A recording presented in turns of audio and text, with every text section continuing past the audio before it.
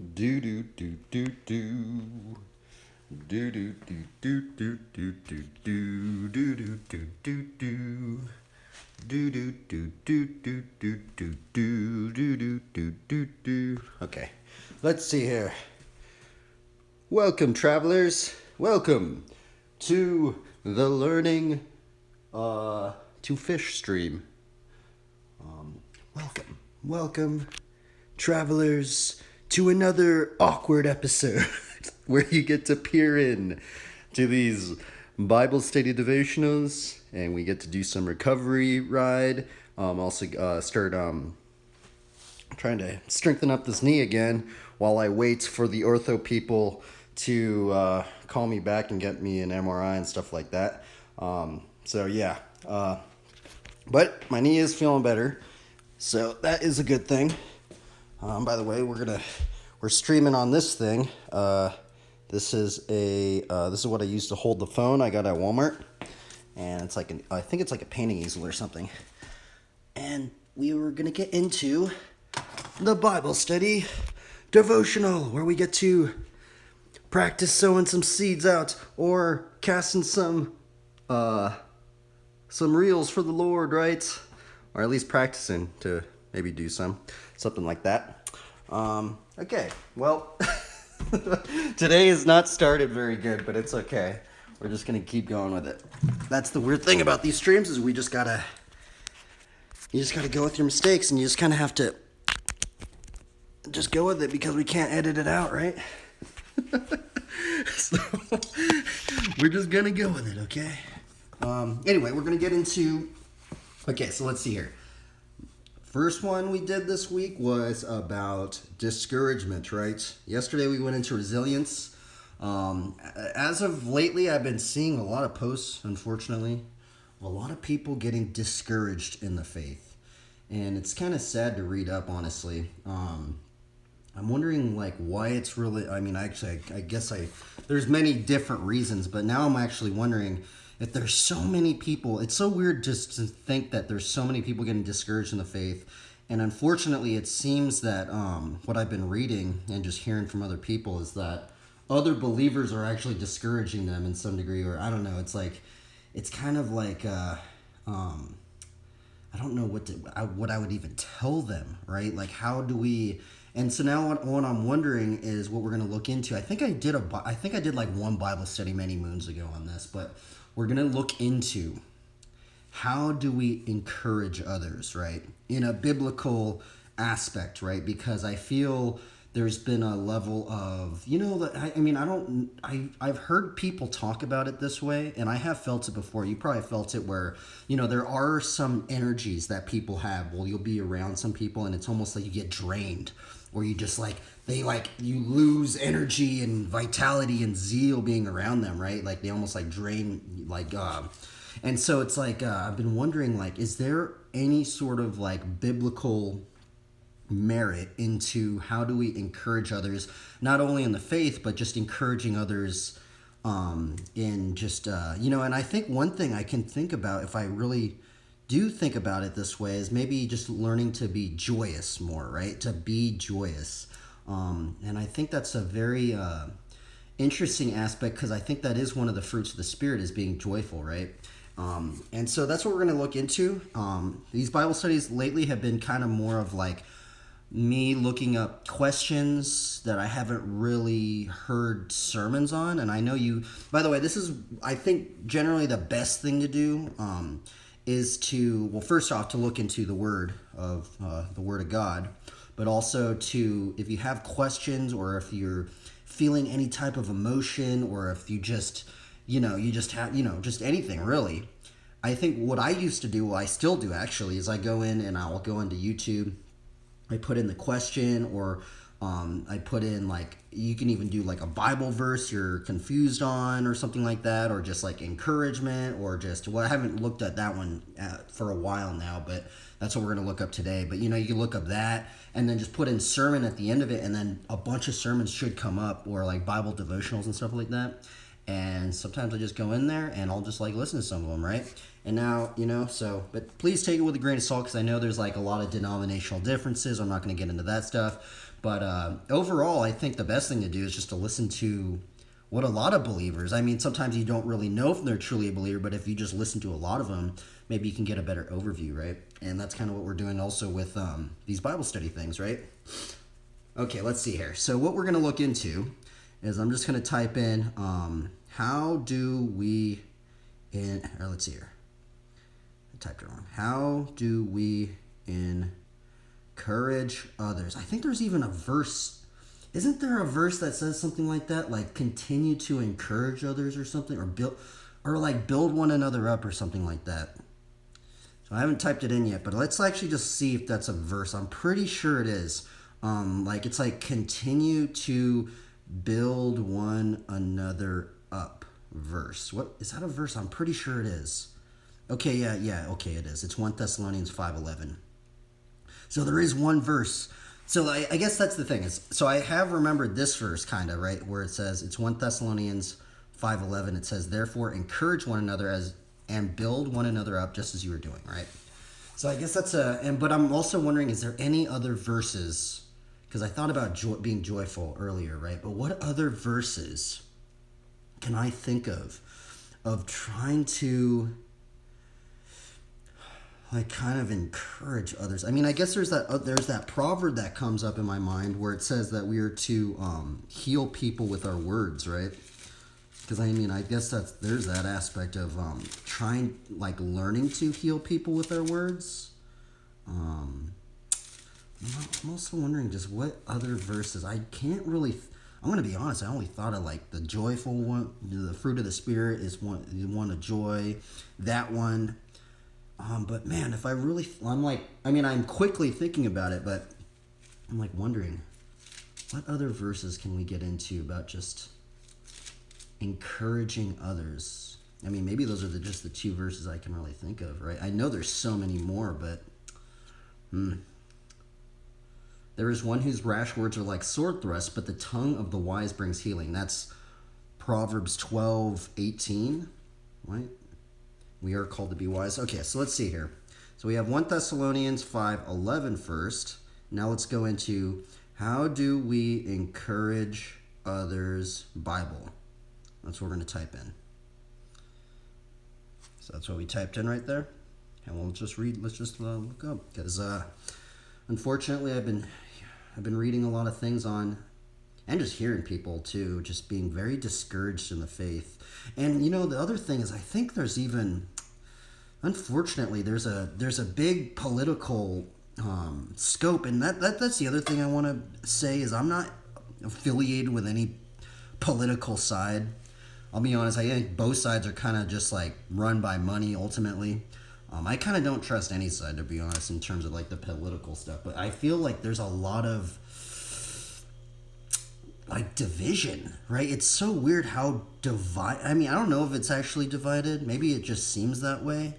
But it seems like there's almost like a definitive division thing. And it's like, it's weird because if you look up a lot of things about division in the scriptures, there's like so many scriptures about like being divided and all this stuff. And I mean, I think there's even a verse saying like you shouldn't even surround yourself with people that are causing divisions or something like that. And it just like kind of confuses me. I'm just like, yeah, I don't know. But yeah, I've been noticing a lot of that's discouraging a lot of people in the faith. And I guess maybe not so much, maybe it's a lot more within my own generation. And I don't know what to say on that, right? I'm just kind of just like, I don't really even know what to even say on that, right? Like, how do I encourage others when they're observing? I don't know. It's like weird. So that's why we're doing this Bible study, because I don't even know, like what I would tell. I mean, I guess I could also think maybe just being more real and maybe just showing our weaknesses and showing our failures could maybe help to encourage others, right? Because I think also what's occurring now is because, you know, you go on TikTok or like Instagram or something like that, or even YouTube, right? And you do see a lot of people's like highlight reels, right? Like they only want to show you like the best of what they're doing in terms of like, their posts and stuff like that and their content.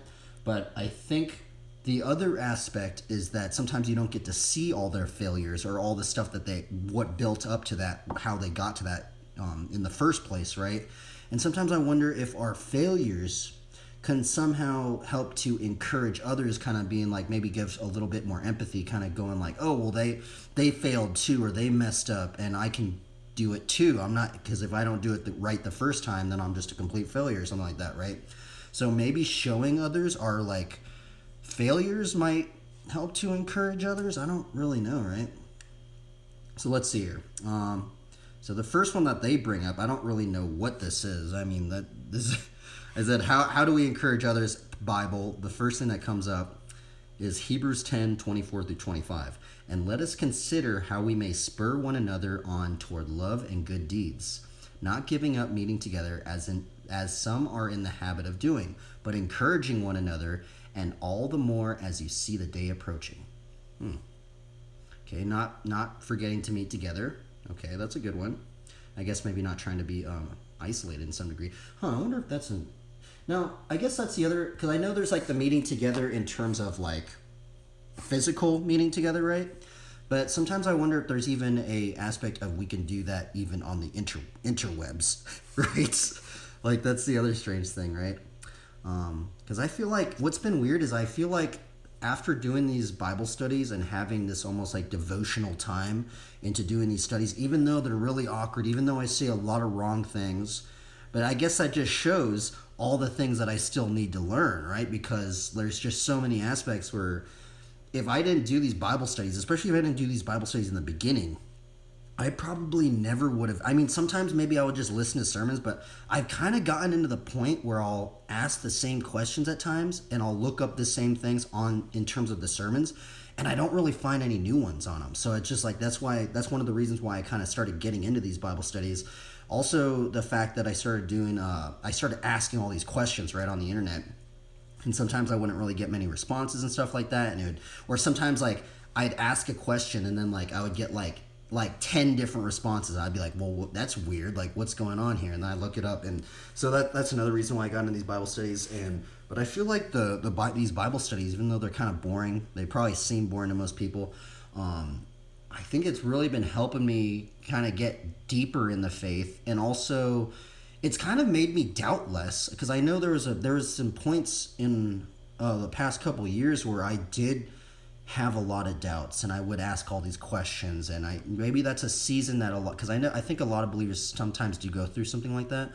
But in terms of like, I think what really started changing it was actually reading aloud. That was actually the weirdest one, right? I think reading aloud with your own mouth and tongue, and just reading the scriptures aloud, I think that's really changed. And because that's the other weird, that's the whole strange thing, because prior to that, I didn't do that. I would just read it in my own mind, right? And the weirdest part was I used to read like super fast, right? And now it's weird because my reading is actually slowed down a bit because I started reading aloud, right? And I think what started happening was sometimes when you go on these like forums and stuff and you listen to all these other people just kind of be really negative about the faith, or they have all these discouragements and all this other stuff about the faith, sometimes I feel like that internal monologue of what you read can kind of start seeping in to what you're just reading within the text, right?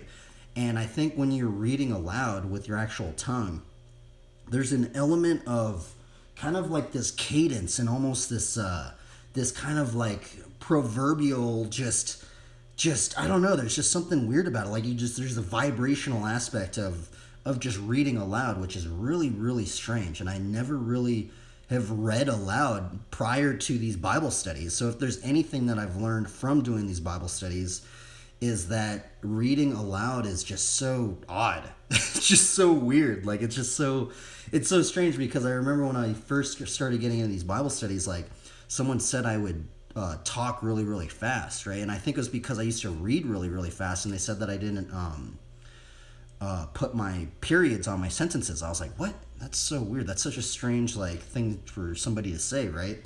And then it's weird because then I would like look back and I go, you know what? It's probably because I would just read in my own mind, just like, you know? So I think if there's anything, and you might give it a try too, and I think it's also just a strange thing, and it's just so weird with the technology that we have that, I mean, if all these pastors are correct, how God is providing everything that we need, and God is almost giving us everything because it's all His anyways, right?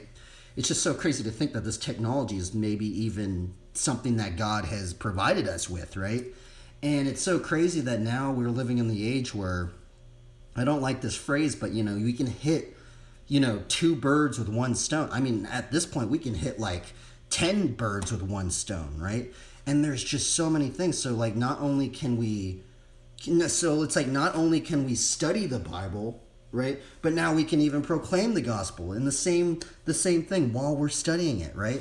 Or while we do other things, or while we do all this other stuff. And I think it's a very interesting aspect of where like technology and Christianity is starting to come into, and it's a very strange aspect, right? And sometimes I wonder what the Lord thinks of it all, right? Ultimately, right? But let's see here. So we're going to go into, okay, so there's this one actually right here. It says encouraging others. This is on Open Bible. This is on Open Bible, so let's see what verses come up for encouraging others. Okay, let's see here. 1 Thessalonians 5:11. Therefore, encourage one another and build one another up, just as you are doing. Ephesians 4:29. Let no corrupting talk come out of your mouths, but only such as is good for building up as fits the occasion, that it may give grace to those who hear. Now see this verse right here. I didn't even remember this one. Ephesians 4:29.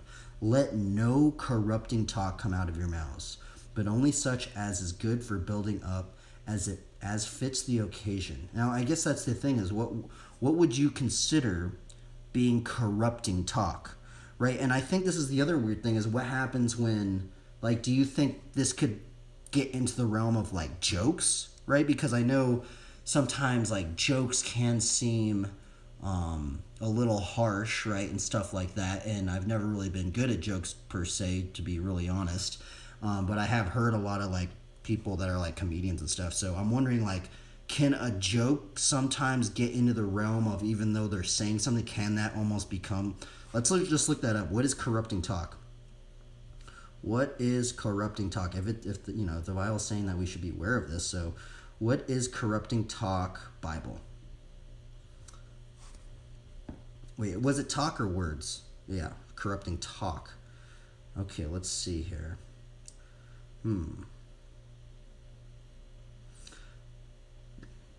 Okay, let's see here. What does Ephesians 4:29 mean? This is on Bible Ref. What is it going to say? To contrasting corrupting speech with encouraging speech. In both cases, his intent is to explain how Christians need to make a conscious effort to live differently in our pre-salvation days. Just as stealing is associated with unbelievers, so also corrupting talk is associated with those who do not know Christ. Interestingly, Paul specifically indicates that we do indeed have control over what we say. Let no corrupting talk come out of our mouths. This contradicts the common excuse, I couldn't help saying it. According to the Bible, we are accountable for the words we use. Matthew 12:36. Only a tiny proportion of people suffer from medical conditions interfere with control of vocabulary. And even such people can be expected to use whatever control they have, as much as they can. Christians do have control of our words, which are powerful influence on the world, how the world perceives us. Instead of using corrupting or negative talk, Paul provides two guidelines for how to speak. First, we are to speak in beneficial ways about meaningful things. Second, we are to speak in ways appropriate to the situation we are in. What might be completely acceptable in one circumstance might be rude or unkind in another. The goal is to show grace to those who are listening to our words. We are not supposed to prioritize our own feelings. Okay, and we are to help people with our words. That's an interesting one, right? I think that the other interesting thing is just thinking about the aspect of like just different situations, right? Because I know there's some situations where, when you're with your homies, your buddies, it's just like you're just having fun and just bantering, right?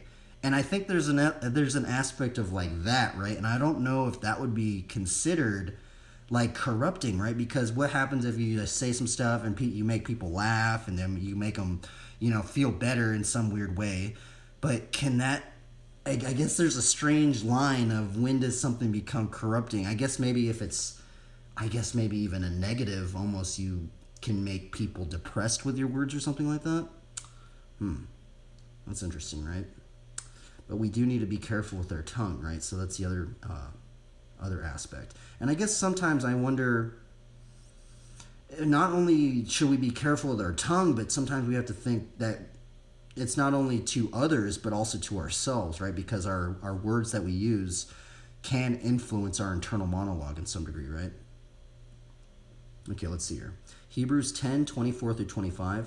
And let us consider how to stir one another to love and good works, not neglecting to meet together as in the habit of some, but encouraging one another, and all the more as you see the day drawing near. That's Hebrews 10:24-25. Now, what's actually interesting about Hebrews 10:24-25, this verse right here, is that it's saying that we are to encourage one another to love and good works. Now, that word good works is actually reminded me of Matthew 5:14-16, which I haven't brought that one up in a while. This is actually the strange verse. Now, actually, these verses right here from the Lord Jesus Christ, if you look up sermons on trying to be a light to others, trying to just look up sermons on Matthew 5:14-16 about, letting our light shine, right? And this is another verse that brings up good works. So that's actually the other interesting thing. You are the light of the world. A city set on a hill cannot be hidden. Nor do people light a lamp and put it under a basket, but on a stand, and gives light to all in the house. In the same way, let your lights shine before others, so that they may see your good works and give glory to your Father who is in heaven. See, that's the other strange thing. The other weird, man, it's so weird just thinking about this verse. I'd love to hear, like, what pastors, people from every denomination, what do you think in a technological aspect? What do you think the Lord thinks about Matthew 5:14-16, about not being hidden, about letting our light shine before others so that they may see our good works and ultimately give glory to our Father who is in heaven, right? Like, what would happen if hypothetically, like, what if God was just like, okay, I'm going to give all these believers some technology to where they can't be hidden anymore? Like, how crazy would that be, right? And what happens if we were not doing that, right? Like, what happened? Like, that would be so strange, right? And sometimes I wonder, like, what the Lord thinks about that, right? Because if all these pastors are correct, where they're saying that that God gives us everything that we need, right? In some cases, a lot of pastors even said he's almost loaning these things because they're all his anyway.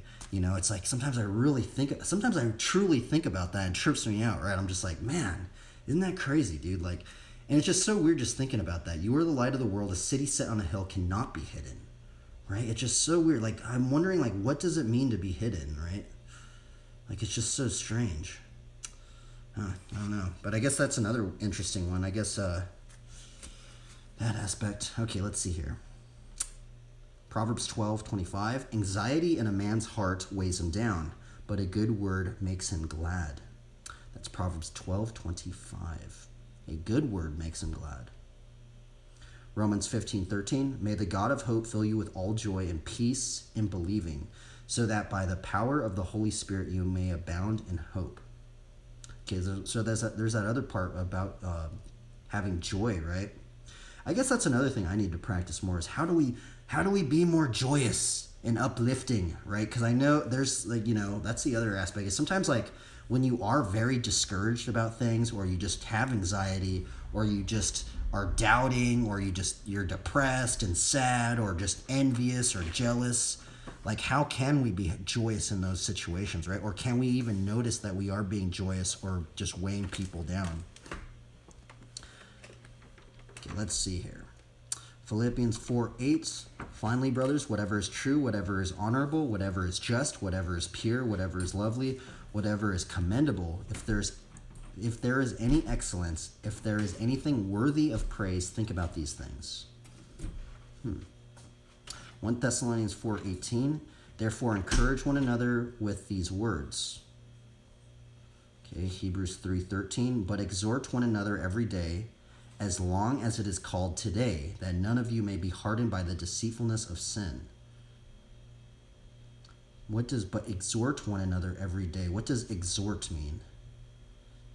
Exhort definition. Exhort means strongly encourage. Wow.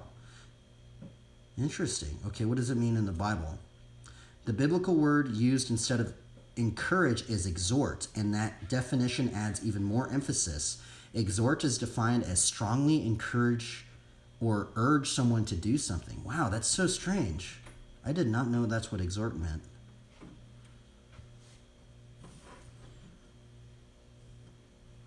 But exhort one another every day. Man, that's Hebrews 13. Huh. That's really crazy. We are to exhort one another every single day. That is so crazy. Oh, sorry, bro. I can't see your chat. I apologize. I can't see the the Twitch changed their they need to change their UI back because I can't read the chat because I'm using this phone. Normally I have the chat on this phone and I open it up and I read it when I'm riding my bike or I do the drawing and stuff like that. But I'm reading these right now, so I apologize. I can't see the chat right now. But that is really crazy. But yeah, but Hebrews 3:13 says we are to exhort. Let's see what it says. It says, but exhort one another every day, as long as it is called today, that none of you may be hardened by the deceitfulness of sin. I mean, that is so interesting to think about, right? Huh. So is there maybe some sort of essence of, because I just been reading so many people getting discouraged in the faith, and it's like, I mean, I just wonder, like, what is going on here? Like, what is, like, I just don't understand. Like, it's like, and I'm wondering, like, maybe we're just not doing this. Maybe we're just not encouraging one another every single day. Maybe we're not exhorting one another every single day. I'd like to think that's what a lot of us are doing. And maybe that's the other thing is maybe they're not seeking fully, right? Because it's also said that we are to seek the Lord with like all of our heart and stuff like that. And stuff like that, we are to seek the Lord, right? So maybe on their end, maybe they might not be seeking as much as they could be.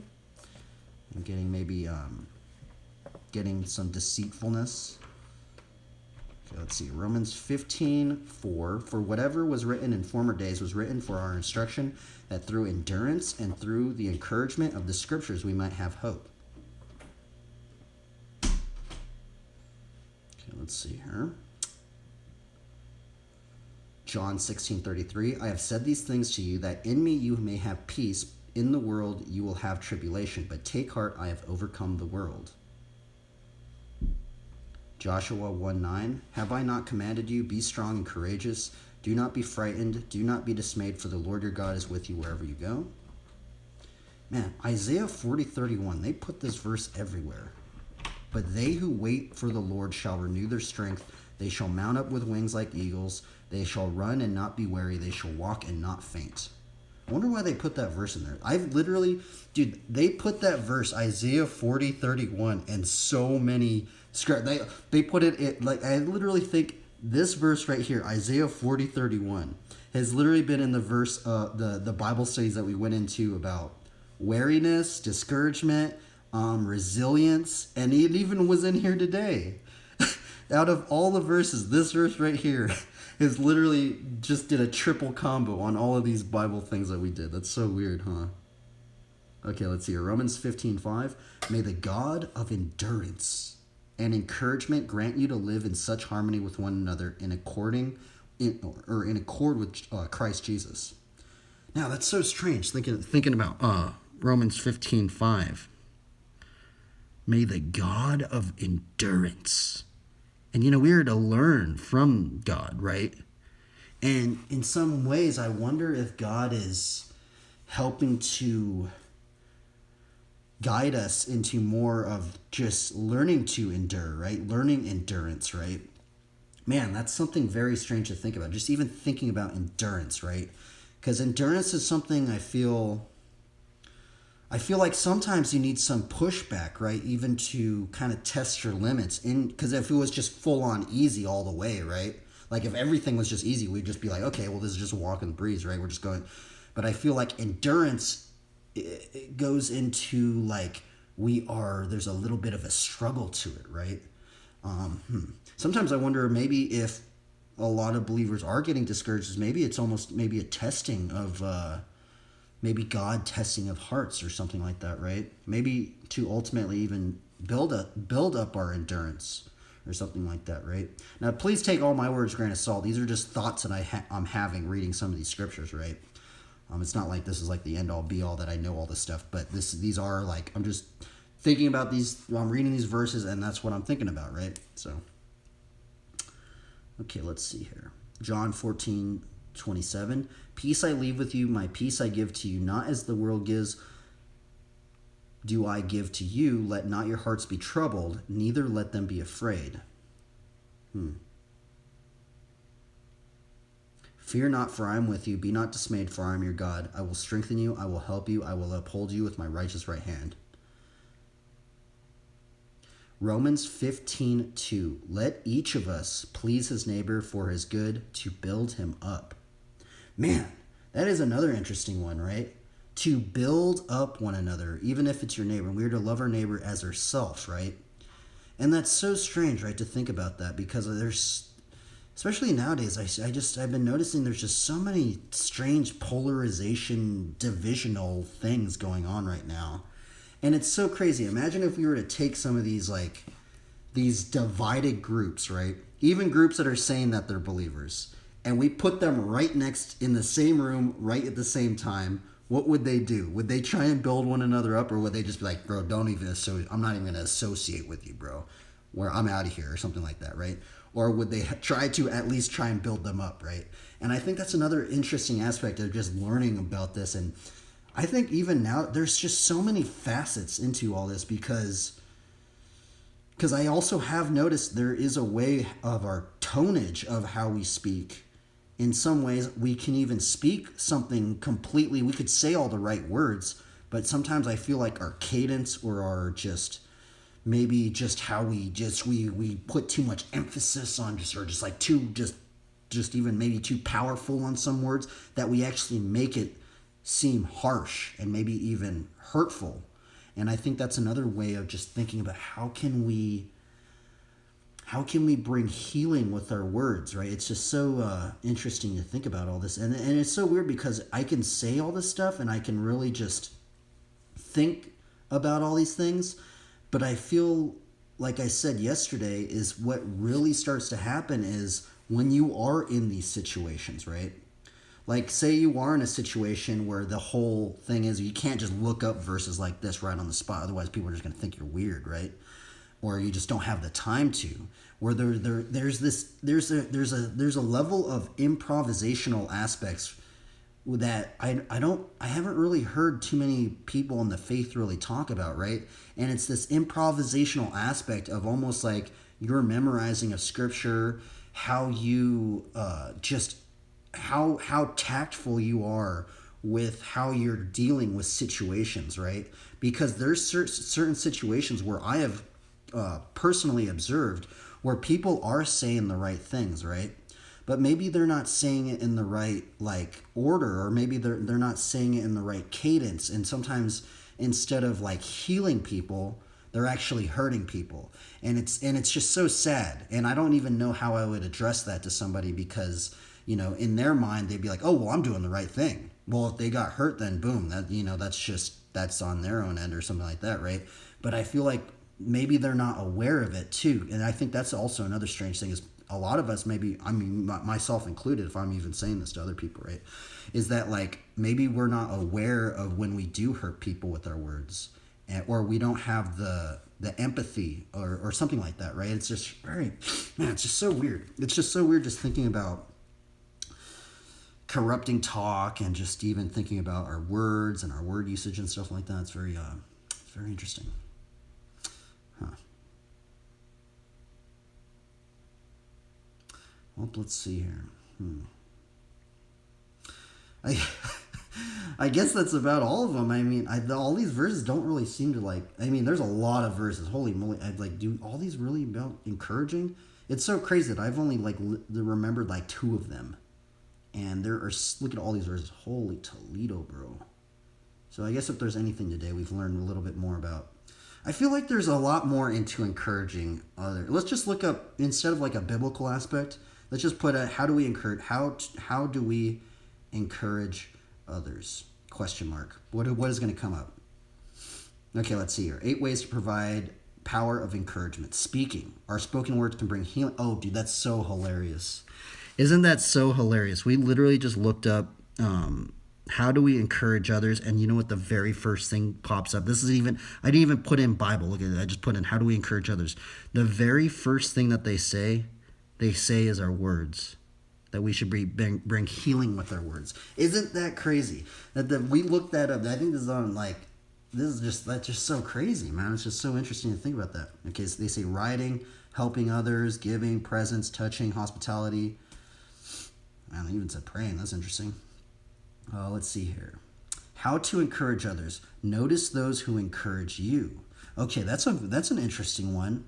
So, that is interesting. So we are to know now. So that's something that the biblical thing, they didn't really say that, right? But I think that is an interesting aspect, is we are to notice those who are encouraging us, right? Pay attention and listen. Watch how you speak. We basically just talked about that right now with our Bible study, right? Praise others for their help and efforts. Try to acknowledge one another. If you introduce someone, try to include something positive about them. Celebrate all the wins. And lastly, don't forget the power of your smile. That last one was funny. Okay, let's see. These are pretty good ways to encourage others. I think what's also maybe hurting people in some degree is maybe just the aspect of comparisons, and just the aspect of just start with our technology right now, where there is just a lot of numbers sometimes, right? And sometimes this is actually a big one that I have actually noticed with a lot of people, especially within the social media sphere, right? Is that I'm just, in terms of even artists and stuff like this, right?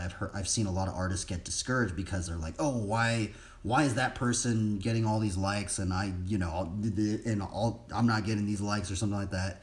And in some ways there is a discouragement, and it's just crazy just to think these little numbers. But that's the other scary thing, is because we are living in an internet driven society. So not only do these numbers could represent just maybe success in some degree, not all the time, right? But it can also represent even a monetary level of success. And I think that's also driving a lot of discouragement maybe in people's minds, right? But man, that's just, it's just so crazy to think about all that stuff, right? That's the other. So how would we encourage others in that situation, right?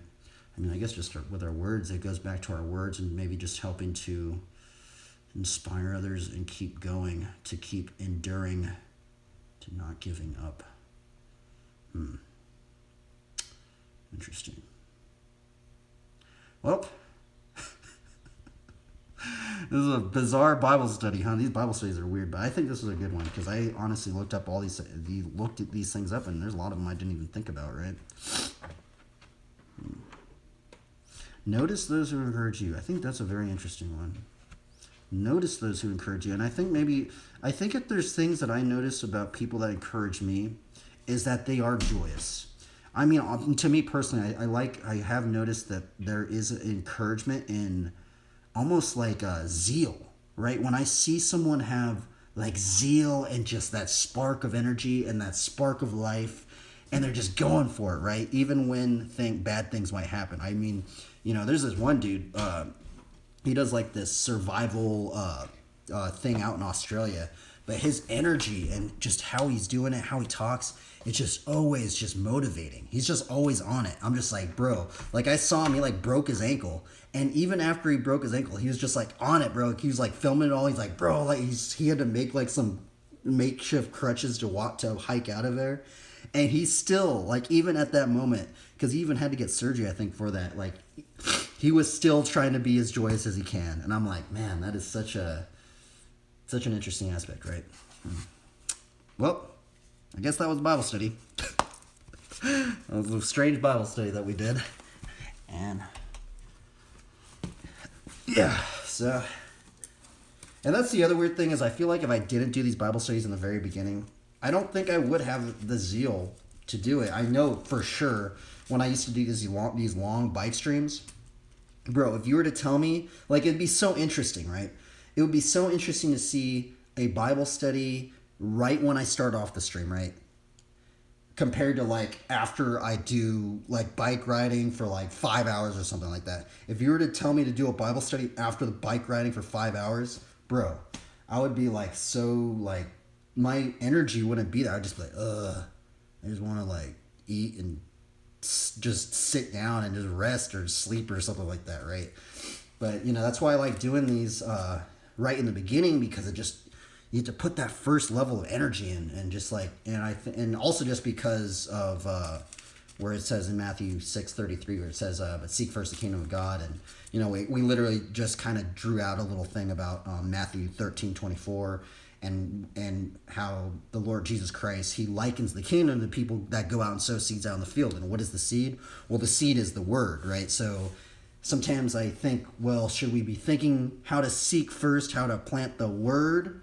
And because like all this other stuff, like the bike riding, the cards, the drawing, I mean, all that stuff might be something that we can glorify God with, but ultimately I think what's most important, I think, would be the word, right? So I mean, that's what, in some degree, that's what is written in the scriptures. But if we can give glory to God and help encourage others, or help motivate people, or just maybe win souls, become better fishers of men with what God has given us with, and that's cool too, right? But ultimately I think the word would be the most important part. And it's so strange for me to even say that, right? Because if you were to tell me that like 7 years ago, I would have been like, bro, that is not, nuh-uh. I'm gonna be like, I need to do this, I need to do that, I need to like, do all this other stuff and not do the word stuff. And if you would have told me that 7 years ago, man, I would have been like, bro, that is not what I think is important. Like I'm gonna be flat out honest. I would be like, but now it's like I feel like, well, if that's what the Lord is saying is the most important aspect of it, then I should, think about it, or at least try and attempt to do it like that. So, even though it is boring, it does seem boring, right? And I know these Bible studies, they probably bore so many people out. I think I'm, bore so many people, but quite frankly, it's not only a way for maybe to proclaim the gospel, but maybe it's just good for my own mind that I'm doing these things, because it's like, it's just good for me too to think about all this stuff. Are these cards backwards? Oh my goodness, some of these cards are backwards. Here, wait up. I can see them. I don't know if you can tell, but I can see the cards that are backwards. Put them in backwards. Oh, goodness. Oh, well, we're just gonna... Some of them are upside down. It's okay. Alright, let's see what we draw today. What sort of artwork are we gonna look at today? Man, my knee's feeling way better, dude. And it really sucks when it gets to this point, because, like, this has happened, like, 5 or 4 times, where I'll, like, tweak my knee, I can't walk or something, and it just hurts. And I'm like, oh my God, I need to get surgery, bro. And then it just heals again. And I'm like, bro, like, what is going on? I bet my meniscus is getting so messed up. I haven't gotten an MRI except for that first MRI I got for my knee. I'm honestly just almost scared to get it, but it's like, I don't know, dude. It just sucks because now it's like I feel like I'm just like tethered. Like I can't like ride at this. I can't even ride that little dirt jump, bro. I literally got hurt riding that. I didn't even fall. All I did was stick my leg out. It's like I feel like I'm so tethered. Like I can only ride this little area, and I want to ride at the skate parks and stuff. I don't know, but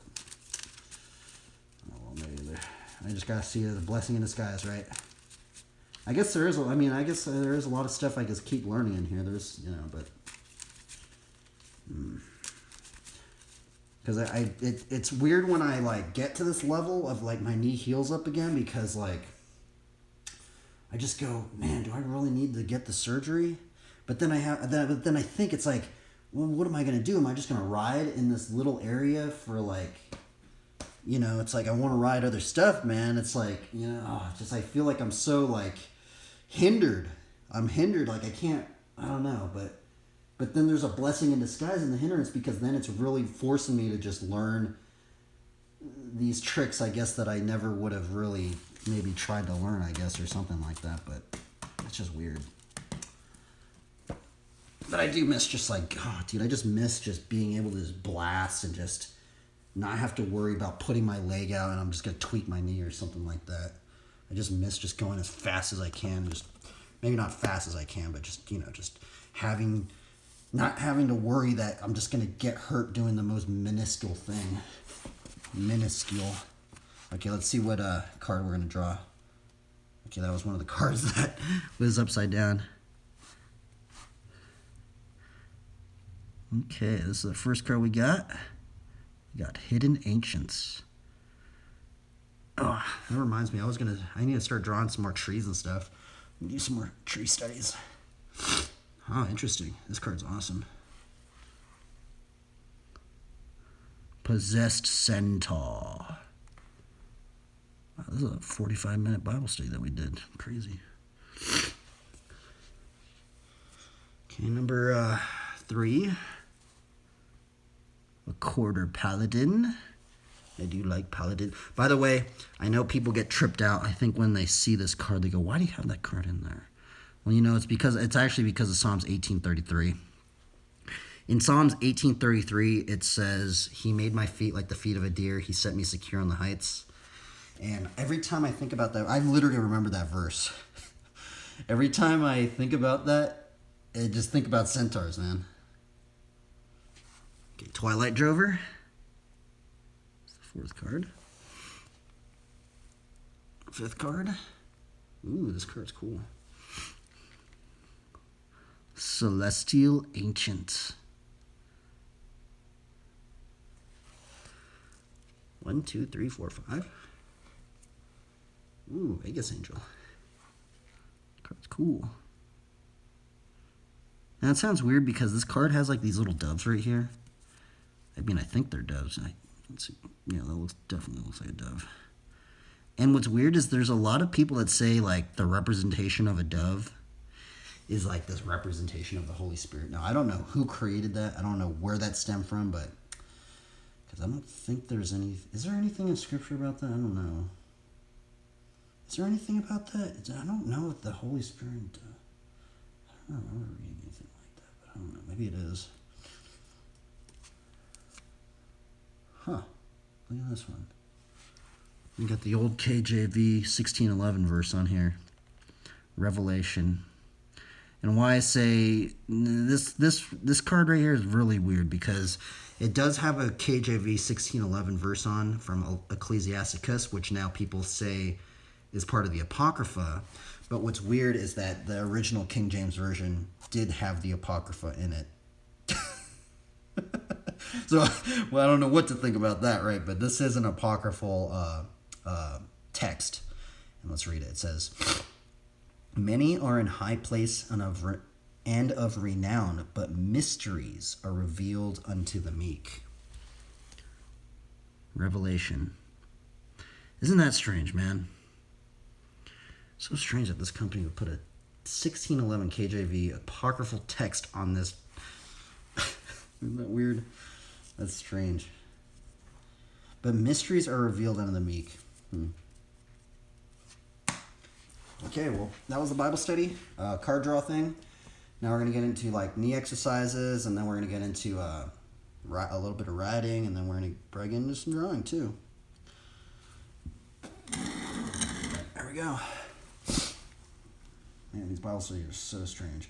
That's the other weird thing, man. It's like, people probably just think I'm crazy, dude, doing these Bible studies. But it's like, the thing is that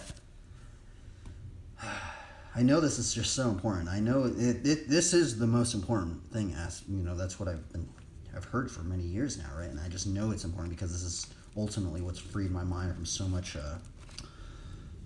much aspects of negativity in life and stuff like that. So I know it's very, very, very, very, very, very important. Actually, the most important thing I keep telling myself that, but I guess like maybe more in a worldly aspect, it doesn't really seem as important, right? So, but it's okay. At least we can continue trying to, I guess, scatter seeds of the word, or just even practice doing it. Okay, let's get on with this knee exercises. We're going to do some knee exercises, and then we're going to get into some riding, and then, yeah. And unfortunately, I can't even see the chat. Can't even see what that dude said. Person said, oh. Okay, well, let's chug some coffee. Cheers, everybody. You.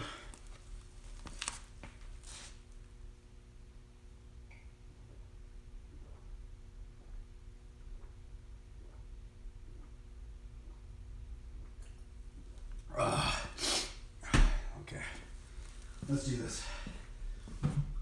Let's put some music on, and then we'll do some knee exercises. Ooh, I've been digging the reggae beats, bro. I love the reggae, bro. This makes me think of the beach. Makes me think about Long Beach.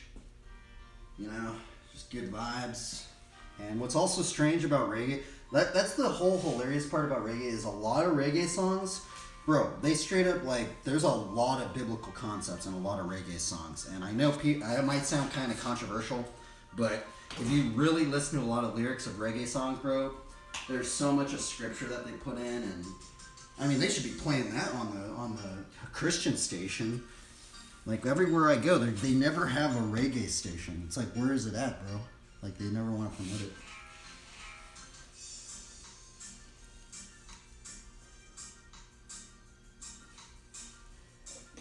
Do some stretches.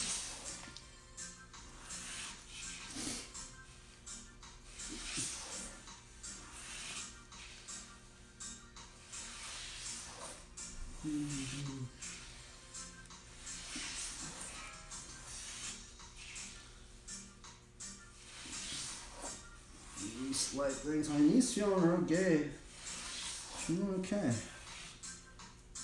It's not sore, because there was a time when I was like, it's a little bit, but it feels back to normal, honestly, almost. Like, almost. Okay, we'll do that. Do these.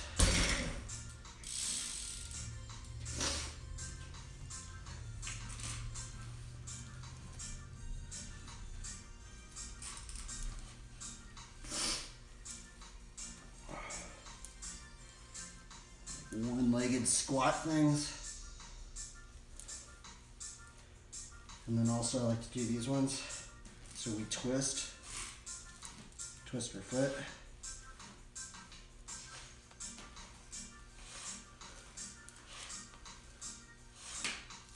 So I feel like if I could do this one, dude, that one just shows a lot right there.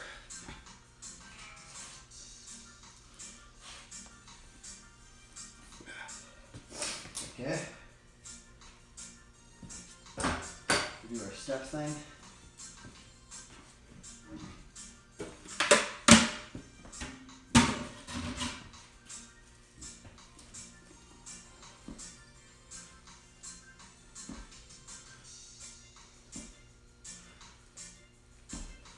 This one.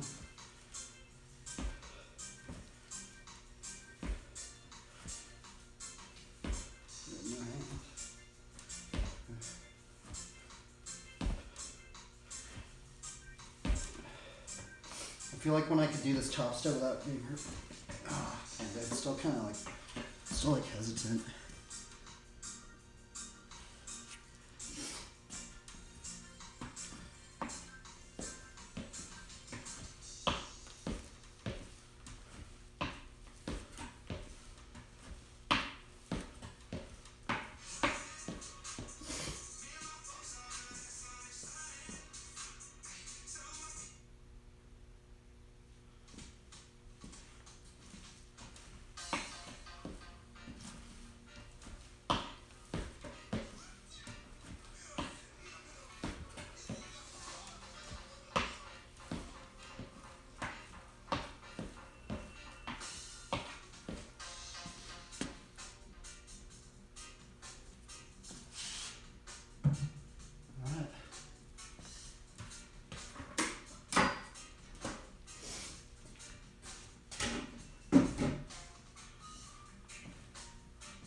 PSI.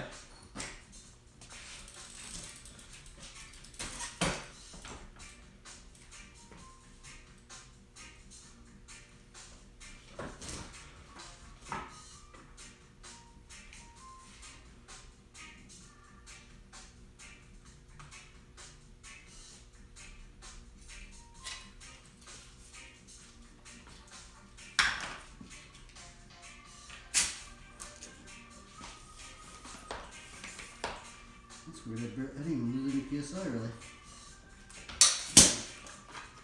First day I haven't lost that much.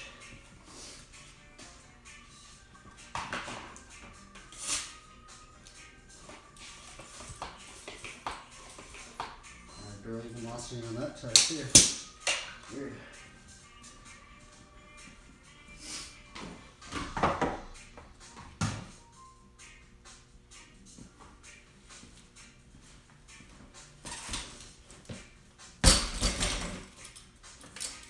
You can start off with the backyards again, like how I used to do it.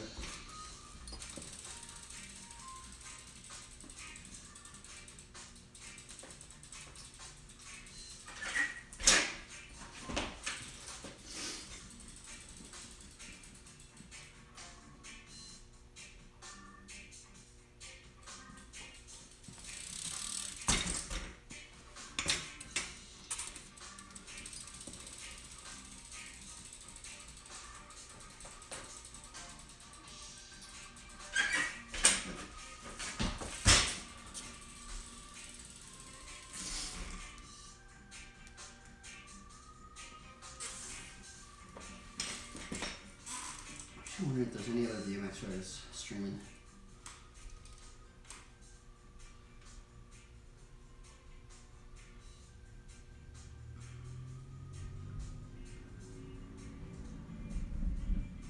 Huh.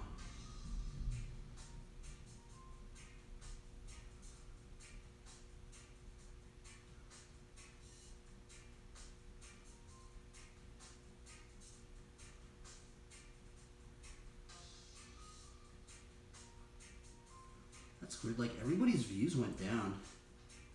That's so strange because I'll look at like this BMX, everybody that tags BMX. It's weird. Like everybody's views just like went fully down for some reason. I don't know why. Like all of us that did it. It's just weird.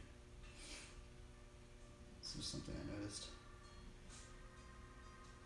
Weird. Huh. I wonder what they think about that.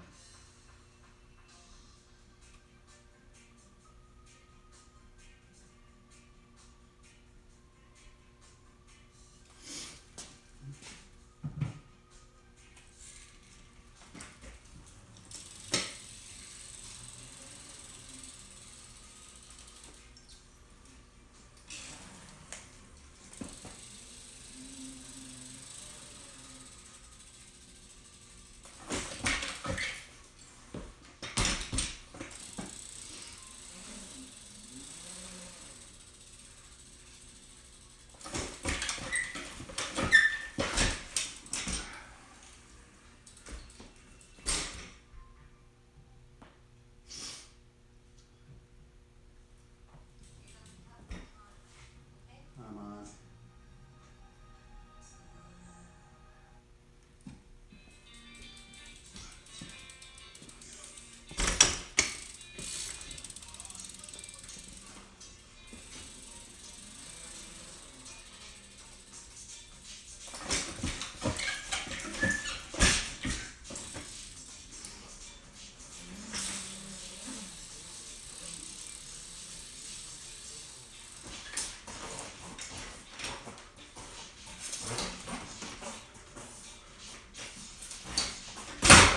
Whew. That scared me. I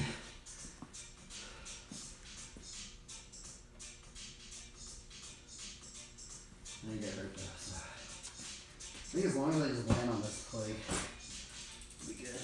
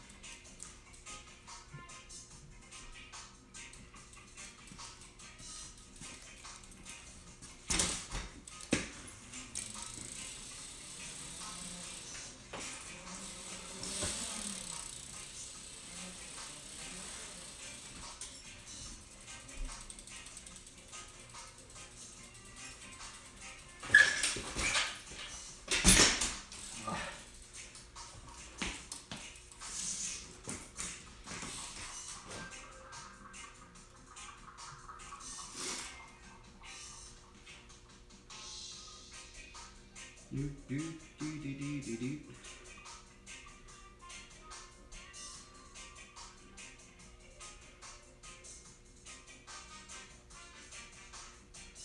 Ooh, I like the sun.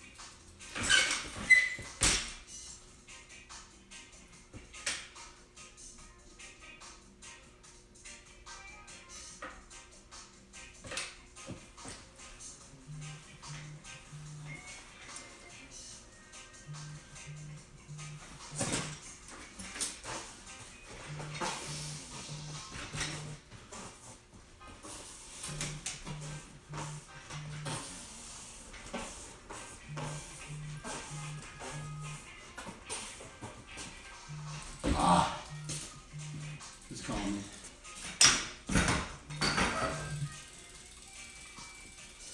Oh, I missed it. Hello? Hello? Hello?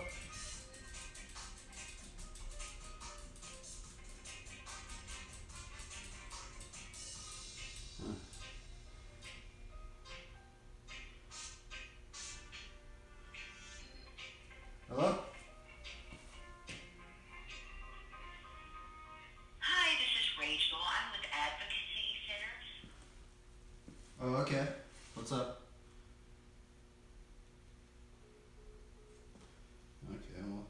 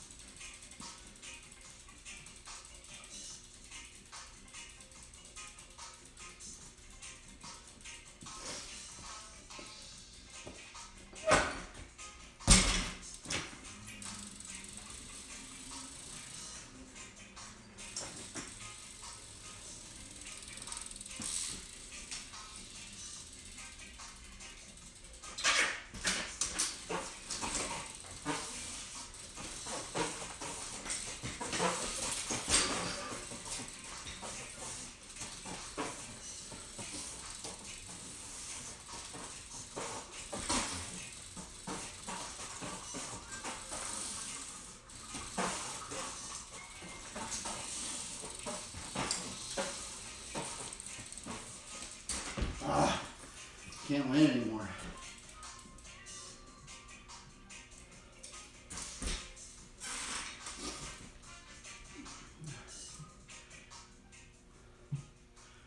Brutal.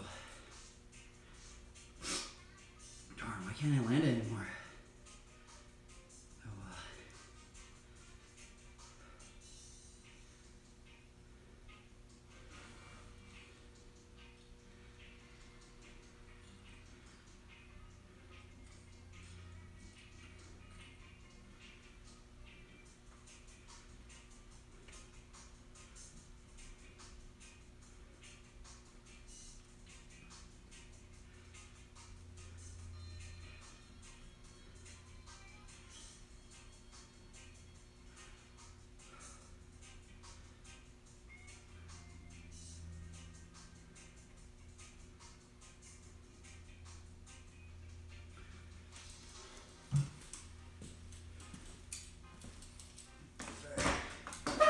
Oh, I'm gonna get some water.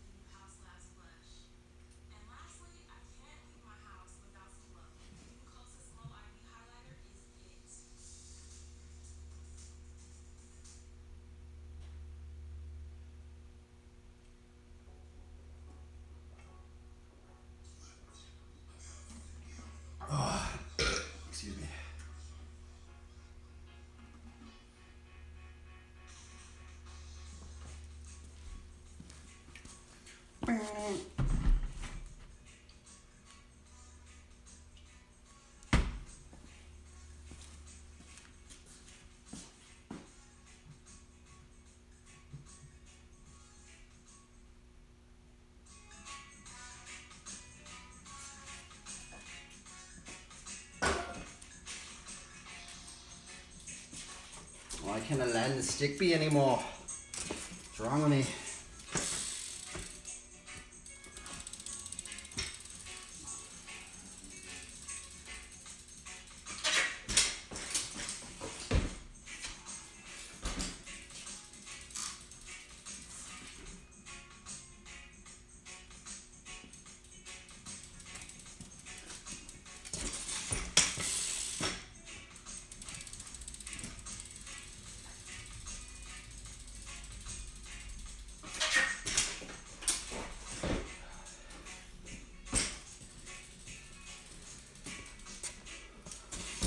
Come on.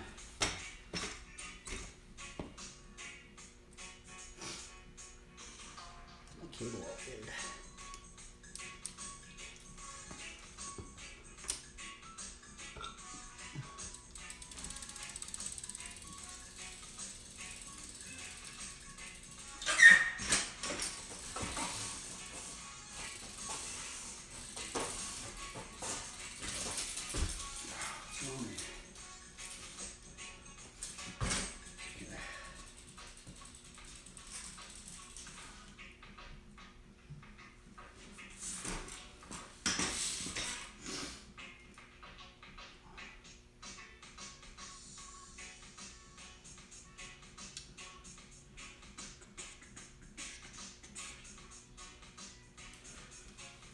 Overglide, what about overglide?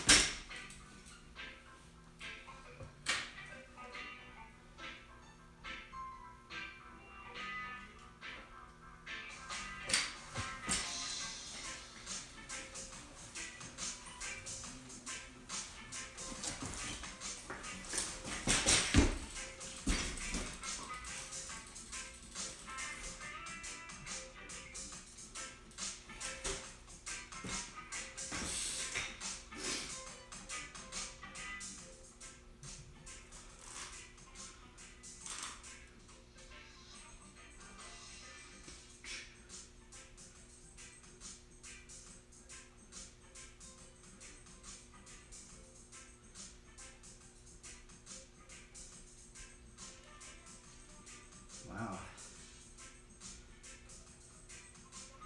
What the? That's crazy.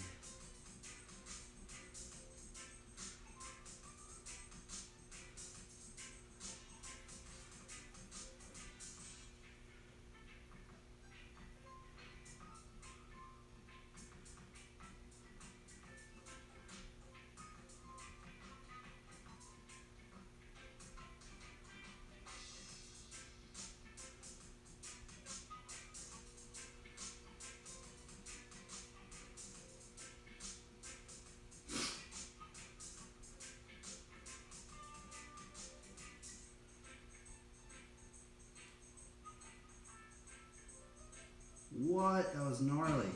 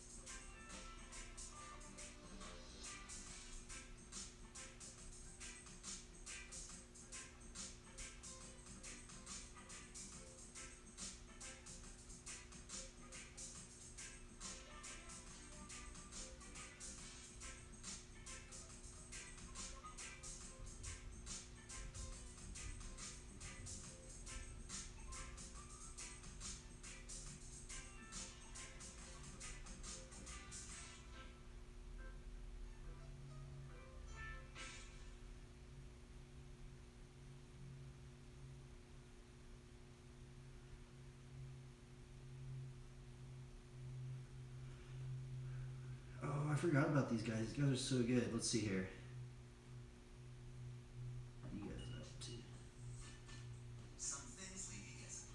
MailChimp eliminates the guesswork from email marketing by suggesting ways Ooh, what? imagery, You guys are crazy. less and sell more. With MailChimp.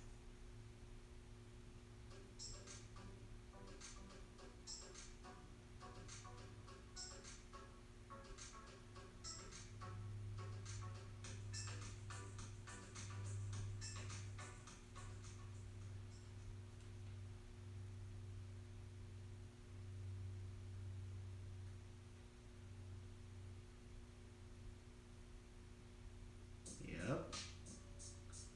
Mm-hmm. Mm-hmm. You guys are shredding.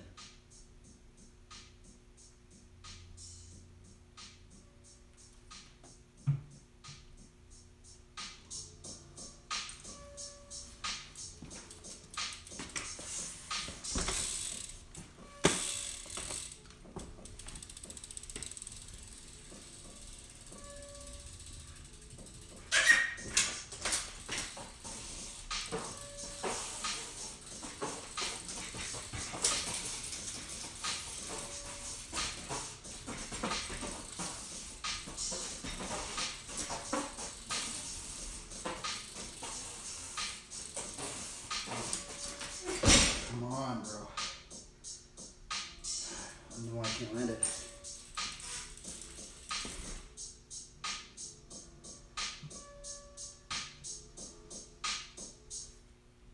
I've like lost how to do it.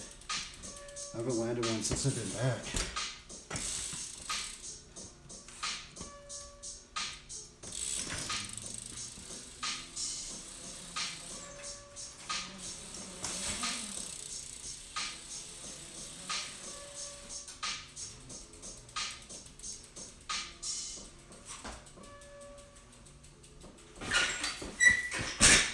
Ah. That's what I was going for.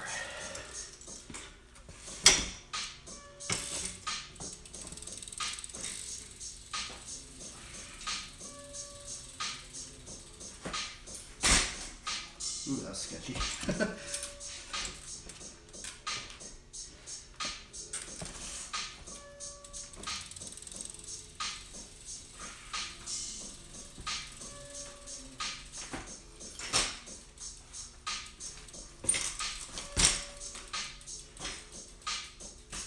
Come on.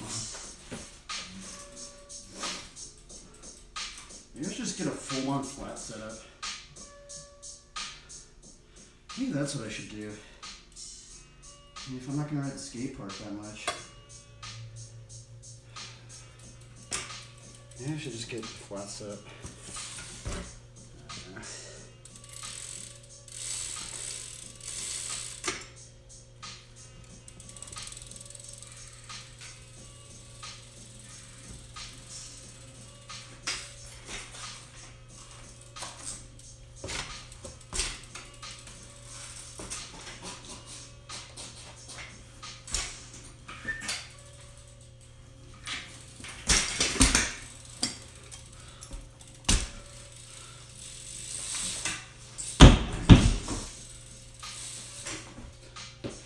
Totally messed that up.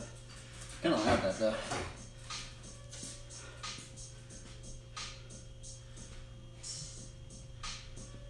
Let's see, I guess that was the first thing I landed all day today.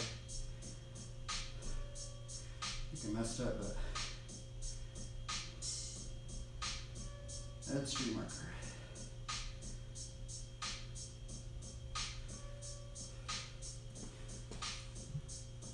Sounds cool.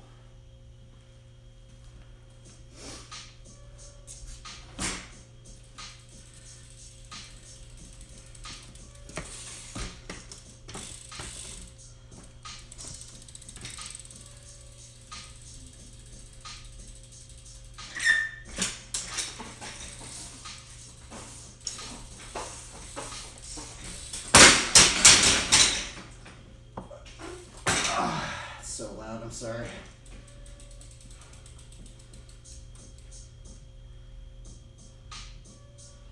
New song.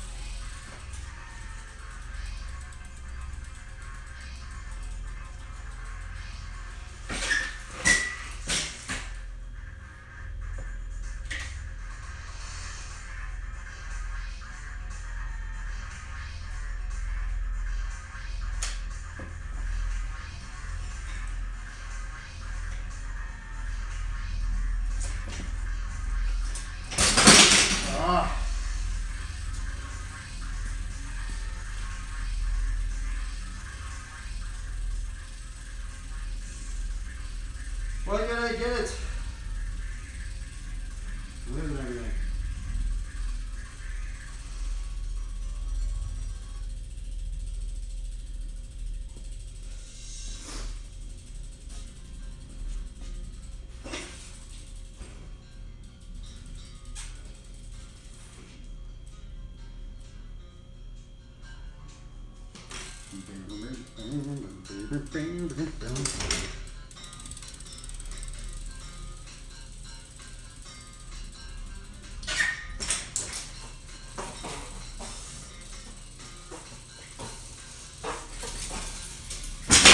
Ah, dude, what is wrong with me?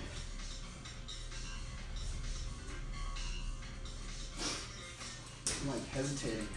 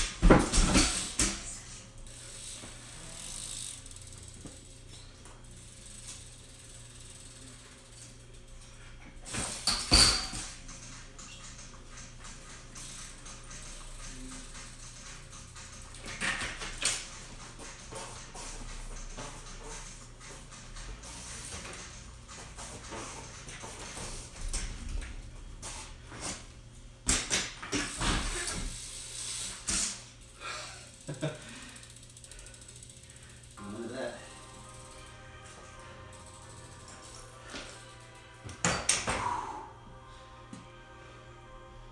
Alrighty. Landed something. Oh, it's like I want to give it my all, but like I'm like hindered. Like I just want to do so many decades, but I can't right now. It's actually showed me how many decades I actually do. I do a lot of decades. Because every time I land something, I'm like, oh, I can decade out of it. But I can't do that right now. It's okay.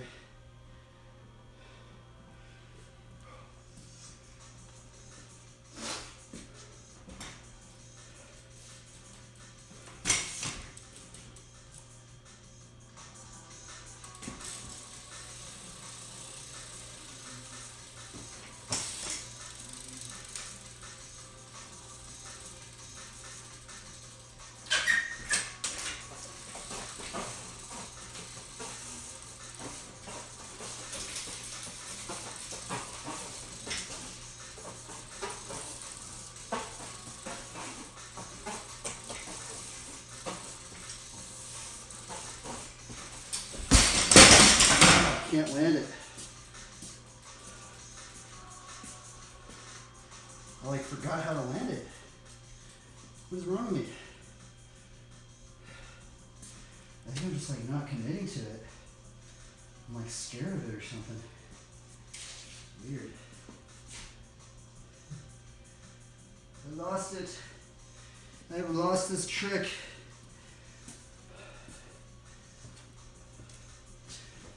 Something's like different about my bike.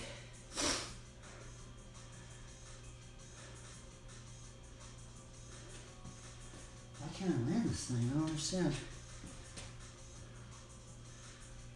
It might be this lever.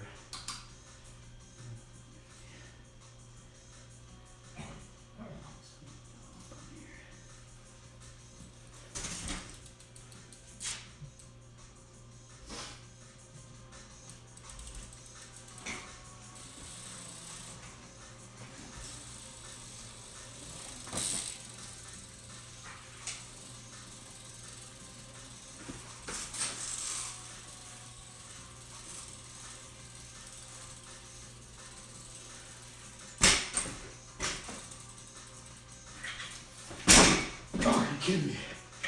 Fuck, I almost landed. Those things are hard to land. Almost got it right there. Darn. Kind of safe trick though. Maybe I should just learn a bunch of combos in this one because it's so safe.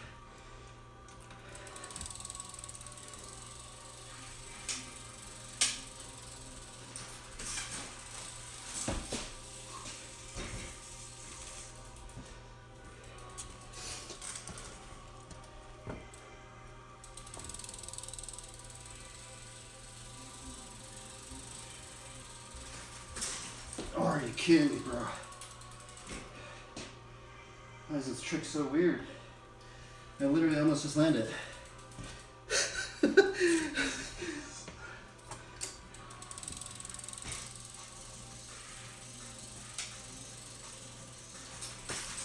You gotta be kidding me, bro. That trick is weird.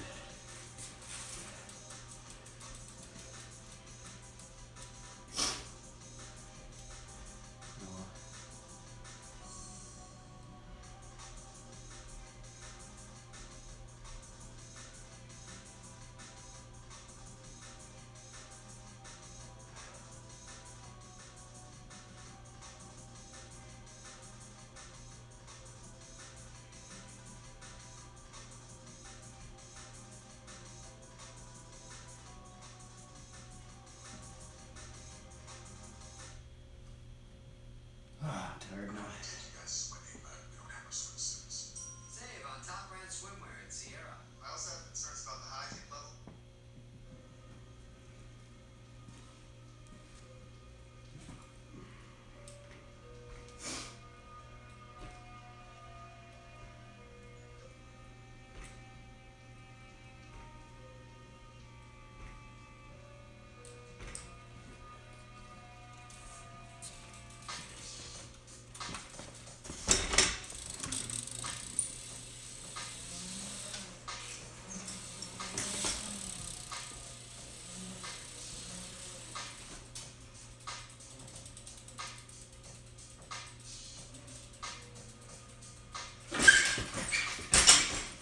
Oh, that's sketchy.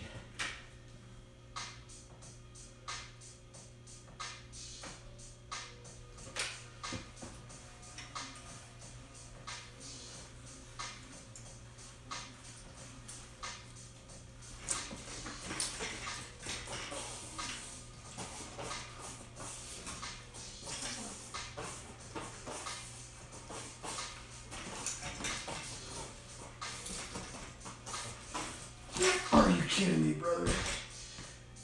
Ah, fudge.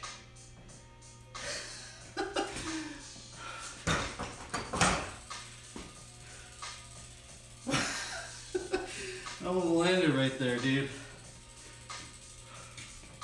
Fudge, that one's hard. Oh my goodness,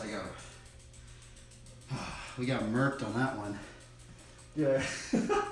I was like almost landed, I just messed it up at the end. I don't even think I've landed that one when my knee was good.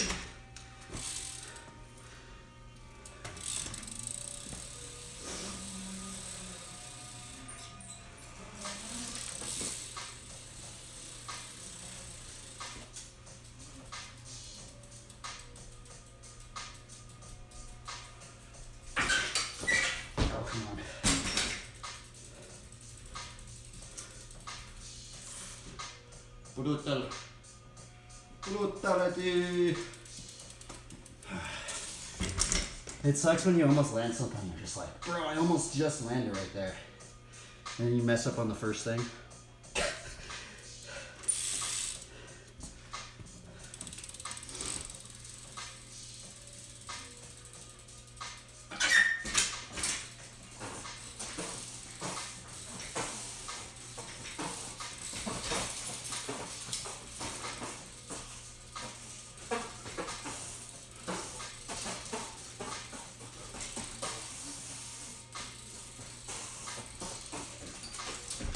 Ah, bro, I've lost this trick. I can't land anymore. Brutal. I don't know what I'm doing wrong. I don't think I'm like not committing. I'm like hesitating. I'm hesitating just like a hair. You just gotta like not hesitate and just push your weight through. It's just so weird to do it.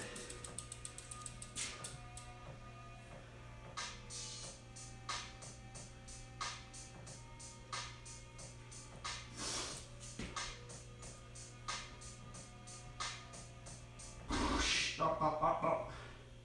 Después de años, No creí que vendrías esta noche. Yo jamás me pierdo una fiesta. antes de años.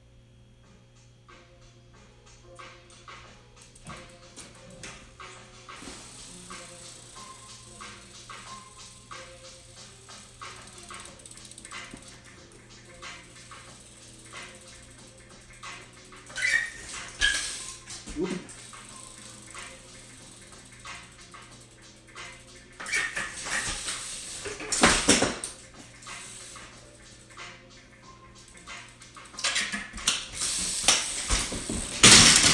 Oopa.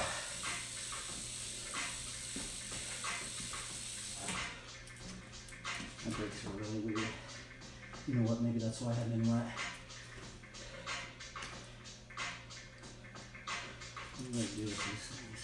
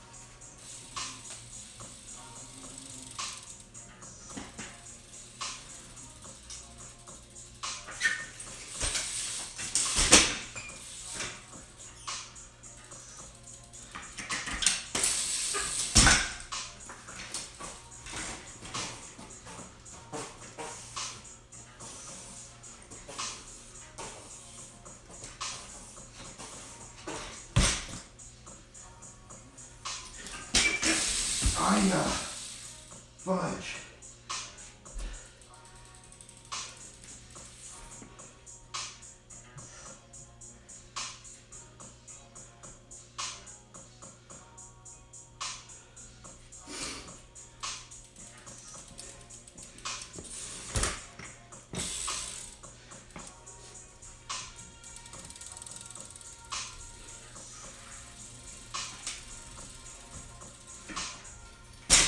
Oopa. Just making weird sounds now.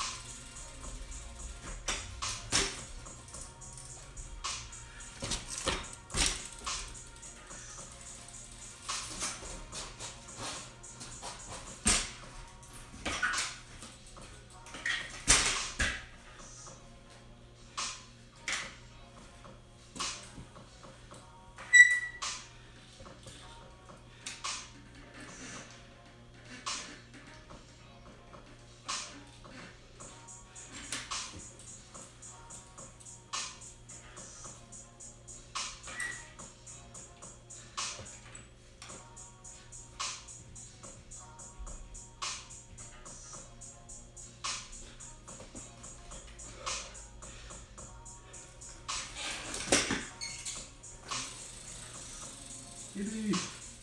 We landed something.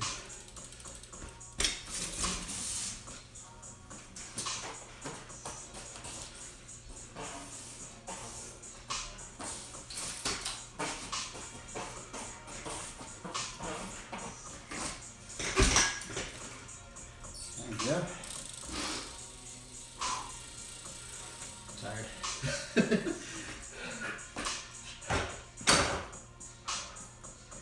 Oh, I'm happy with that one. I don't even think I landed that one. My knee was good.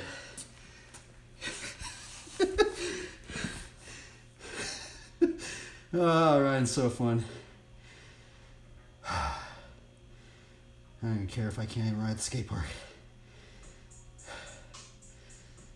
I'm just hindered now.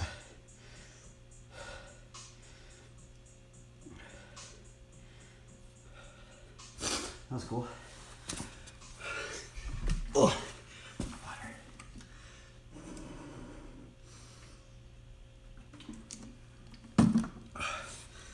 This is the bad point because my knee feels all right. And then this is the part where I question if I should even get the surgery. And then I know it's just going to happen again. Maybe I should just get another brace or something. Spring into savings with 40% off your spring shop. Only at Hobby Lobby. You'll find exclusive see-through products, including spring table decor and more. Stop by your local store or visit us online at hobbylobby.com. Okay. I guess we'll get into drawing.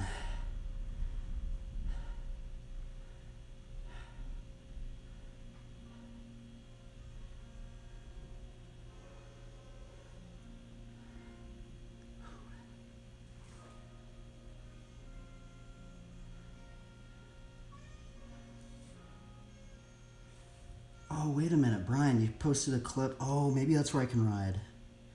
Oh, that's probably where I can ride, where it's safe.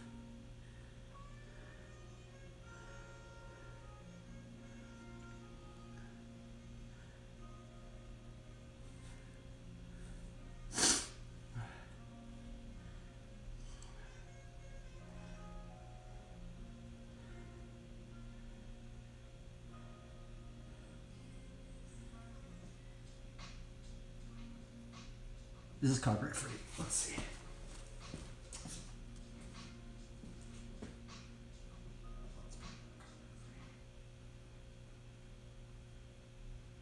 Oh, it is copyright free. Wow. Okay, well, I guess we'll start drawing now.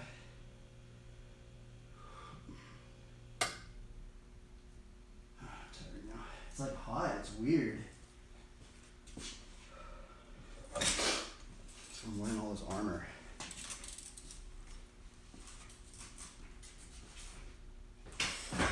Let's practice the shepherd sling a little bit, I guess. Might as well. We'll practice the shepherd sling before we go inside fully. Let's move this over here. We'll practice the shepherd sling. I actually do need to get better at this thing, so could potentially save my life one day. That's what they say. Okay, let's see here. Let's break out the old shepherd sling, headband.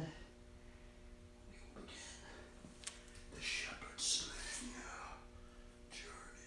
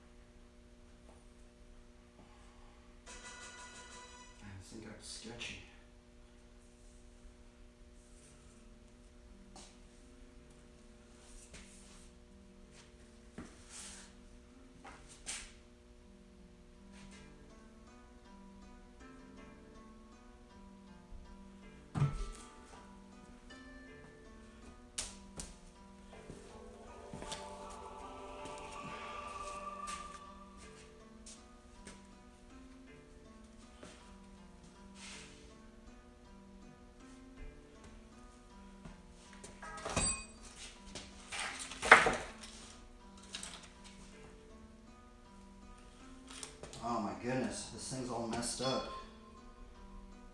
I guess I'm gonna have to make smaller little ammo things.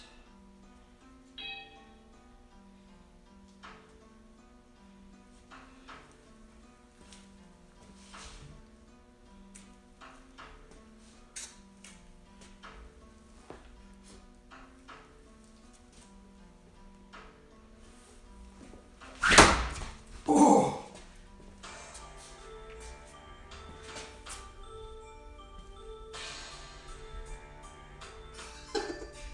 They caught it.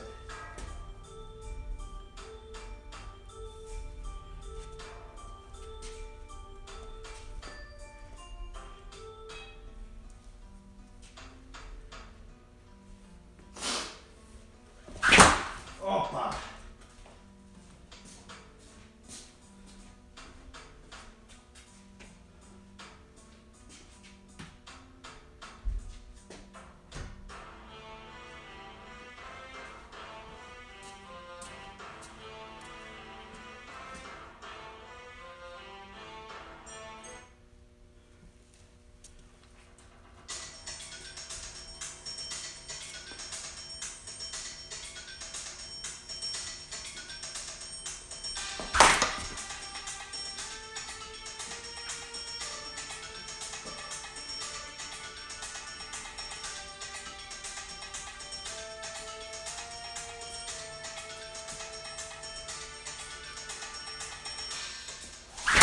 Oh, that was so close.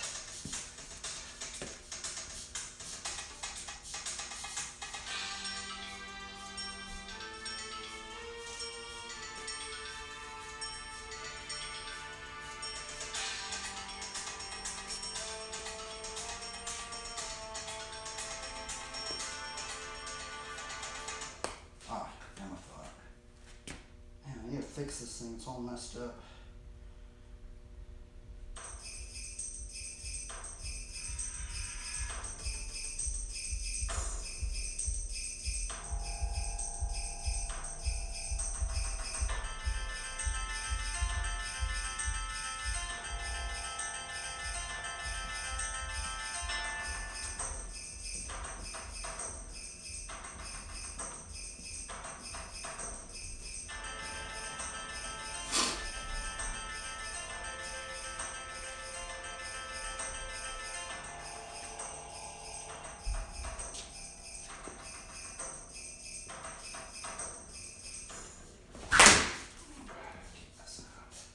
I need to make another one. This thing's all messed up.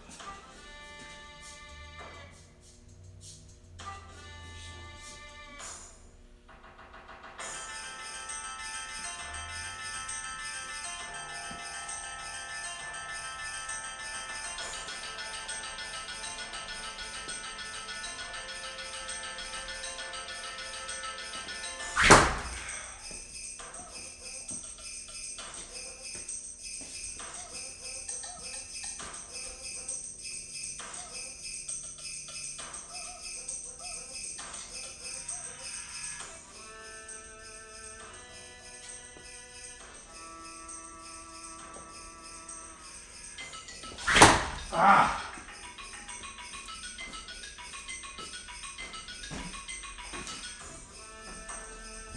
It's so hard to get good at this thing.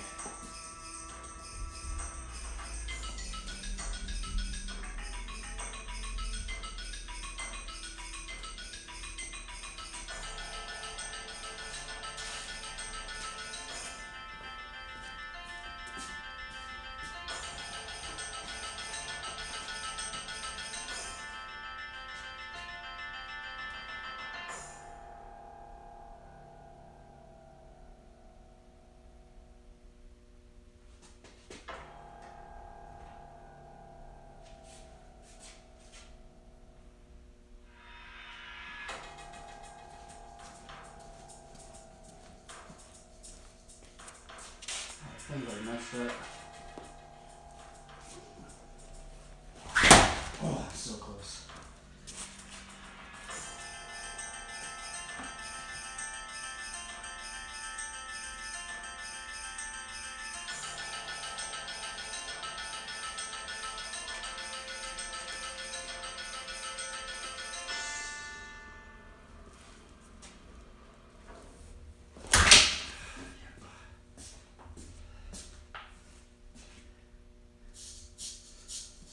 thing is super hard to get good with.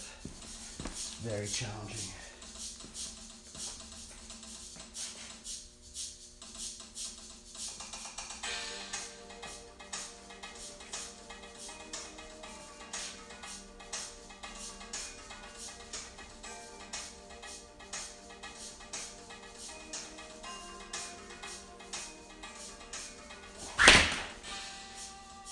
Yeah. Let's see where it went.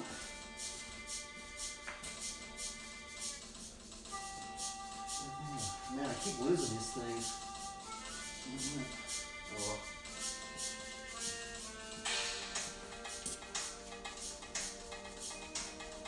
Oh well. Oh wait, here's one.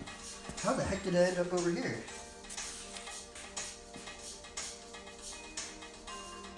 One more shot. Maybe I should just do the single thing, because I knew that guy was saying if you do a single swing, that's how you can get better at accuracy, so that's probably what I need to do. Just one swing.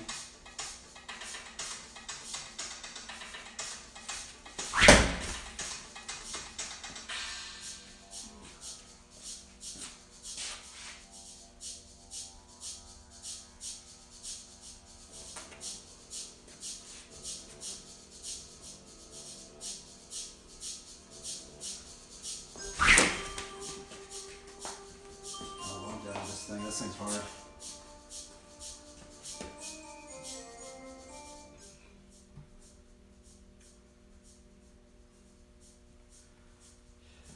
I need to make another one because this pouch is all messed up. It's messing up my throw. I need to make another one. Darn, look at that. It's all messed up.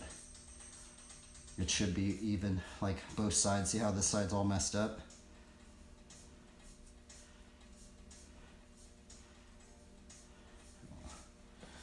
Let's put it into a headband. This is the headband knot. This, go like this, bring it around like that, make 2 loops, bring that one down up in here, top that thing. Where's that down?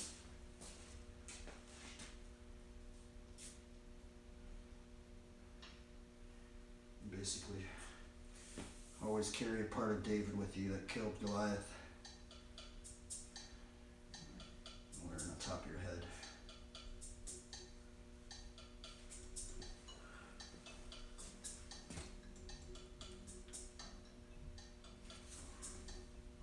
Okie dokie. Alright, well let's go inside, let's start drawing.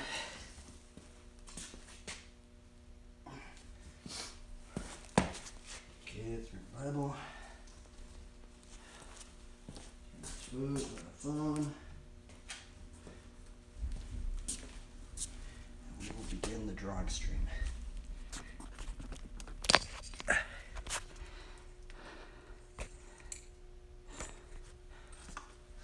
let's see here. There's the drawing stream.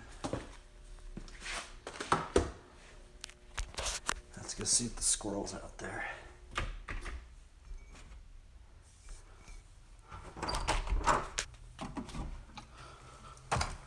Little monkey.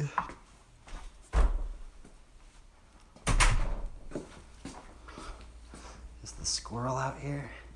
Do we get to have a squirrel stream? Nope.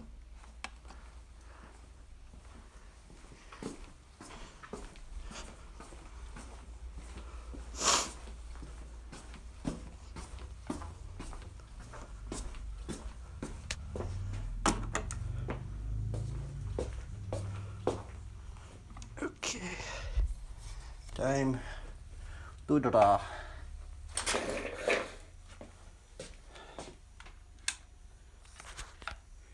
Oop. You buck.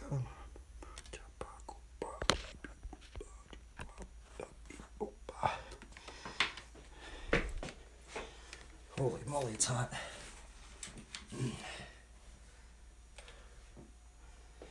Okay.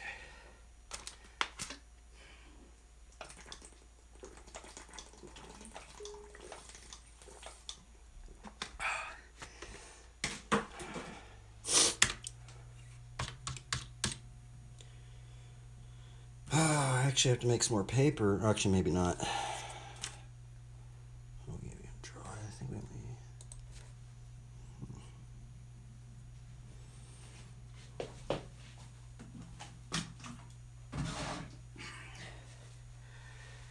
I'm tired, man.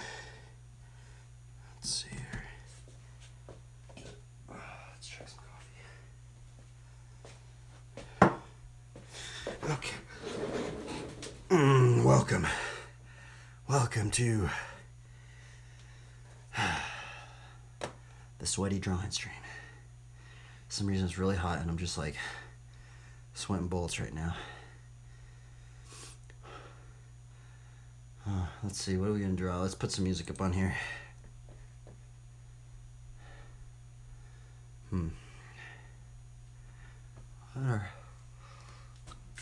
What are we gonna draw? Let's see here.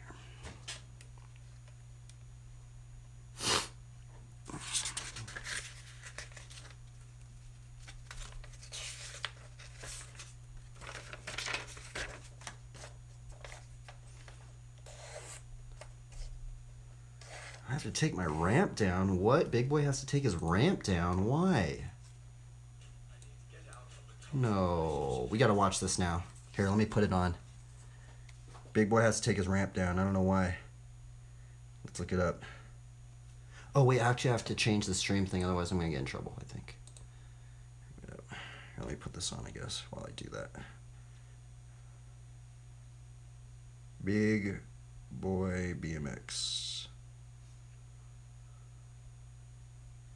What the heck? Why did his... oh, here it is. Dude, he had such a gnarly ramp setup. I can't believe he has to take it down.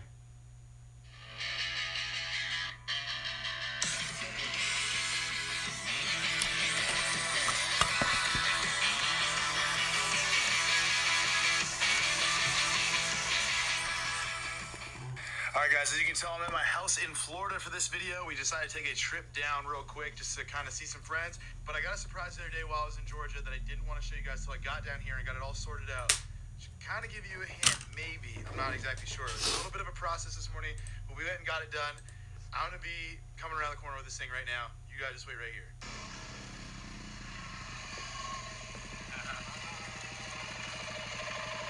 I read your guys' comments. I started looking. I got myself a DRZ 400 SM. So this is a supermoto version of it, and I picked it up on, I forget what day of the week it was. But guys, I no longer have the Jeep. I actually traded the Jeep for this. The Jeep was kind of like a roulette. Every time I would drive it, it was like you don't know if it's going to get there or not. It was super off-road capable, but not really everyday capable. It was great for Atlanta though, because it didn't matter if someone broke into it or not, which is awesome. But sucked in traffic, Jeeps are known to get hot, and as the hot weather was getting like more and more prevalent in Georgia, started being like 80-degree days, I would watch my meter go up and overheat. And there's ways to do it. You got to cut holes in the vents, all that stuff. Those Jeeps are known for that problem. And I was just like, this sucks. I'm over it. I want to get like a smaller car that's great on gas, especially now that I've been driving a lot more around Georgia. Like when I get called to sets, they're in different locations. So I'm going to be starting to do more of that now that I'm officially in the union. And I want to get a good car on gas. But I was trying to sell my Jeep. But since it's a very like one-off item, nobody wanted to buy the Jeep. But I always wanted a motorcycle. I've been riding motorcycles with friends a lot. I wanted to get something that would be good on a track. Dude, I thought you were going to take a ramp down. On a trails, I mean, Oh, and then okay. also fun for like a little trip on the road. So I ended up deciding to find and hit up somebody that maybe wanted to do a trade, and I found this bad boy. It is a 2016 Wait, did DRZ Twitch stop my stream? SM. Can I not watch YouTube videos on here? Thing feels great. Thing's awesome. Only a couple weird things about it. Like if you guys come over here real quick. So the guy who had it before me was crazy. Is this? I noticed this. This is an IATSE sticker, which is a film union. Okay, so he was a gripper. So that's kind of a small world that this bike came from somebody who was also in the film industry. Kind of makes sense in Atlanta though. But I guess he must have done something wrong to his wrist. So normally on a dirt bike or a motorcycle or anything like that, you have a throttle grip, as like I'm sure most of you guys would know. And this bike is a thumb throttle, like a quad, which is insanely weird, and I've never quite seen anything like that. To be quite honest with you, though, it kind of feels cool. I'm not gonna lie. I'm probably gonna switch it back though, because I do like the idea of having a throttle. It just feels better for me personally. I don't really like the thumb that much. It's just not as fun. Doesn't have that dirt bike gonna feel make some more or motorcycle feel. while we watch this. But I yeah, can so I watch. went and got it registered today. Get So this thing's ready. fully road legal, ready to go. I'm going to run through it when I get back to Atlanta. I just wanted to get down to Florida, have it here, get it registered, do all that stuff. And then I'm going to run through the whole bike, make sure things good. Ride's great, shit's great. Obviously, when you get anything used, you know, you're accepting a little bit of risk. I don't know. Thing looks good. It only has 5,000 miles on it, which is pretty crazy. It's got a cool little screen here. It is carbureted. I think most of the DRZs Boom, are. that's I don't know if perfect. the brand new ones aren't, but my buddy Lars has one of these, Motobro. I'm sure you guys probably know him on YouTube. And he says they're great bikes. All my friends say they're great bikes. Balin the other day was riding the video with the DRZ. He's got a brand new one. And I wasn't trying to shell out the cash for that. But now I'm gonna try to find myself a high quality Prius or something like that. And I want to spend no more than like $4 grand on a car. I don't care about shit like this anymore. Like I used to care about cars when I was younger, filming with Scott and stuff like that. And then I just hit like a point. Like I got my really nice van, so I'm set. Like that's my favorite thing in the world. Spent money on that. It's awesome. But when it comes to other cars, they just get you from point A to point B, and 80% chance you're getting your windows blown out in Atlanta. So I'm not really too worried about it. But I'm gonna take this thing right now and go cruise to the shop, hang out with Jave and them, show them all the bike for a bit. Oh, check out this helmet that I found. This will bring back some fans here that maybe know, maybe don't know. This is great. Probably gonna get a new helmet, but for right now, so I'm safe on the road. Florida, you don't have to wear a helmet, but I would never not wear a helmet. I have my Monster Energy freaking dual Las Vegas $1 million Cup crown where I raced Rampage Jackson and like Nigel Houston, all those dudes with Scotty. Me and Scott were in the car, and I ultimately blew it. I was doing so good, qualifying, all that stuff. Mind you, it's not racing about anyone who's actually really good at racing this kind of stuff, so it was all a bunch of jackasses racing a car. And I blew it against Rampage Jackson. I won the first heat, and then second one, I got in my own head. I don't know, I just gave her too much juice, and well, the rest was history. We were out. So, go to the store now. Get some gas, put it in this thing. And got a little bit of sad news for you guys later. Good news, then the sad news. It's all good. We're out here, growing, developing, doing cool stuff. I'm gonna go ride this thing and enjoy it for a second. Alright, so when I was talking about some of the sad news, I know we had some good news to begin this video off, and this isn't really sad news, this was just like inevitable. This is bound to happen eventually, and as much as it is sad, I'm kind of excited because I'm gonna get my backyard back. So kind of gave it away right there. Getting rid of the ramp. I have somebody who is finally going to be renting out my house full time, which is something that I've wanted to do for a really long time. A goal of mine since I first bought this house was to eventually buy another house and then continue to rent houses out and keep purchasing houses and become kind of like my own real estate boss. What the heck? That's what he's doing? With the property, I bought that as an investment to be able to kind of go out and just make my own videos and have fun and do all that stuff. Obviously, that went kind of sour when the city came and shut us down, told us we couldn't build anything new. But again, it was still an investment and it was a property. So now that I don't have that anymore, I am trying to go back on my path of like trying to find houses to rent off.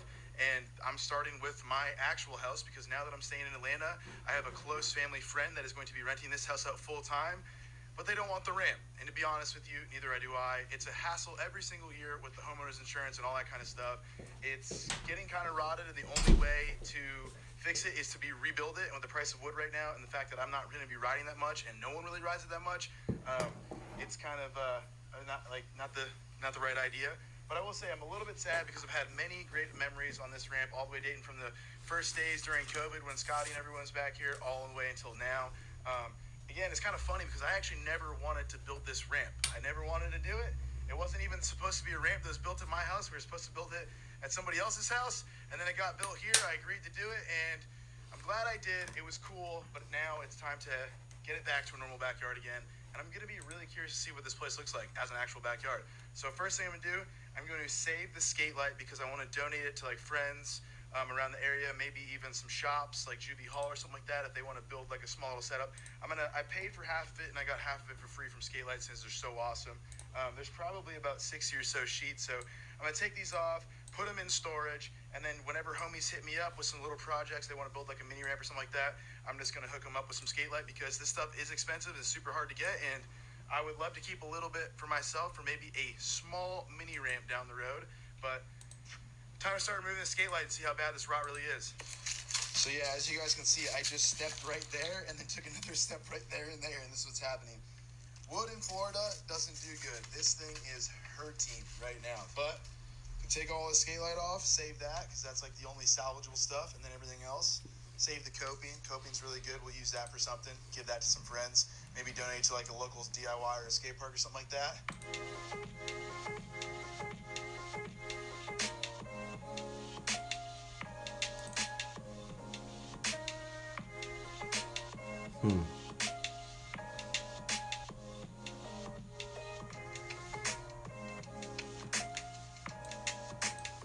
See, this is crazy here, folks. Look at this. It's like if I push hard enough, it's going right through. I don't want to get it all holy just yet, but gosh, look at that. That's insane.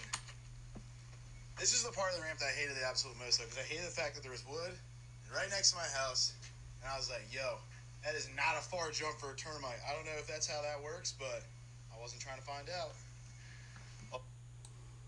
Gillette Clear Gel has instant sweat and odor protection that goes on clear. Gillette.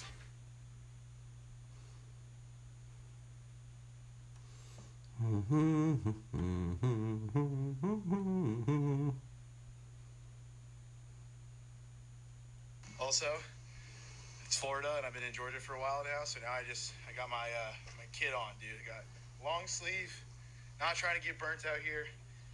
Holy crap, it's hot. It's like 93 degrees right now with humidity, and I am blazing out here, minus the blazing part.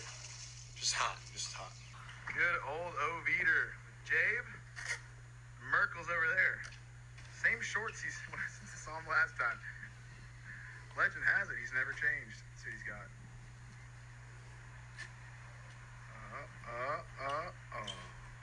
Marcel wants me to train a feeble bar with him. I haven't done one in a while.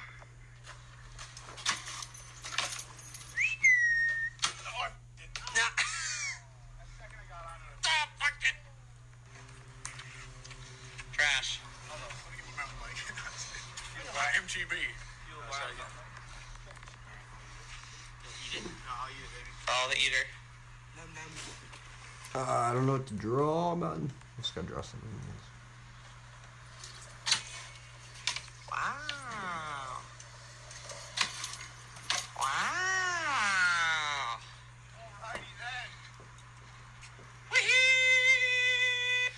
Jabe just bet Marcel first try dinner on this one. Do do do do do do do do do do do do do do. Oh, dude, he wanted it though. Jabe's turn. Record an outdoor cycle. Is it a new trick? Ooh.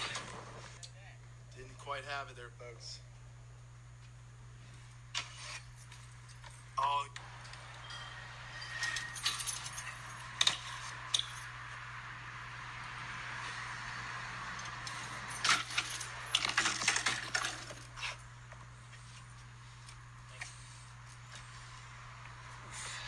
Dumpster fighter.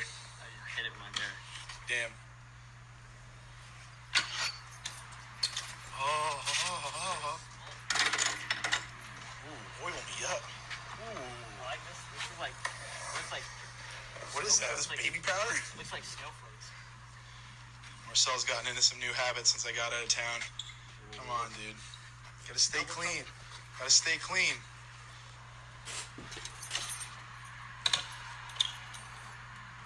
Key jangling. Oh. Back him up, Jabe. Back him up. Oh, okay. Do do do do do do Oh do my do. God. Okay. I guess we just keep drawing bikes.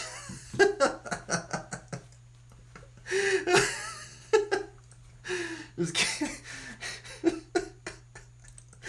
I mean, that's the thing. I mean, that's why I like drawing bikes. Might as well just keep drawing them, huh? Do do do do do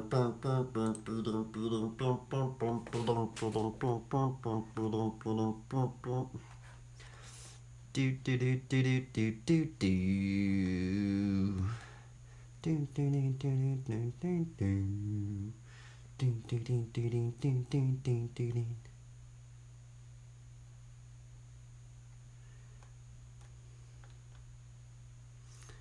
do. Do do do do do do do do. Man, it's really weird going from riding my bike to drawing. Very strange, actually.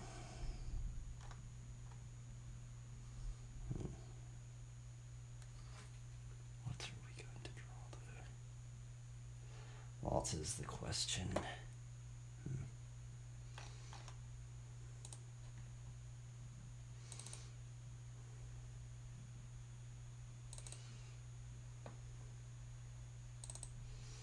Do do do do do do do do do do do do do do do.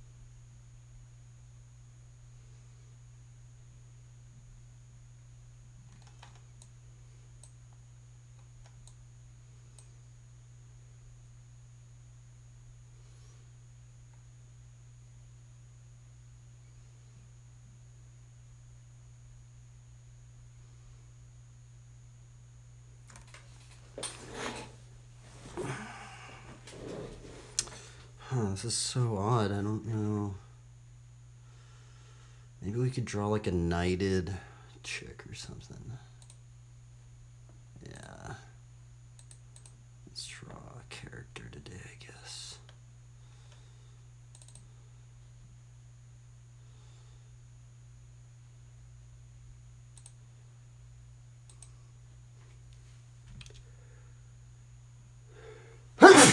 Excuse me.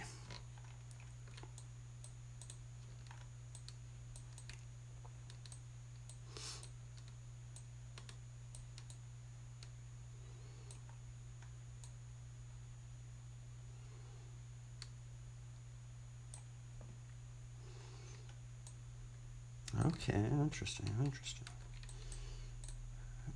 let's see here.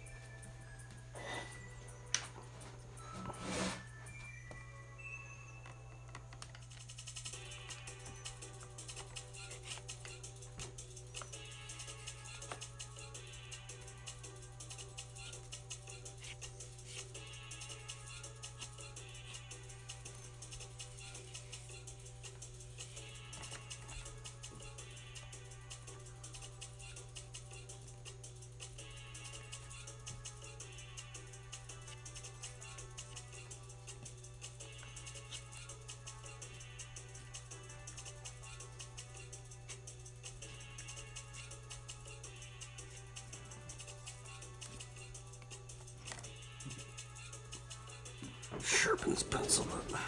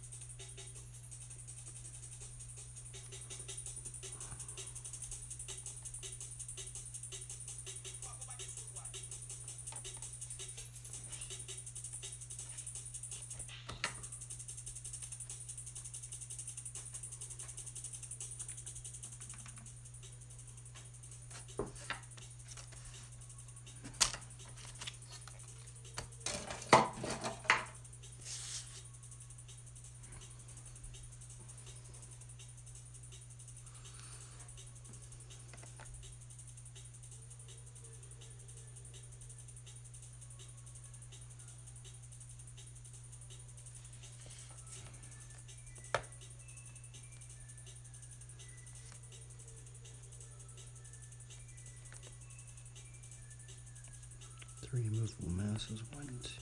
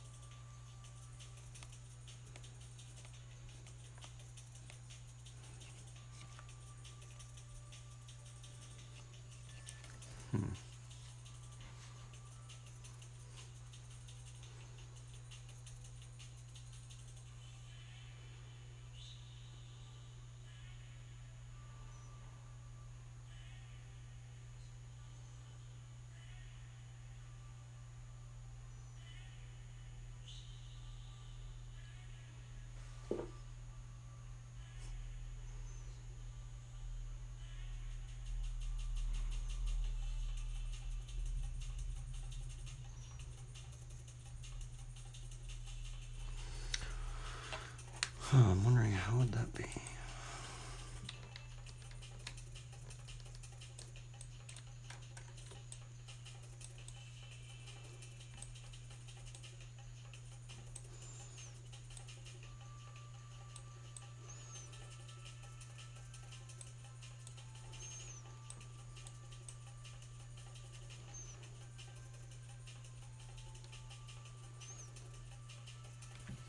I kind of want to like do like a night, but it'd be so cheesy, huh?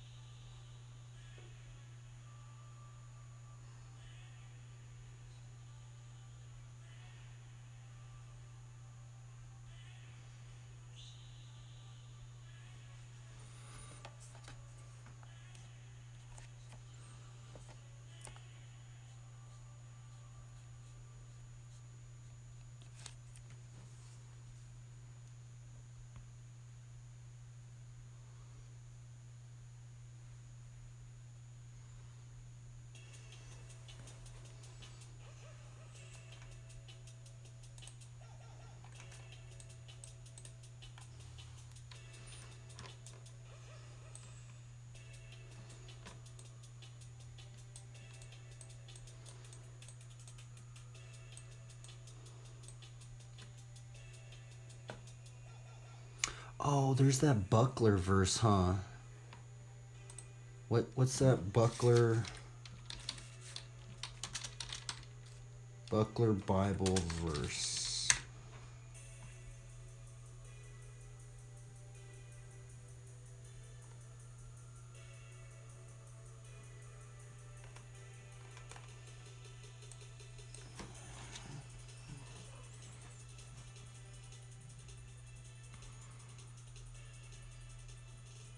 How to hold a buckler.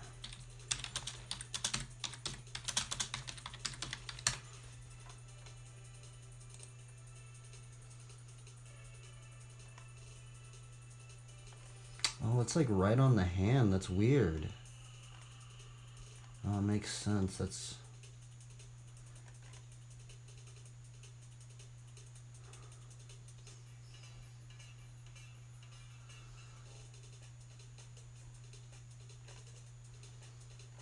Wow, bucklers are weird.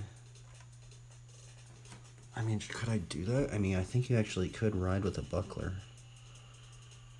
Let's just do it with a pencil first because we might erase this.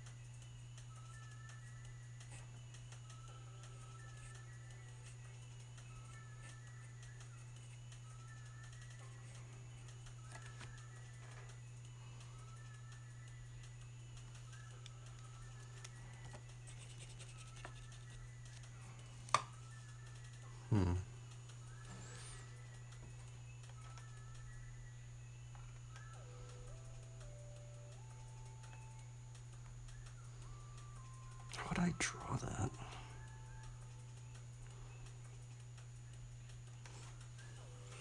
I mean, maybe not even having it like that.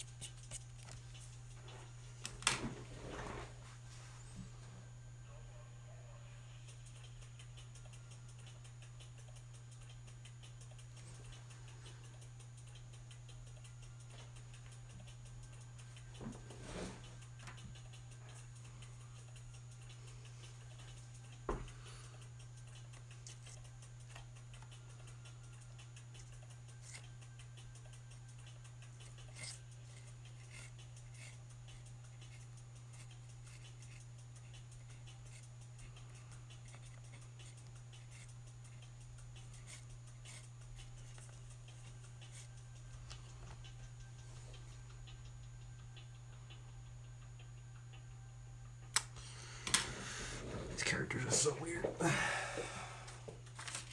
don't know what I'm doing.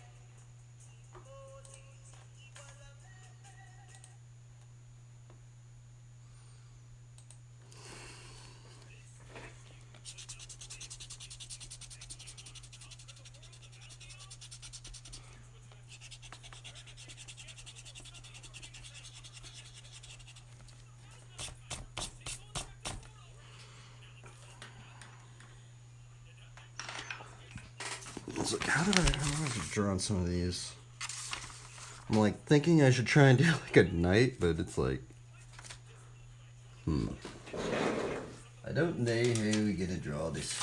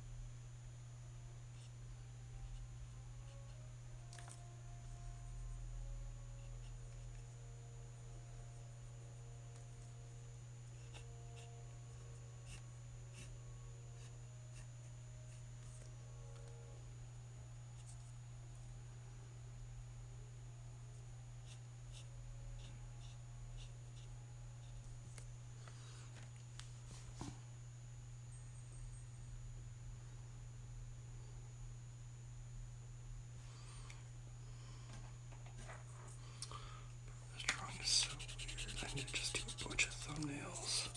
It's just such a strange topic. Like knights and bikes, armored things. I just don't even know what to say about it.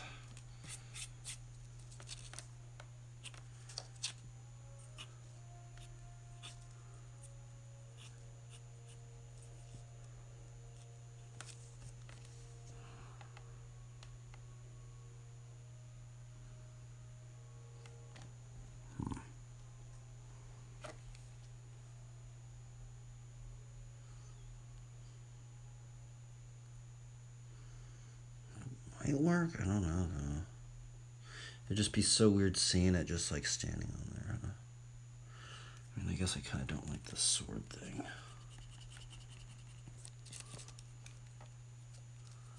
don't really know about the shield either.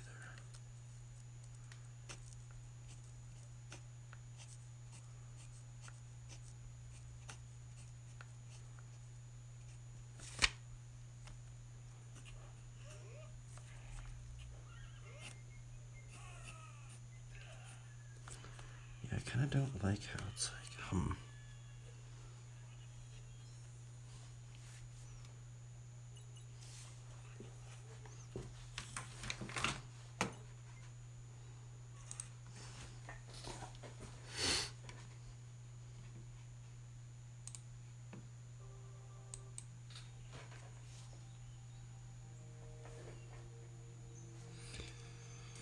Oh, it's so hard to do it on the bike. Makes it so awkward to do like shields and stuff.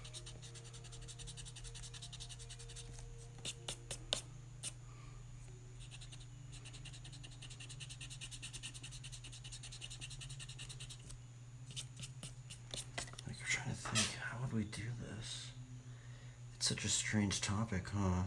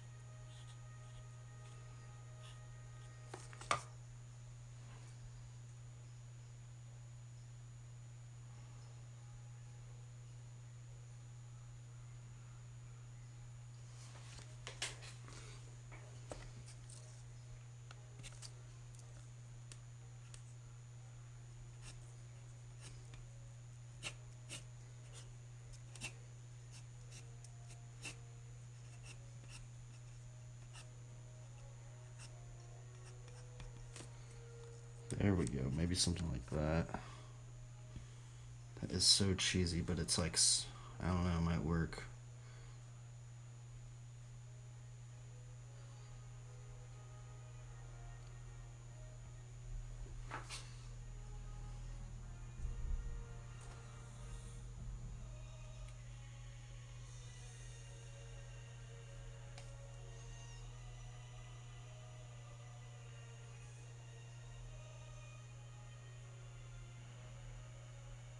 So maybe without this trailer thing, I don't think we're gonna do the trailer thing. Because why would they have shit right there? Oh my goodness, this is such a strange drawing already. This one's just hard to even fathom, to be really honest.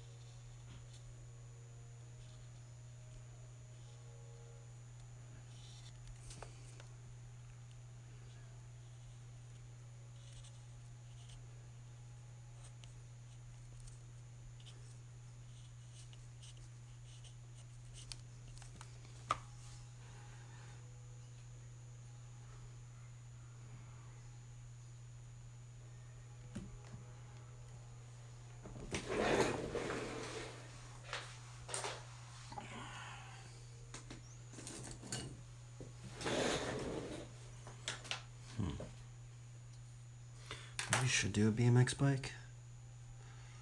Yeah.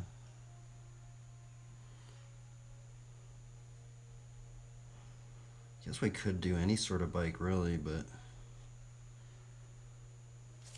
Bike.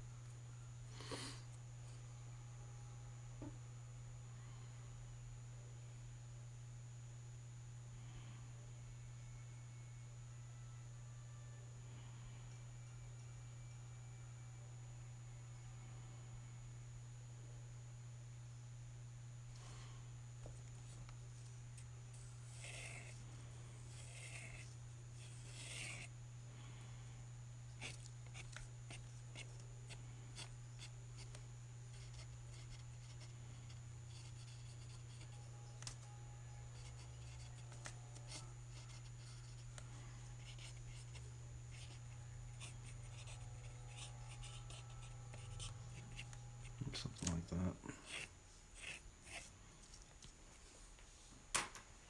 That might be kind of cool, actually.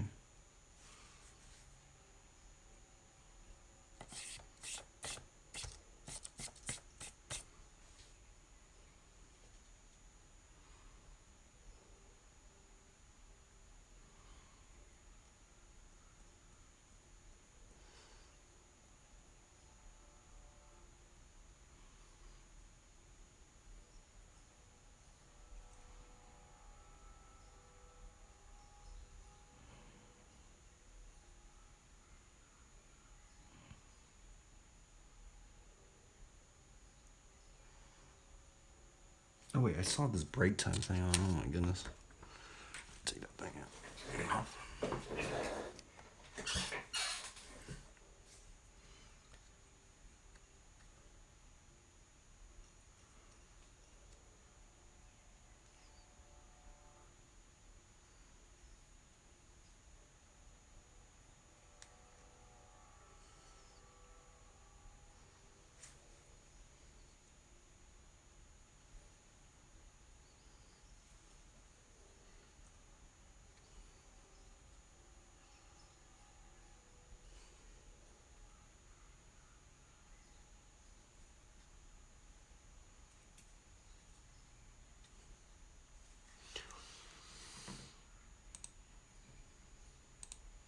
Some people are doing on Twitch.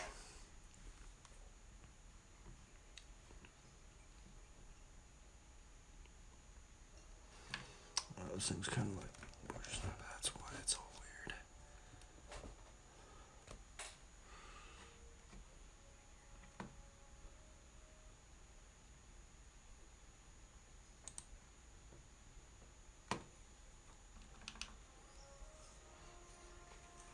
And I guess I should just keep doing like thumbnails. Right. I guess we'll kind of maybe draw it a couple more times just to solidify it or something. I think that's pretty much it right there. Just try and build this one up.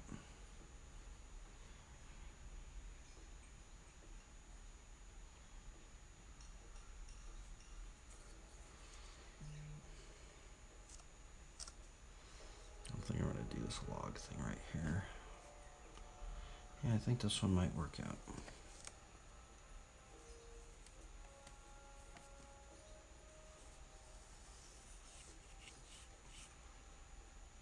Where this one will take us. It's such a strange concept trying to do the armor of God, but like on a bicycle. It's such a weird concept.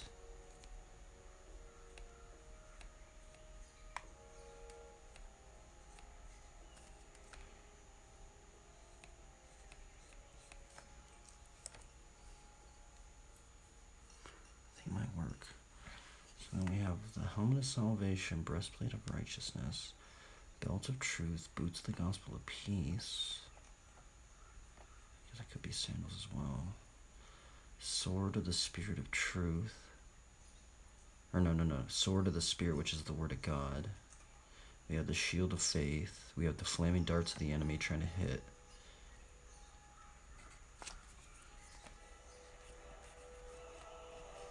I mean, this one will just be like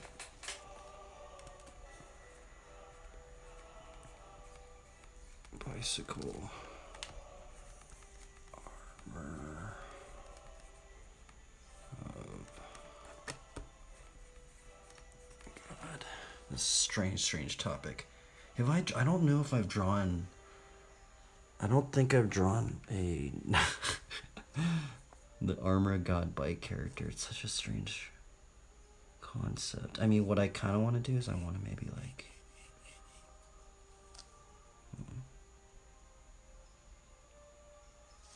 cross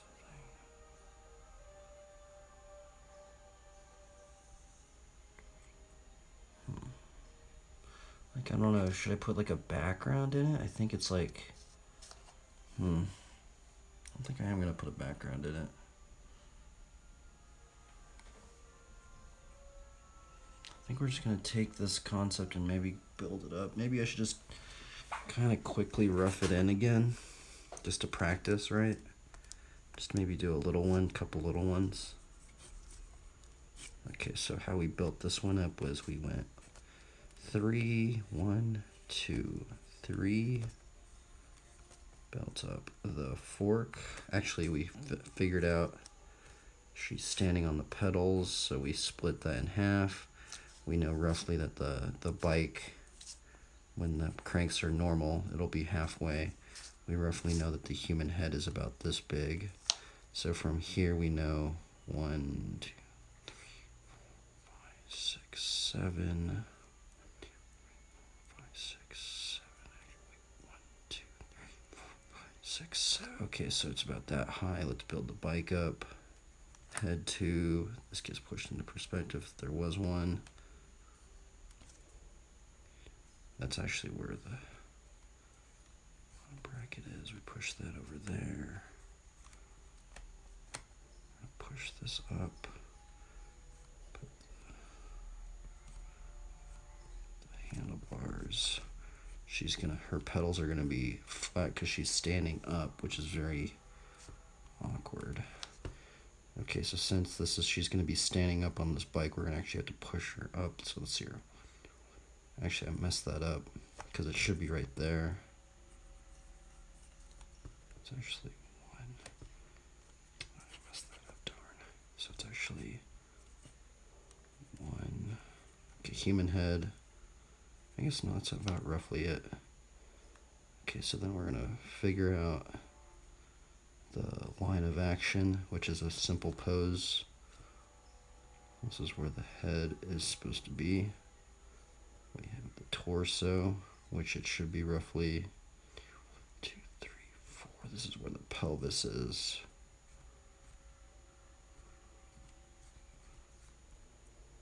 Here's where the breast meets. 1, 2, 3, 4, 5. 5.5 is where the leg ends. She's gonna be standing up on that one. I'm gonna be kind of just chilling down like that.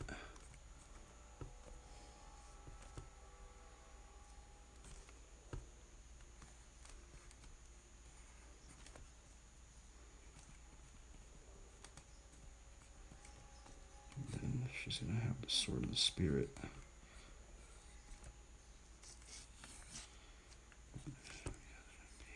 Halo.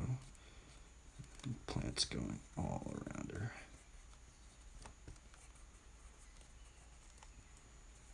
Oh, that's gonna be cool, I think.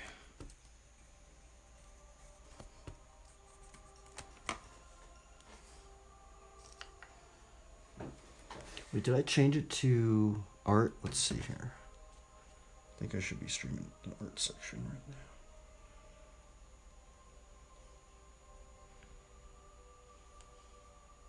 Yeah.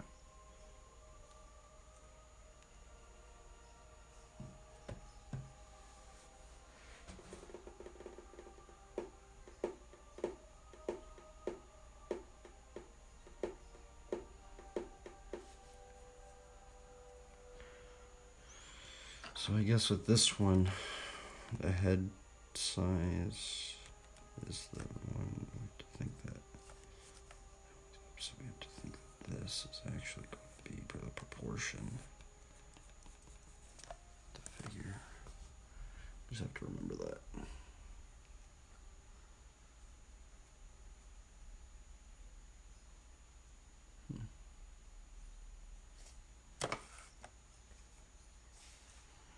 Alrighty, I think we might be able to build this up. I don't know if I'm going to have an image like that or just have it down like this.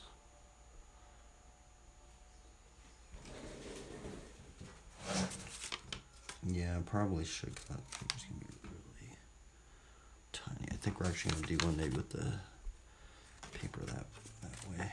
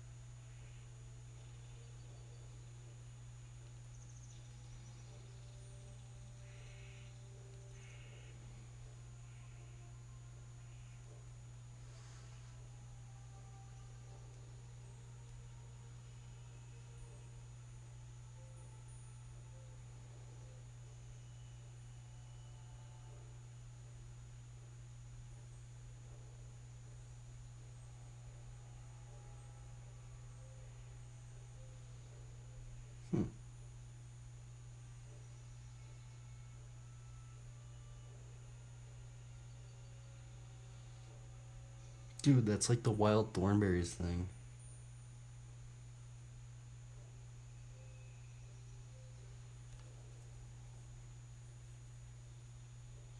Dude, that's exactly like the wild thornberries episode.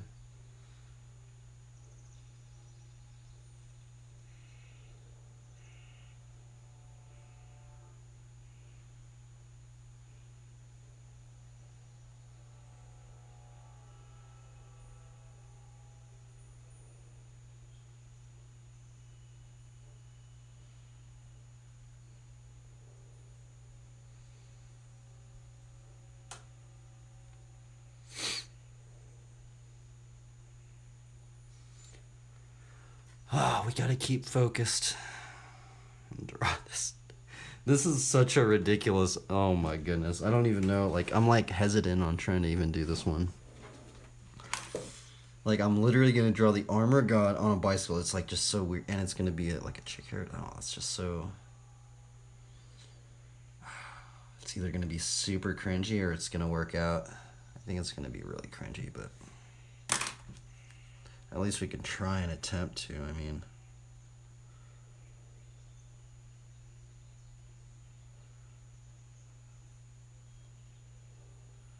I need to pop my back a bit.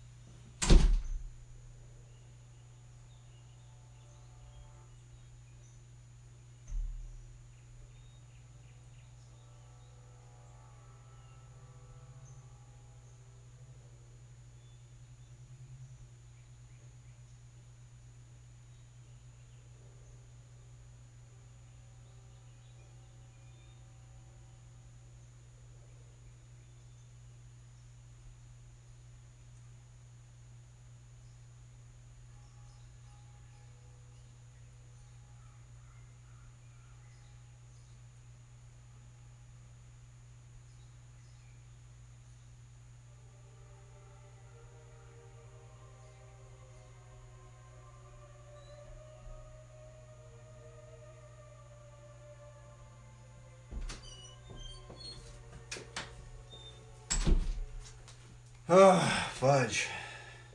All right, let's grind this thing out. Sorry, today I'm kind of like tired today. I don't know why. I need to chug some more coffee. I just kind of just blast through this thing.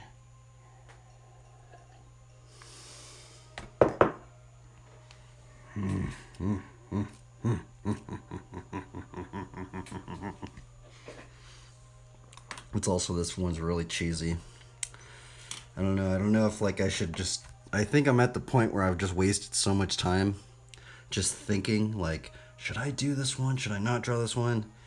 I feel like if I don't get something started, I ain't gonna finish anything. So I just gotta just get this one started, get it done. If it's cringy, it's okay. Let's do another one, I guess, tomorrow or something. But let's get some paper out. Bicycle armor of God. What would somebody draw for that?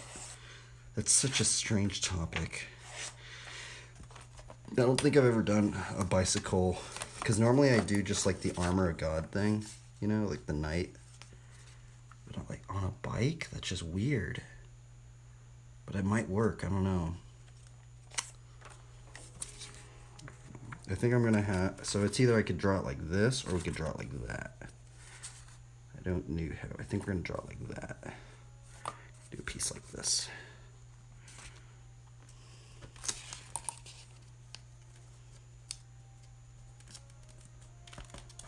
I don't think, and I think I've already wasted so much time. I think we're not even gonna do the perspective grid. I don't think we're gonna do a perspective grid on this one. Okay, let's try to get this down. Actually, I haven't done a piece like this in a while, with it being like that. Actually, I'm gonna push this a little bit. I think. Okay, now this is the hard part. Trying to figure out how we are to position this. I think I'm just gonna go for it. Okay, let's see here. So the bike. So we have to make sure that this green plant thing is like that. The bicycle should be within here. So we're just roughly gonna. Oh, that's actually wrong. Just gonna roughly gauge these things. So roughly a bike is 3 circles wide. Okay, so we put that in there. We roughly know that the human head is about that big. We know if this is the middle of the wheels,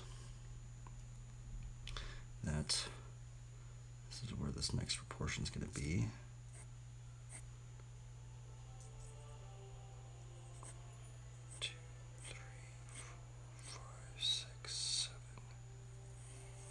Maybe roughly right up in there.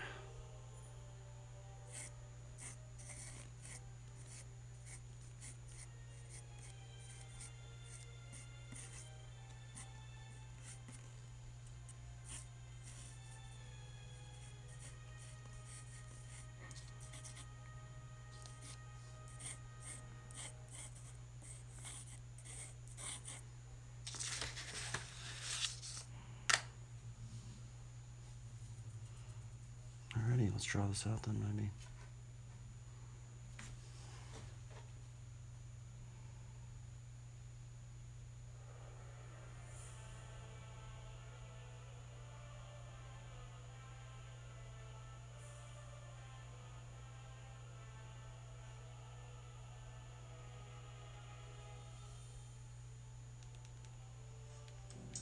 This is Jim.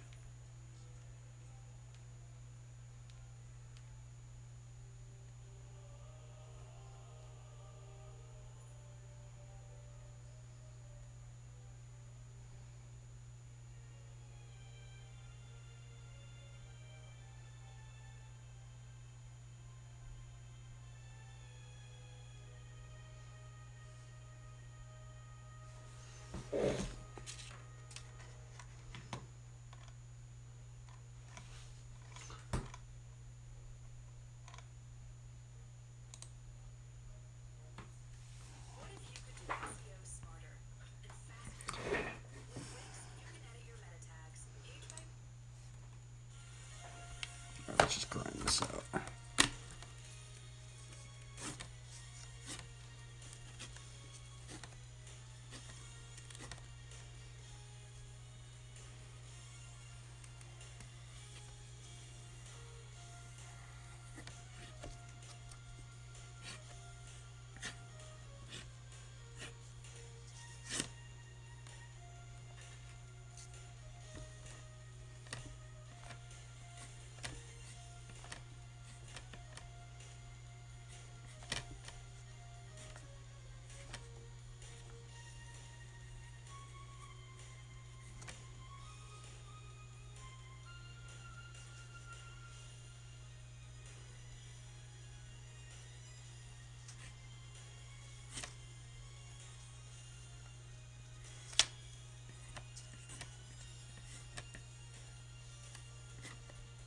Okay, I think I need to push the spike a little bit closer in. No worries. Let's do another.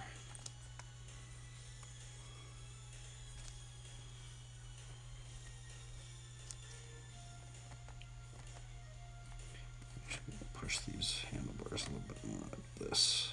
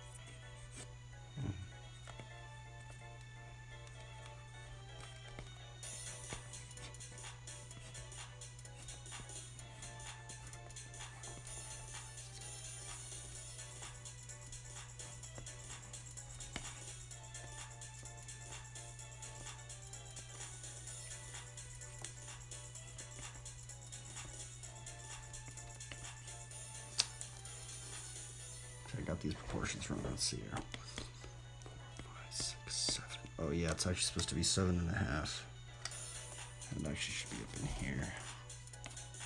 So that's where.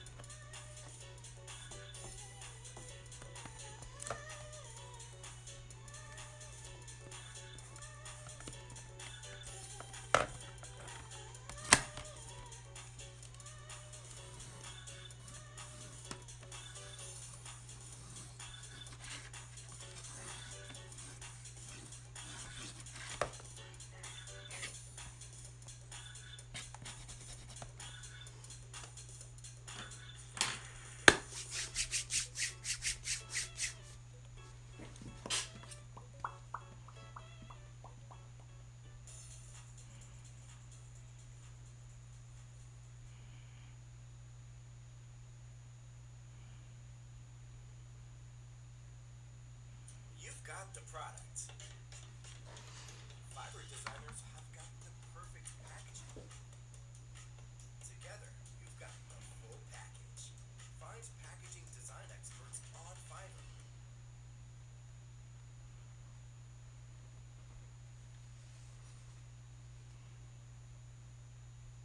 Do you see this award behind me? Me and my twin brother Rasmus got this award because we made over $50 million online. Listen, I'm 27 years old. Just a few years ago, I was delivering Chinese food.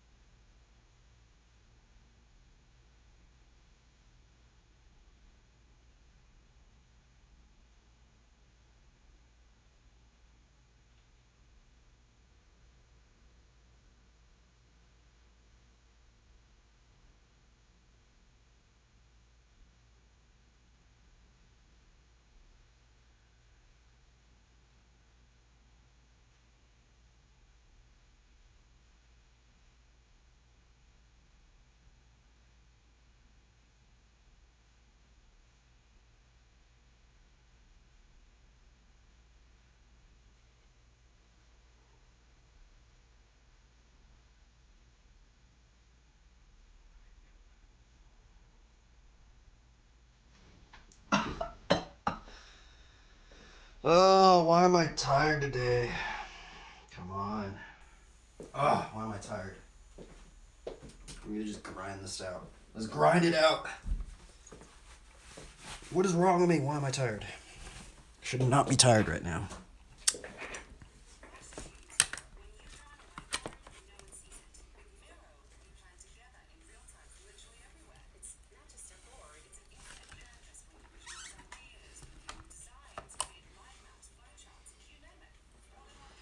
I should do it with the different colors. Where's my blue pencil at? Where the blue pencil at, man? Where bleed? Oh, there it is. That's a blue pencil.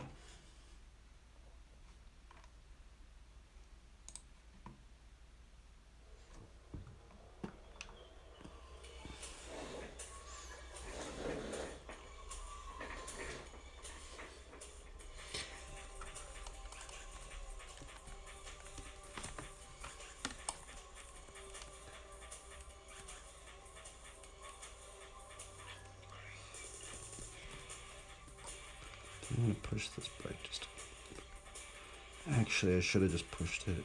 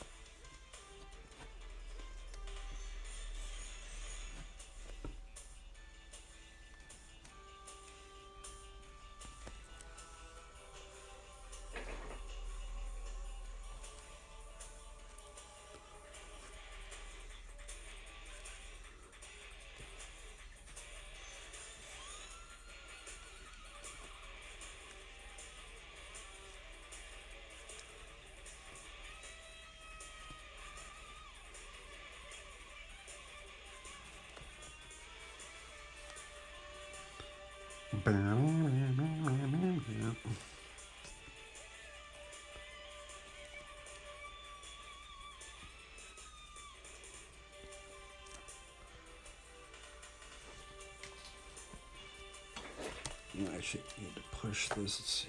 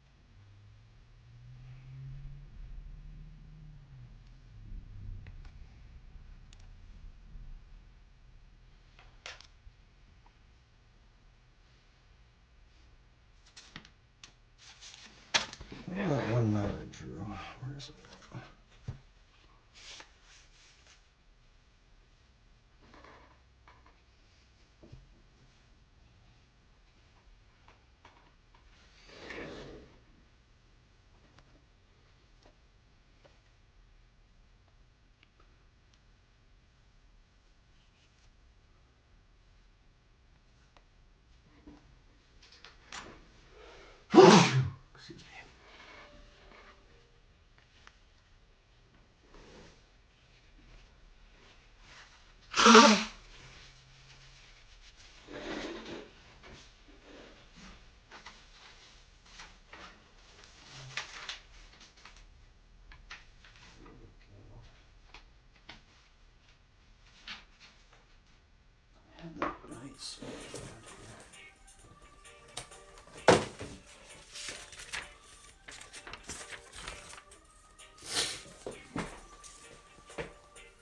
That was a good one.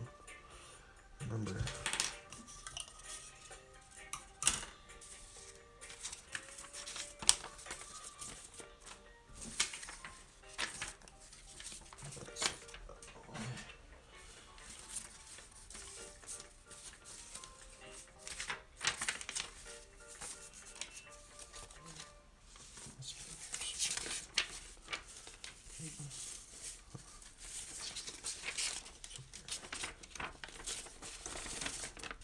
There it is, okay.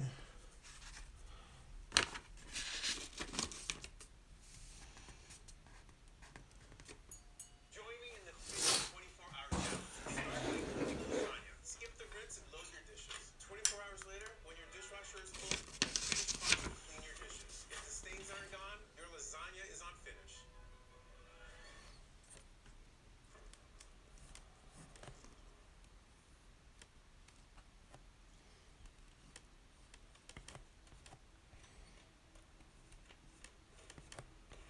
The GMC Sierra with hands-free driving.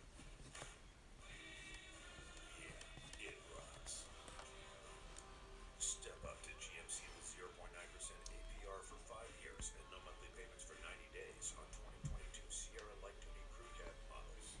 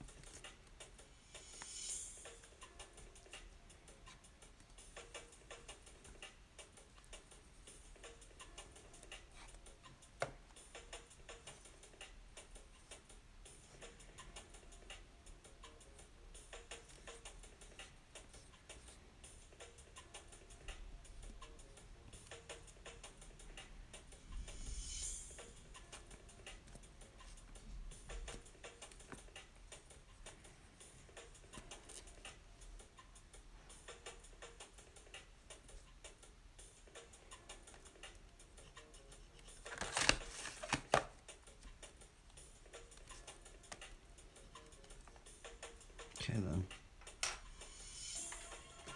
Oh yeah, that's gonna work out. We got the proportion pretty good. Nice.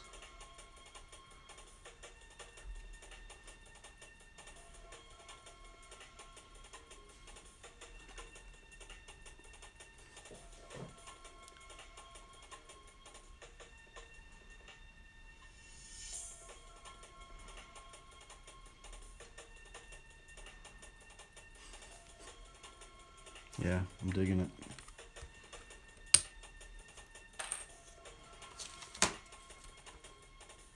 I guess let's do a pencil layer on top. And let's see, we can just do.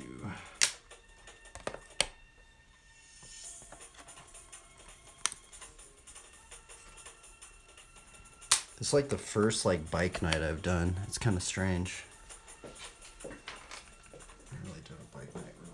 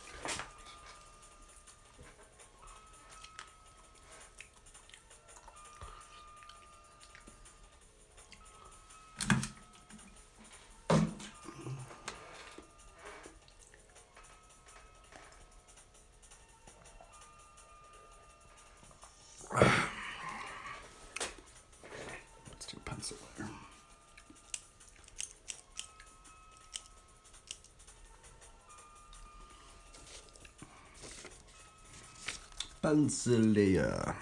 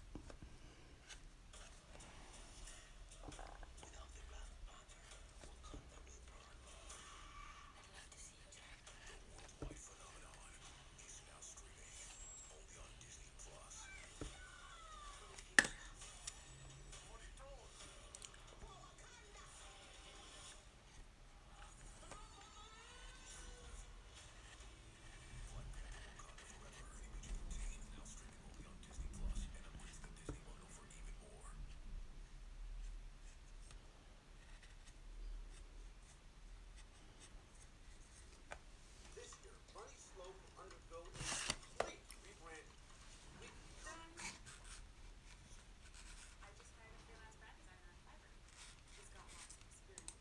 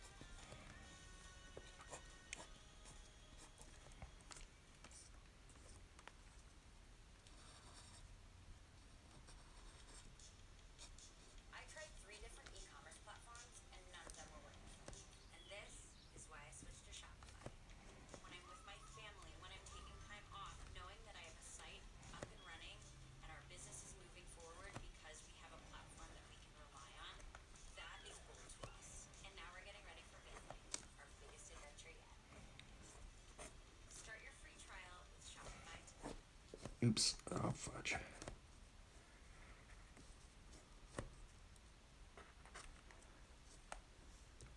As I'm in the midst of applying for residency right now, wish me luck. Grammarly has again been a lifesaver with my application, helping me write my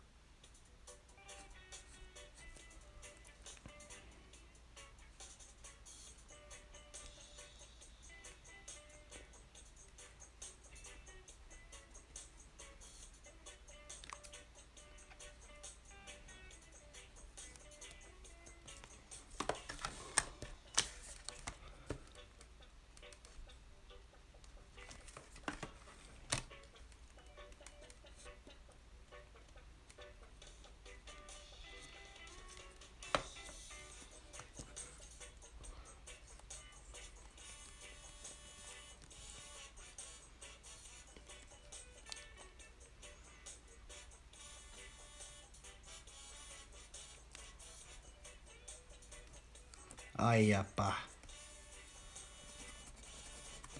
Gonna do just a straight sword.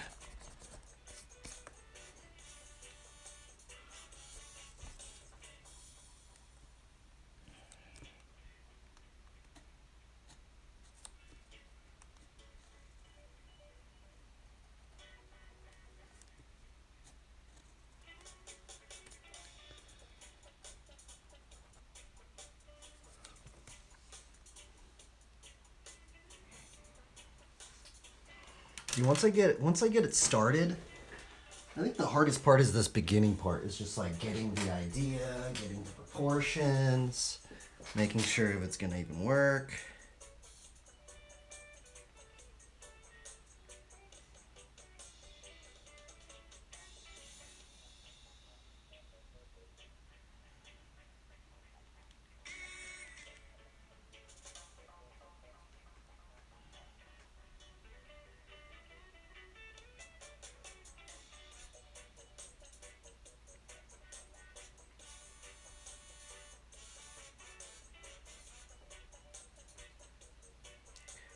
Bam, bam, bam, bam, bam, bam, bam, bam, bam. Bam, bam, bam, bam, bam, bam, bam, bam, bam.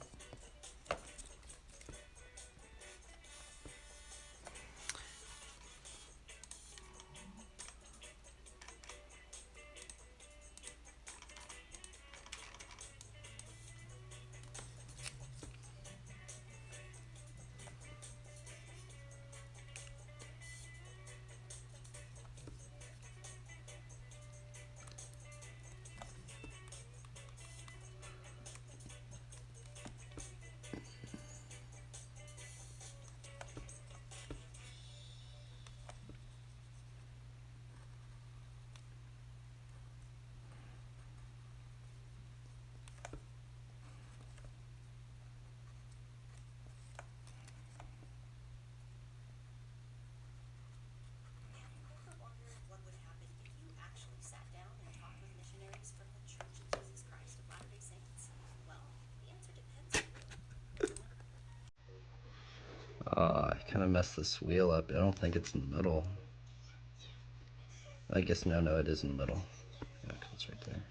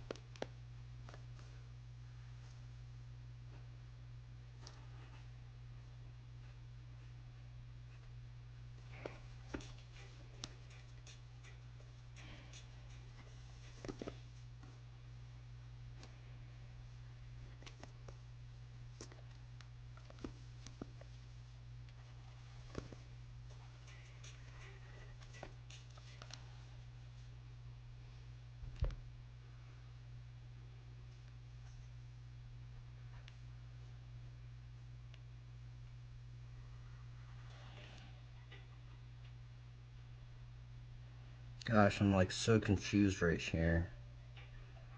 Oh, I messed it up. Fudge. What to do right here?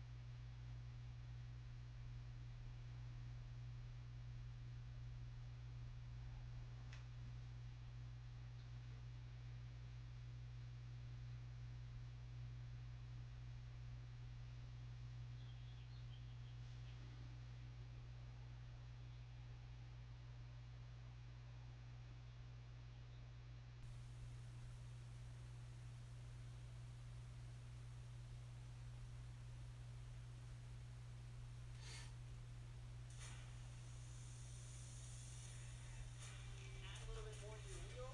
Bring it out to the bars. And you can find this beat right here.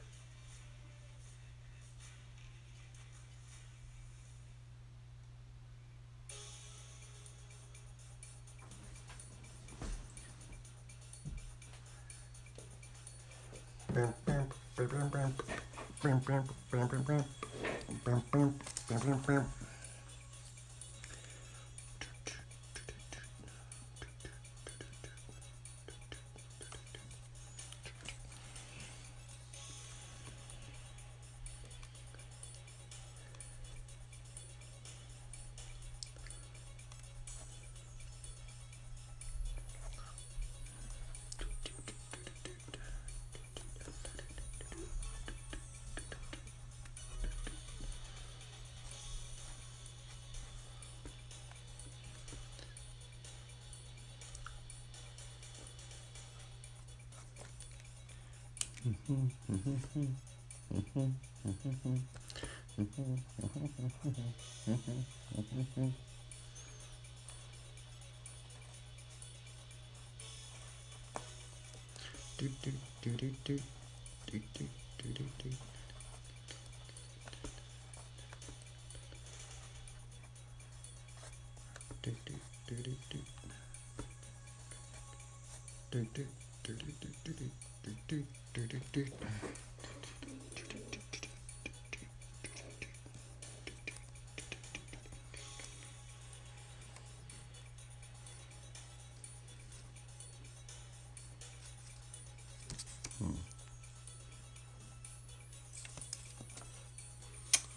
was gonna put some like lotuses, or what's it called? Lilies? Yeah, lilies. Because of Matthew, I think it's Matthew 6. I think that's where the lilies are. I mean, if you just think something people might care about, but really, if you really were to look it up, these are supposed to be lilies, inspired by Matthew 6.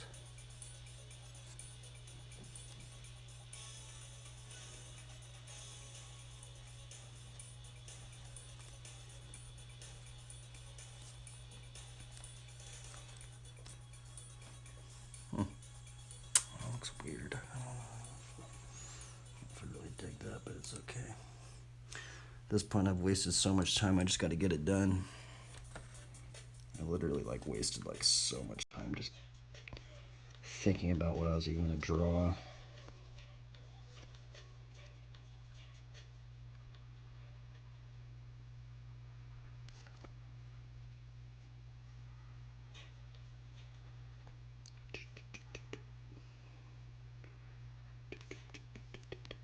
Oh wait, I was gonna do the arrows. Oh fudge. Oh my goodness, I forgot about the arrows. Well, we'll just put one arrow because of Ephesians 6.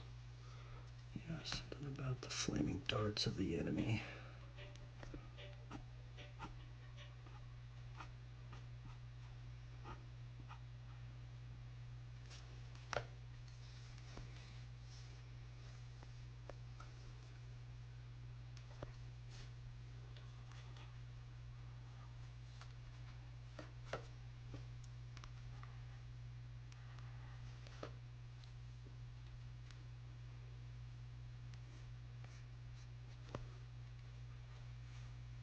And then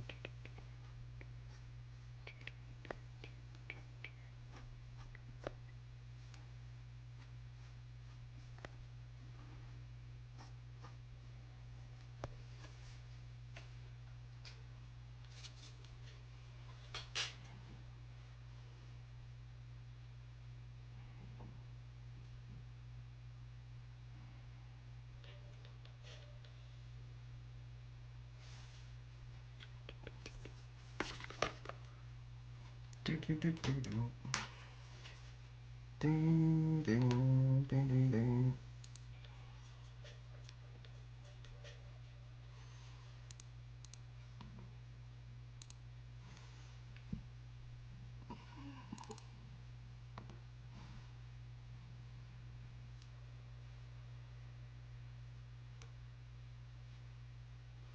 Ding ding ding ding. Do do do do do.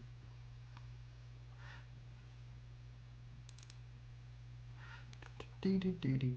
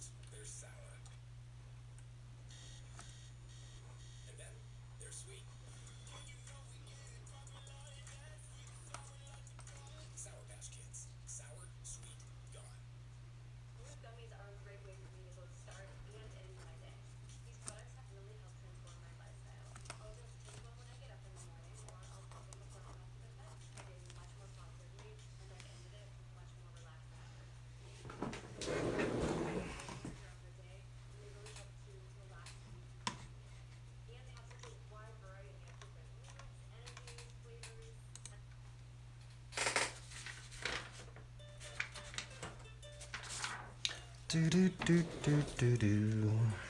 Do do do do do do. Do do do do do do do.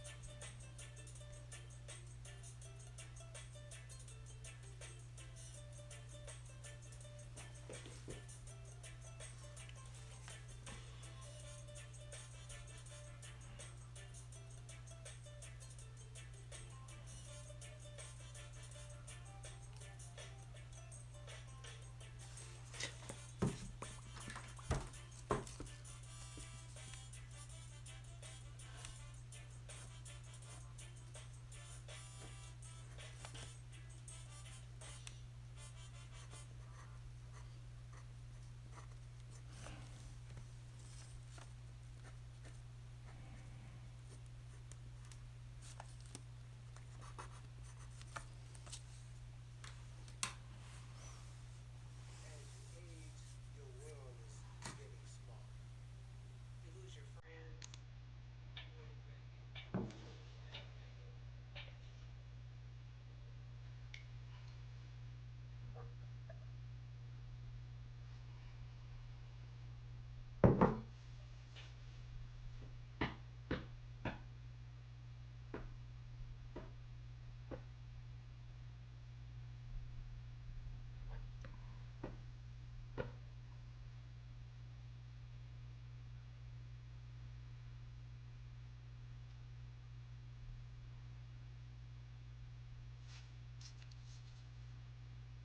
I feel like I should move it just a little bit that way.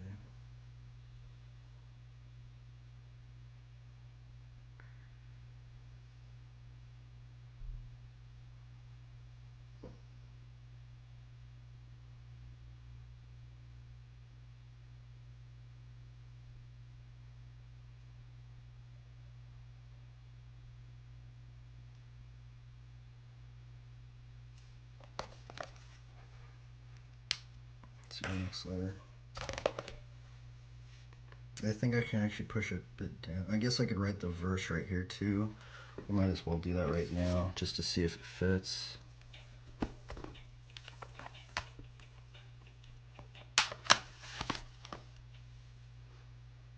Oh, Bible. Oh, there it is.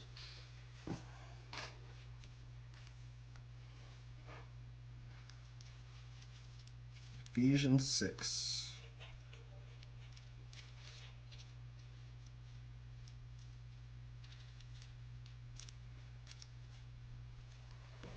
Okay, let's see. In all circumstances, In all circumstances, take up the shield of faith with which you can extinguish all the flaming darts of the evil one.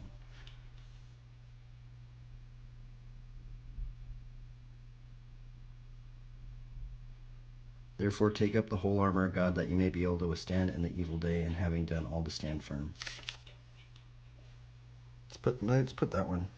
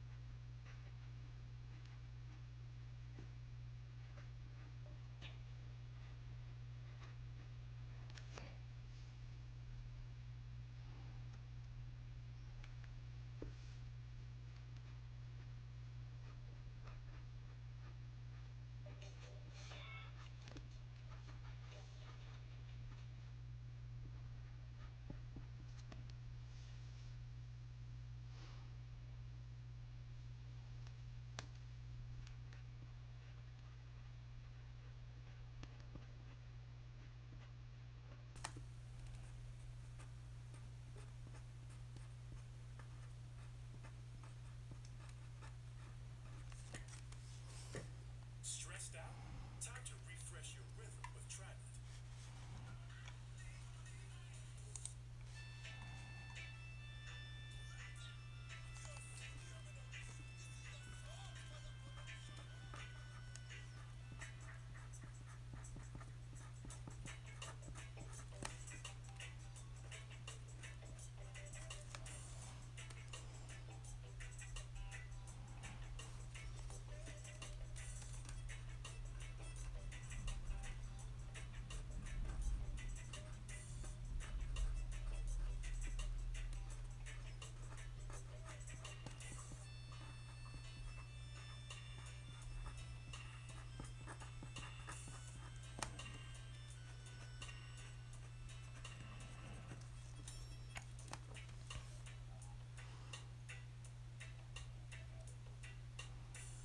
Ephesians 6:13.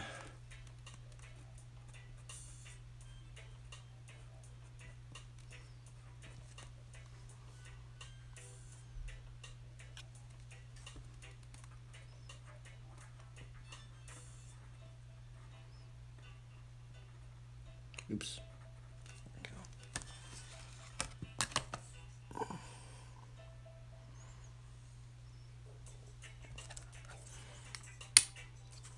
Actually, I was gonna push it down, but now I'm not because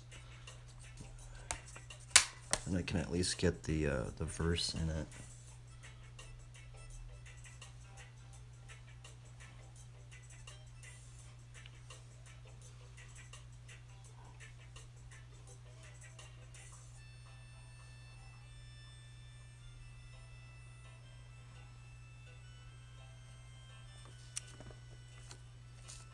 Ooh, actually, I forgot about this.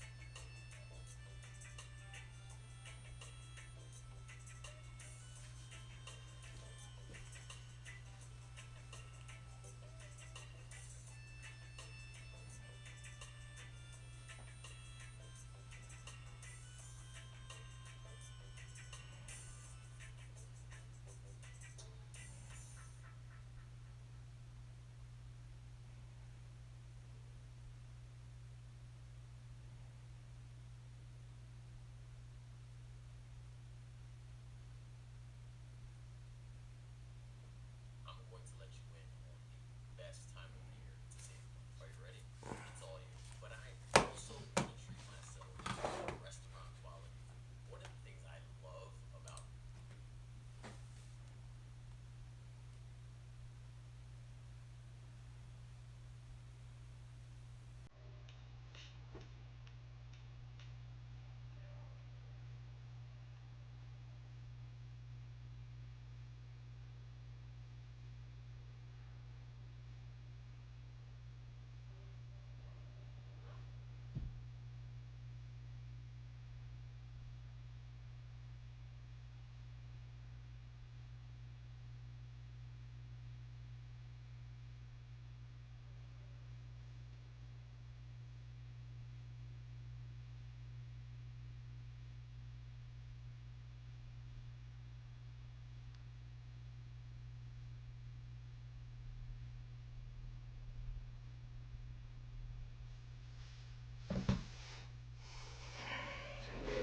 Okay, I guess we'll do the next layer.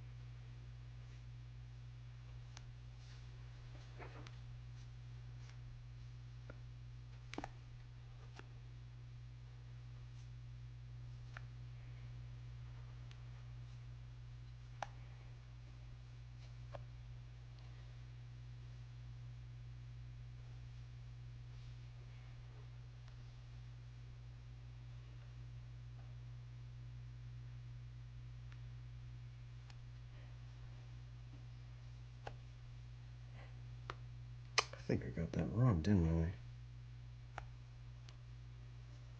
Gosh, this part always gets totally messed that up. I mean, I guess it could just put a sprocket right there.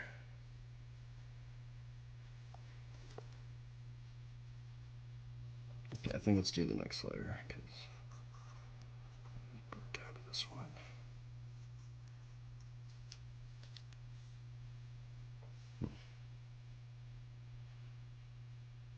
Come on, pull a halo on this dude. But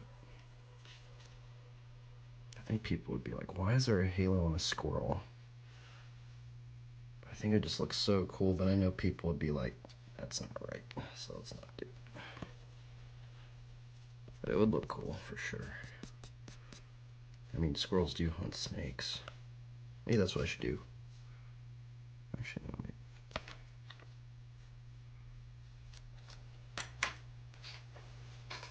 Okay, maybe let's do the next layer. That's how this one started. First layer.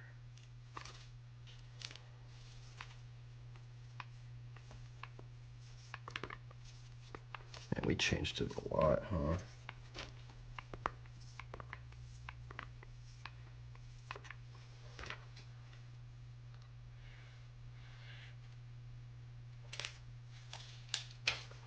I can't believe this song's not on copyright. I'm really surprised.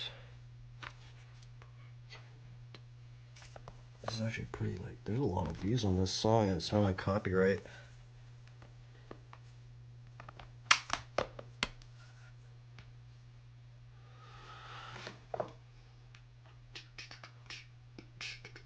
I wonder if actually a lot of their songs are not on copyright then. Oh, see, that's weird. That one is on copyright. That's strange.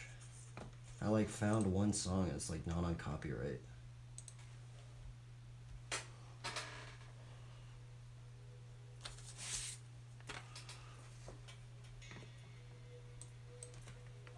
All right, let's do this next layer. Get it done.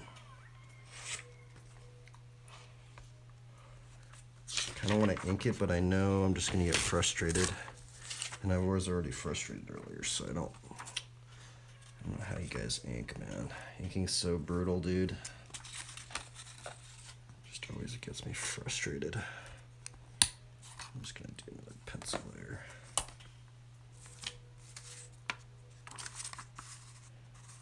Wait a minute. This.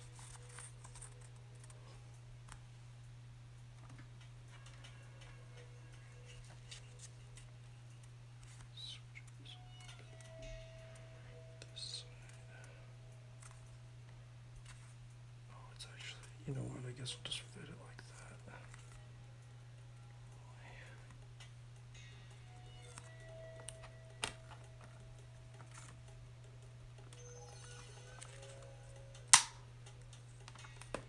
Let's push it a little bit more down.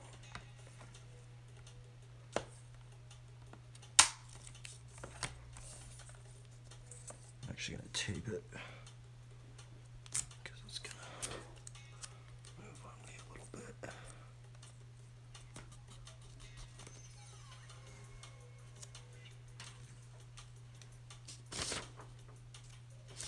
Here's our scrap piece of paper.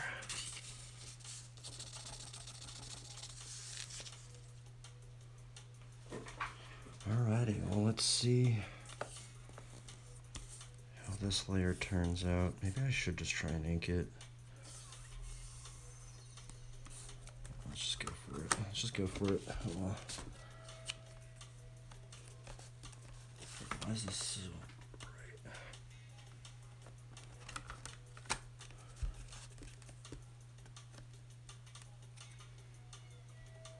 Okay, let's do this.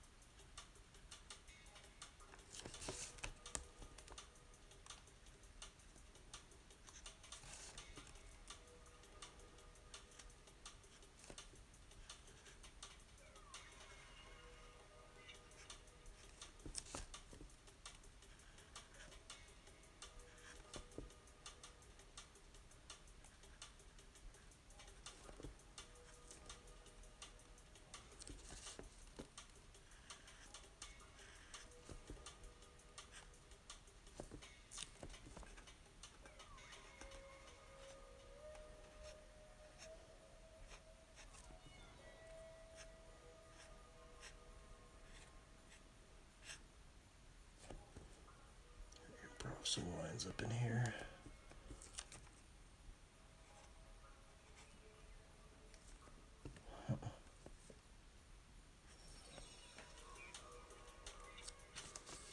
Alright.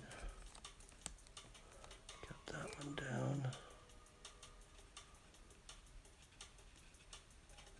Now why can't I ink like this?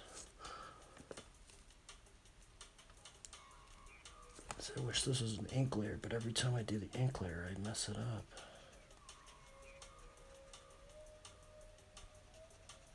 I just need to find a good pen or something.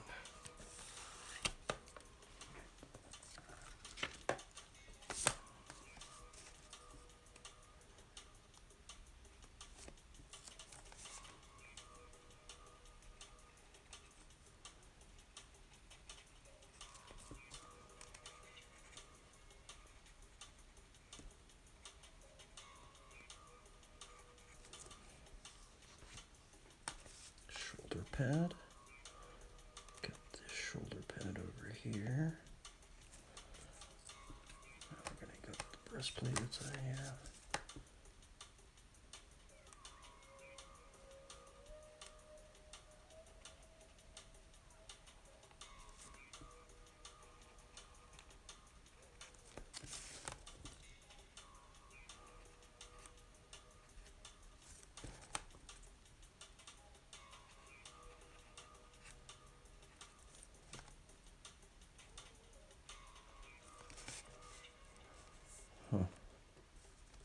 Oh yeah, there needs to be a ridge on here. Just improv it out right there. There should be a ridge on there. There should actually be a leather belt right there as well, connecting the breastplate with the back part of the breastplate. Actually want to put a form line right up in here, just to kind of indicate that there's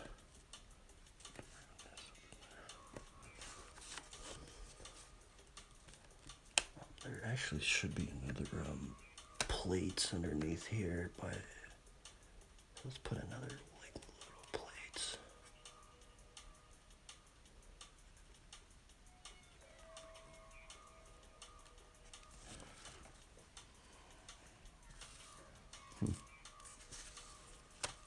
Okay, let's do this Bible.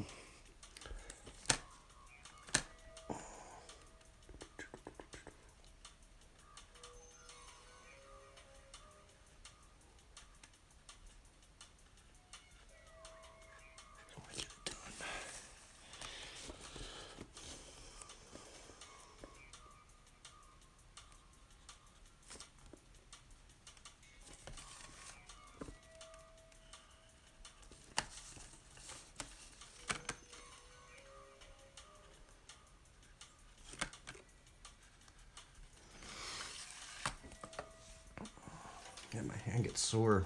It's weird. How does your hand get sore drawing, huh? It's ridiculous. I think it's because I pressed down on the pencil too hard.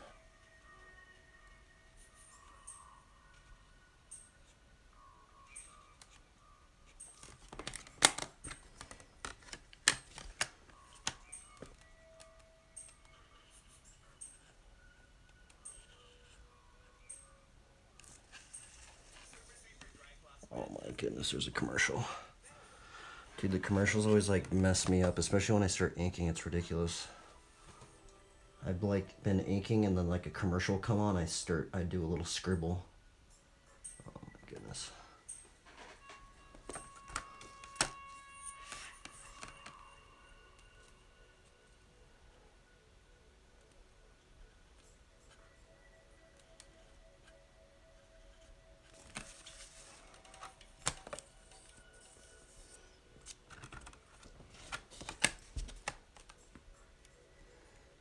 Let's do this cross. Lately I've been messing up these crosses. Okay, let's just really focus.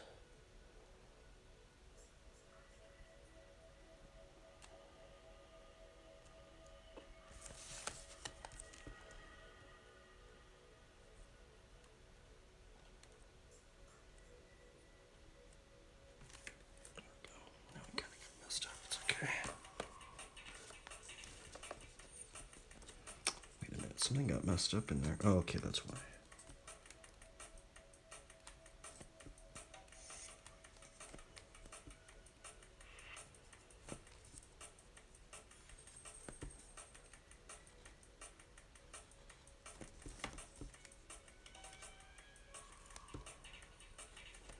Oops.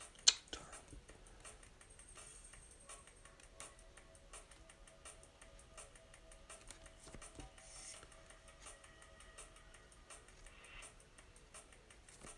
Just gonna improv this hand out. Do the sculpted hand.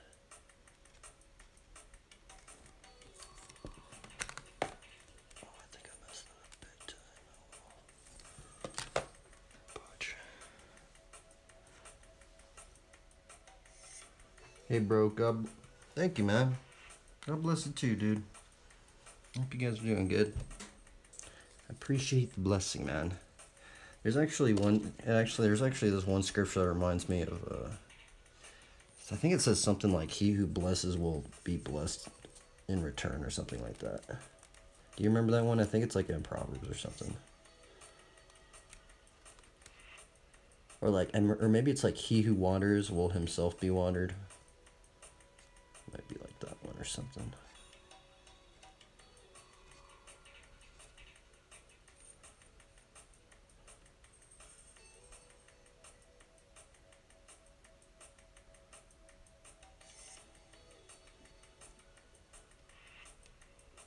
Put a little cross wrap in there. Yeah, these drawing streams get a little weird.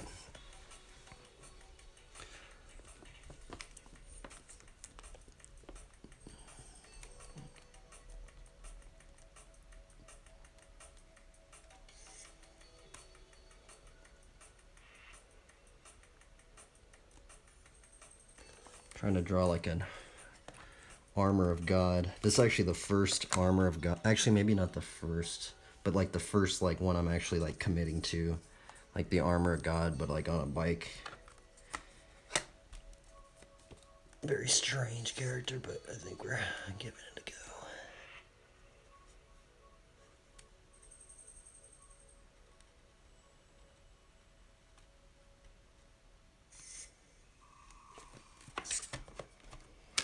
Oops.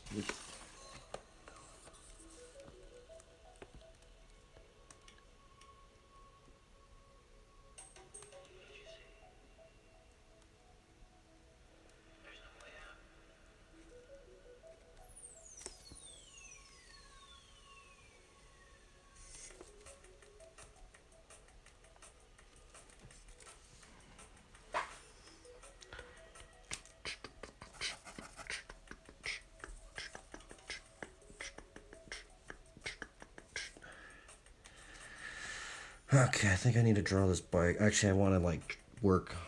I normally try and work this way down so I don't smear anything. So I guess we'll just keep working like this.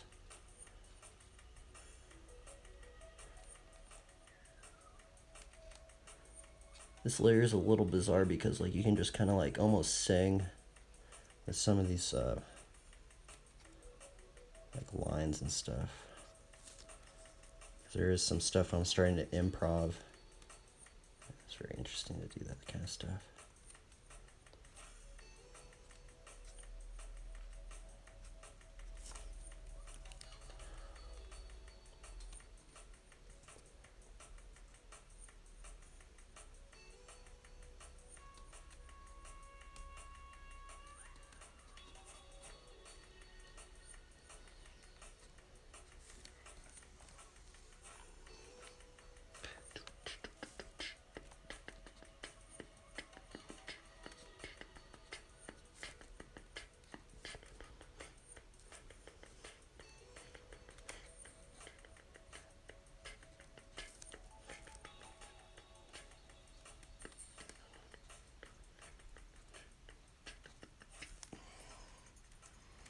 Ooh, this is getting really complex up in here. I'm just kind of just winging it. Here, let's draw this sword.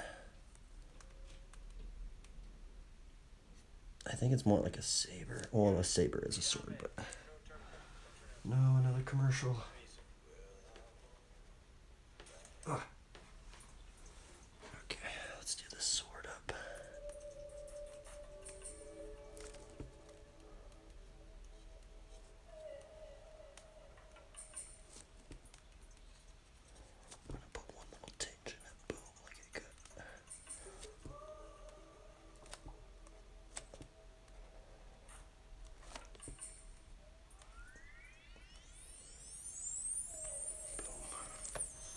It's a gnarly sword. It's like a saber.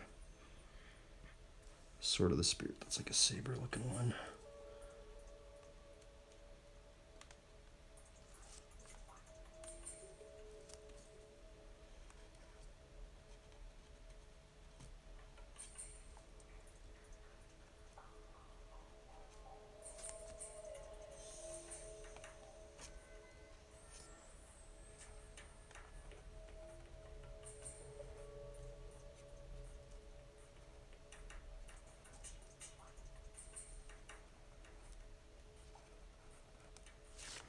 There should be a little flower up in here.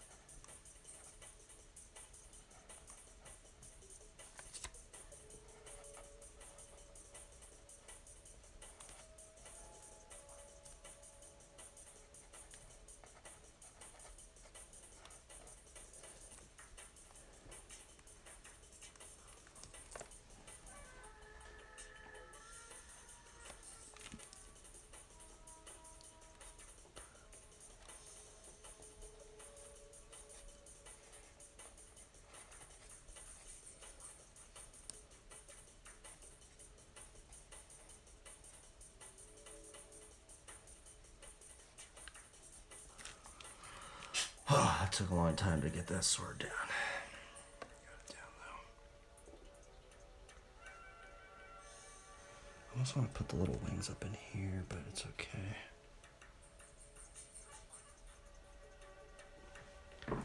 Use the restroom real quick.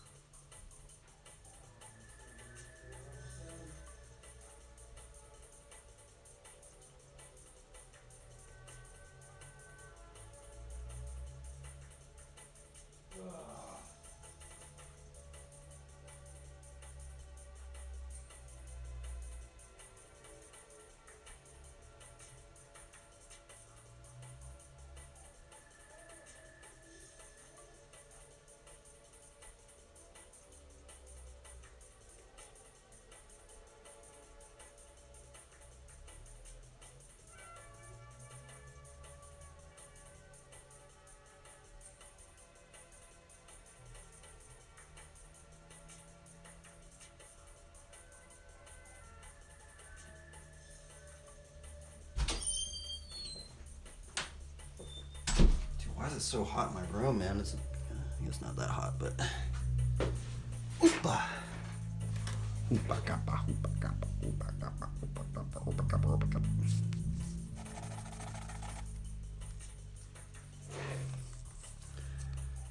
Okay, well, we might as well put this thing right here. Oh, yes. No, what I do? Oh, here. Oh, you know what? That actually might be a good idea. Just using these post-it notes as a palm thing. Dude, actually, that's actually a great idea. You know why? Dude, I'm actually gonna start using these post-it notes because we could go like that. Just kind of push it on there. And that might work a little better. That way I don't have to keep holding it.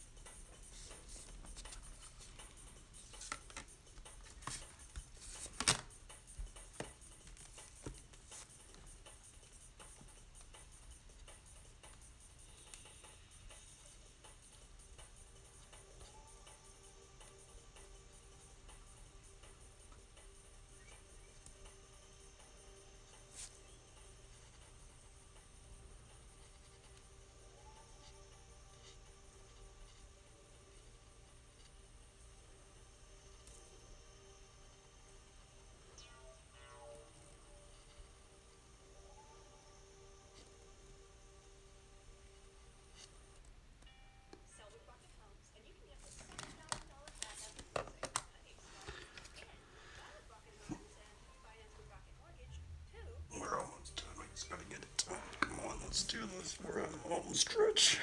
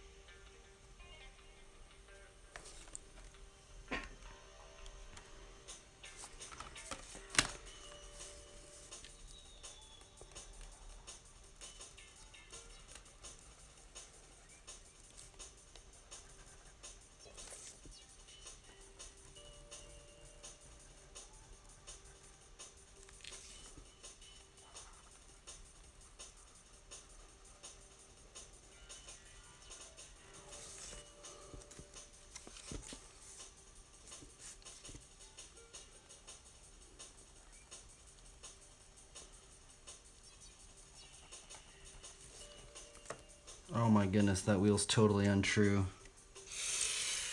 Ah, fudge. Well, good thing I did it with pencil, huh? Oh my goodness, that's gonna really show, I think. Good thing I did it with pencil. And that is why I didn't do it with ink, because I knew I was gonna mess something up.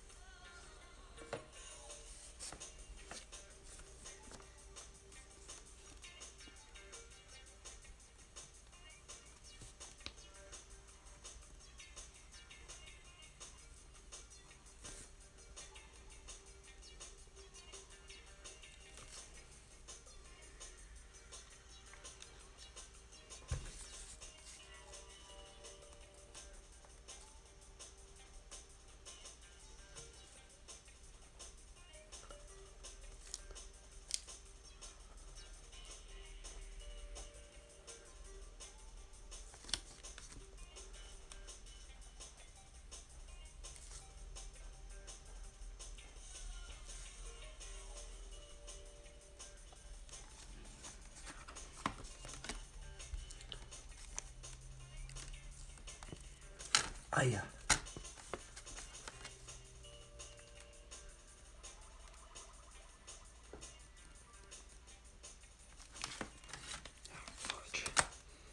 Oh, this thing's just messing up.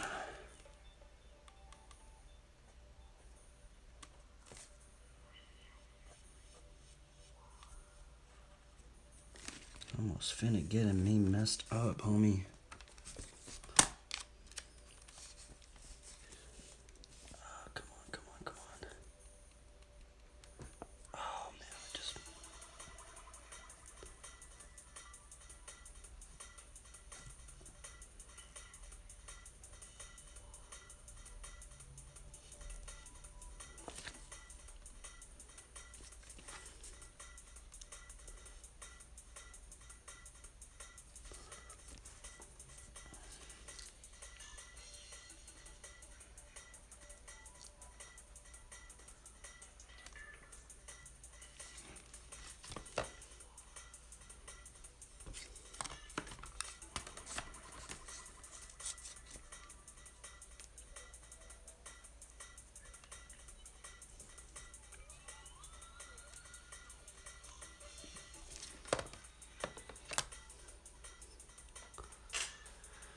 Oh man, I'm almost done. We're almost done. We're on the home stretch. What I'm gonna do is I'm just gonna put a sprocket right here to make it easier on me.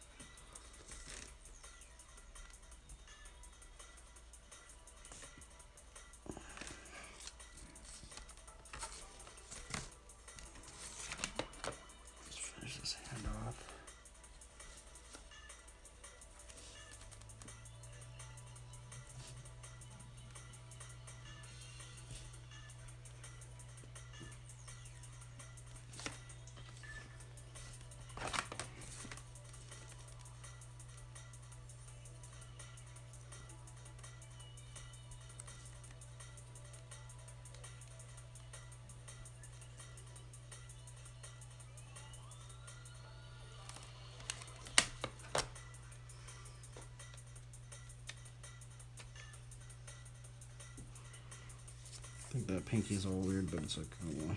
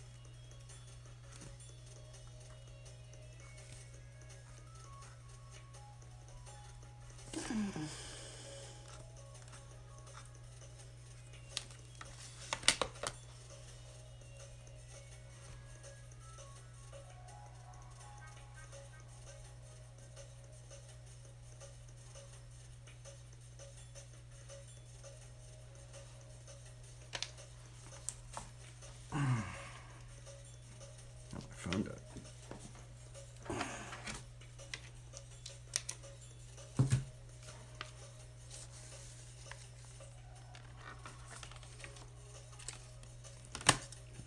These plants, I do want to get a lot of detail up in here now.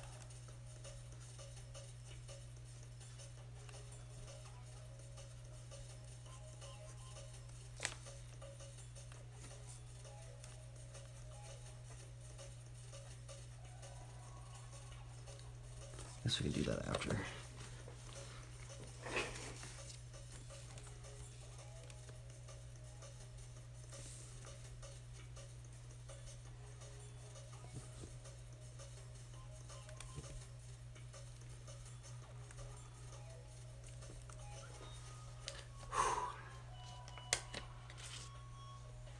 Oh man, I need to change this song. The heck, my computer's like lagged out or something.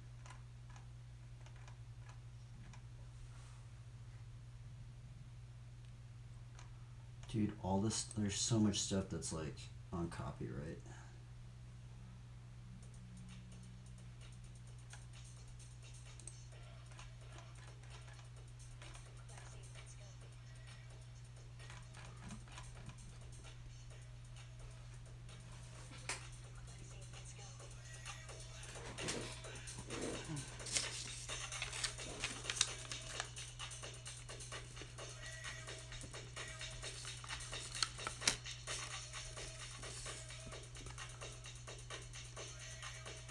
I need to put some more red up on here.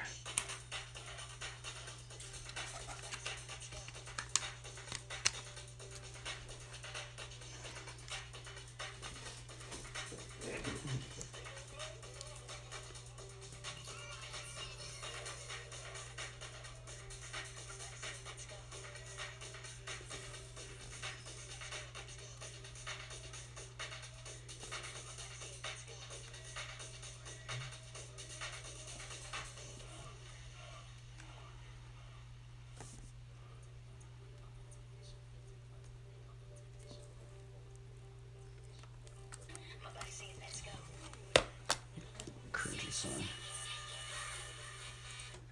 Cringy song. Let's see here.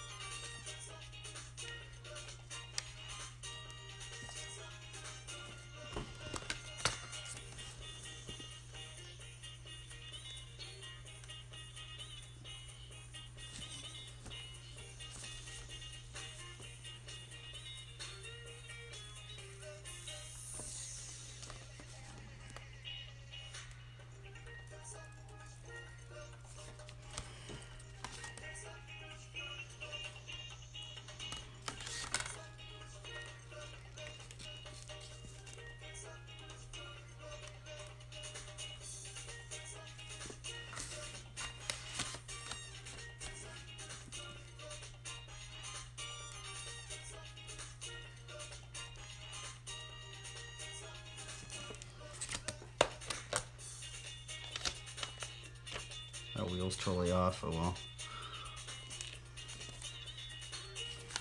We got most of it done. Let's look at it. Oh, it looks so weird.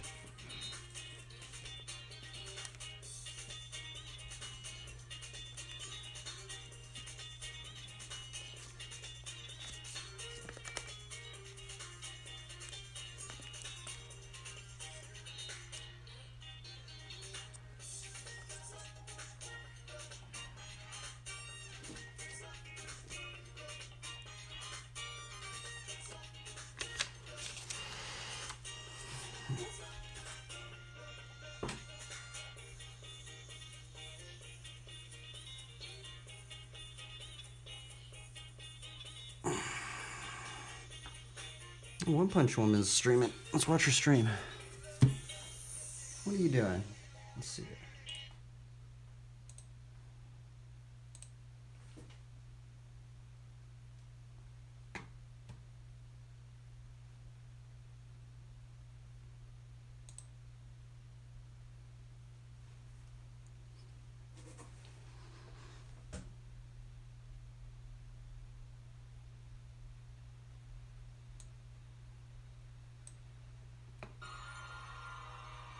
Is this on copyright? She listens to so much copyrighted music.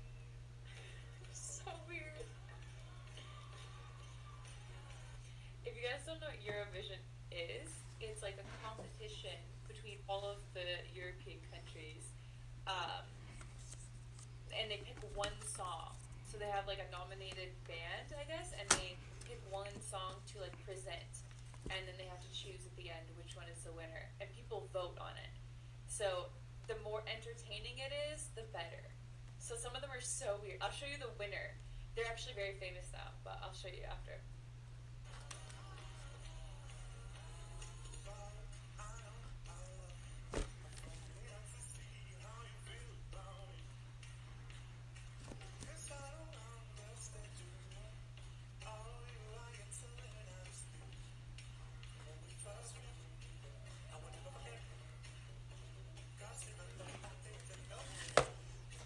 This is on copyright. You listen to too much copyrighted stuff on your stream. I can't listen to your stream because you listen to too much copyrighted music. Okay.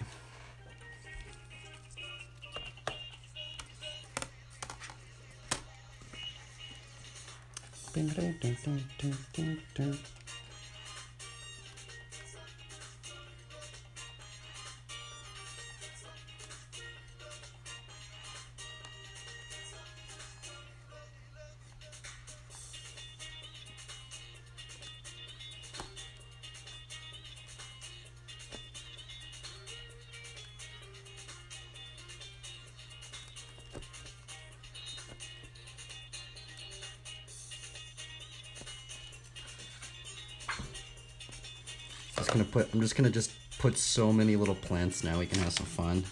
And then we'll write the verse up here. But now we're kind of on the home stretch. So now we get to have some fun.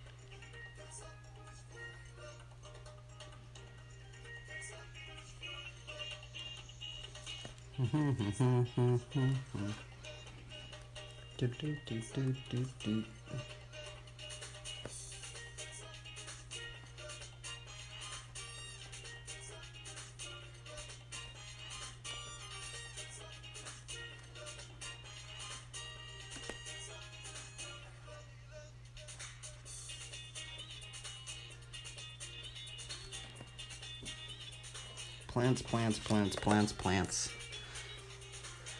Okay, we need a different song. This song is...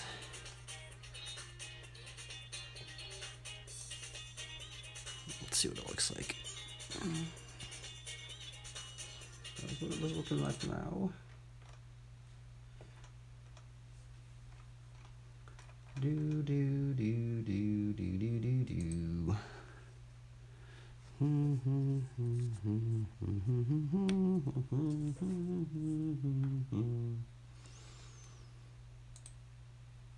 We need some chill music. 3, 2, 1.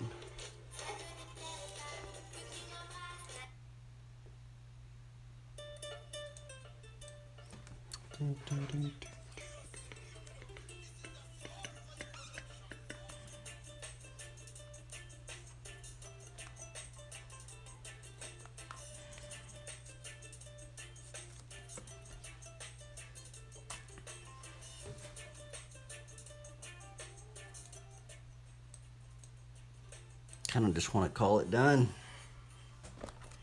and move on to the next one. I don't know if this one really worked. I don't think it really worked, to be honest. It looks all cheesy. Oh well. This one did not work at all, really. But oh well. Kind of what I was going for, but not really.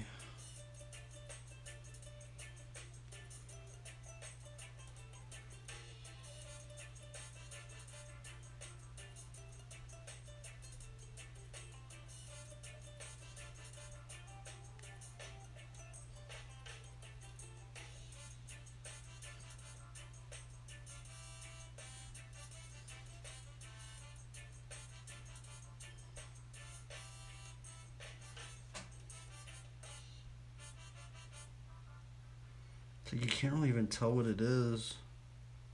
I guess you can, but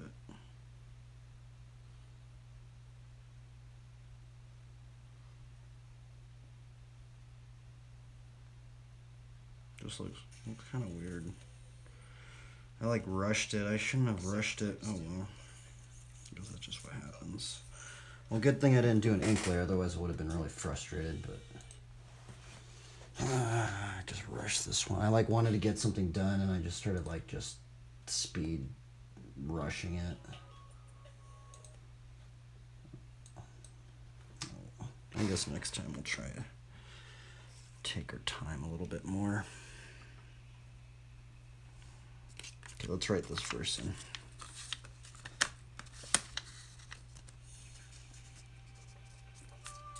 Oops. Let's use this piece of paper then. Okay, therefore, take up the whole armor of God.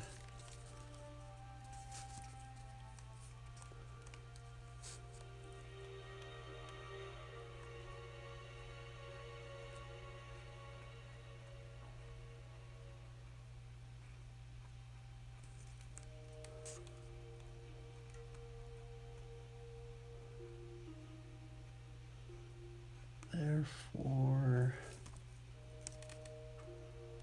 take up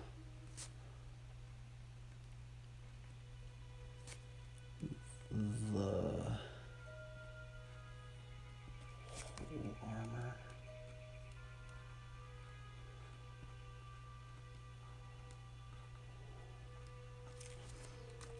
Whole armor of God.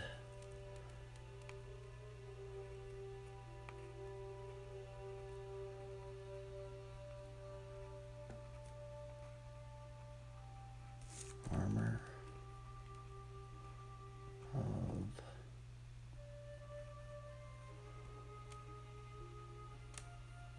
God. That is there a comma? Comma, that you, comma, that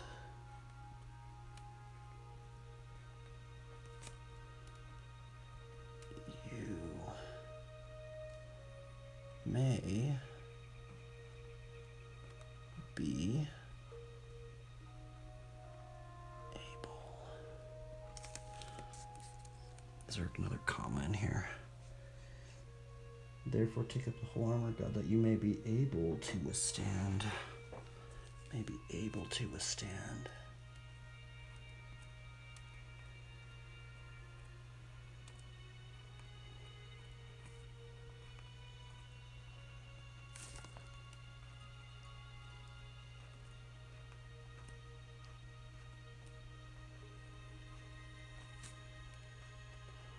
Withstand in the evil. Is there a comma? I always get this. Okay, after the evil day. In the evil day.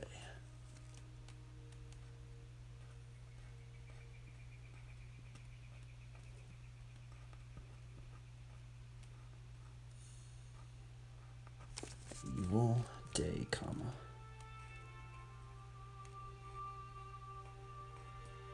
Comma. And having done all to stand firm.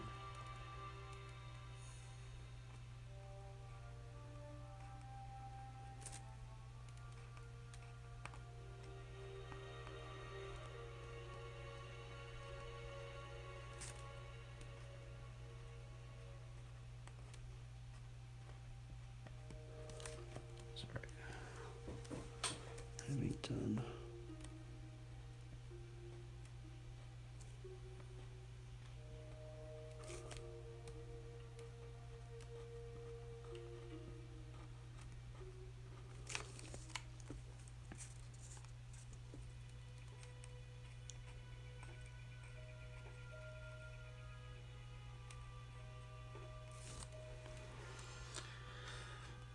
period.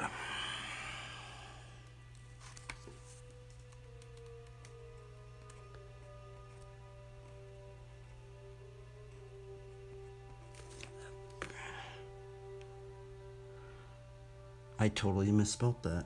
Oh my goodness.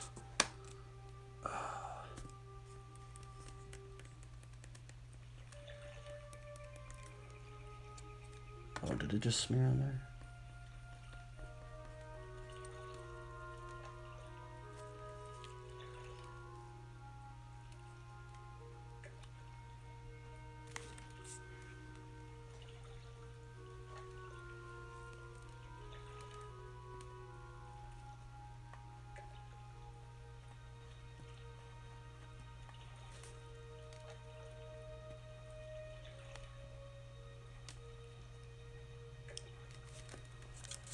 Here we go. Totally misspelled that.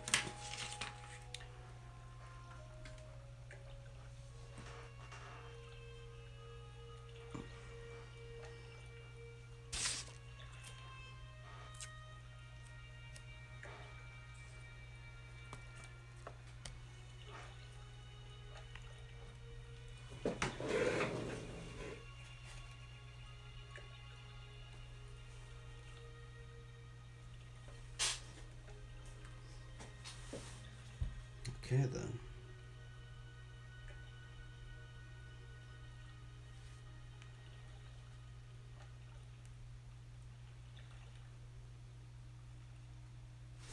Darn, it got like messed up right there. Oh my goodness, it did. I misspelled it, darn. Right there.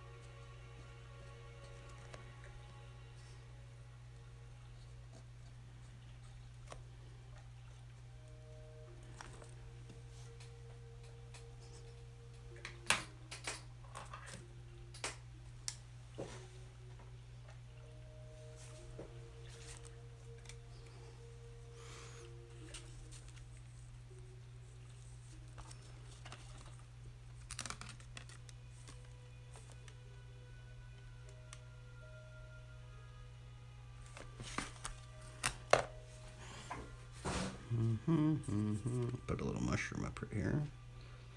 Little mushrooms.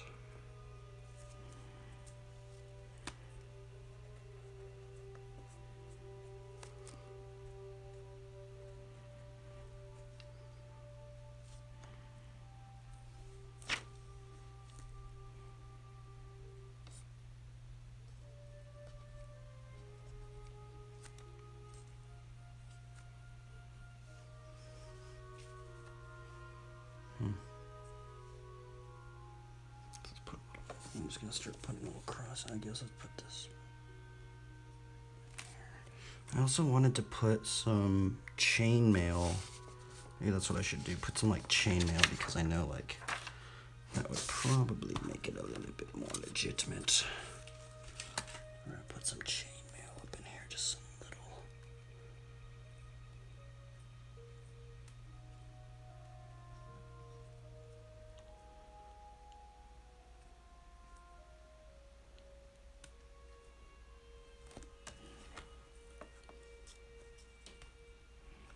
I guess we'll put some up in here as well. Man, it'd be cool to have like a chainmail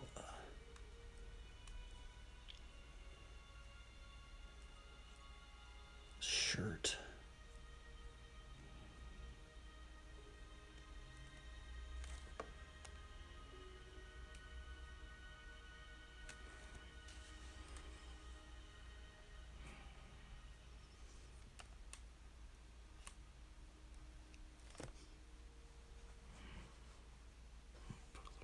I'm just gonna start hiding little crosses in here now.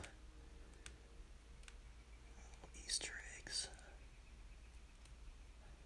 How many crosses can you find?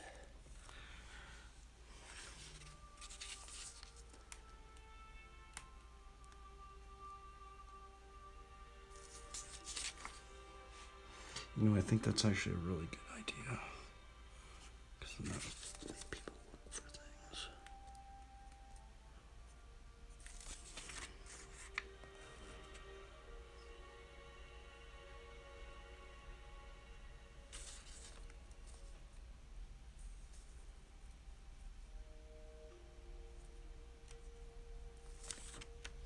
Put a little cross up in here. We're just gonna start adding all these little crosses. It's gonna be hilarious.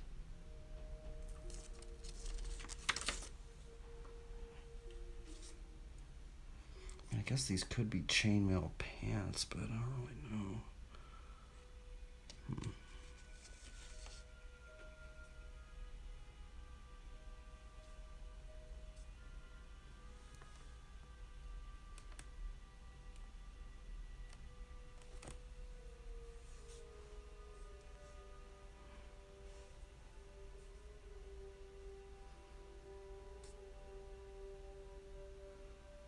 I think that's all the crosses I can really put. I mean, I might be able to put a little cross right there. Nah. Yeah, let's put I'll just put this faintest little cross.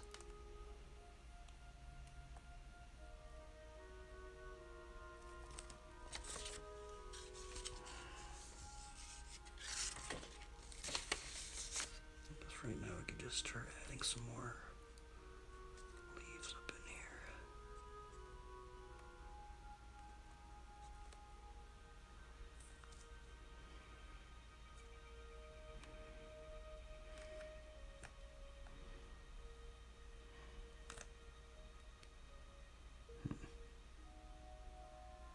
Let's put a little cross on this shoe.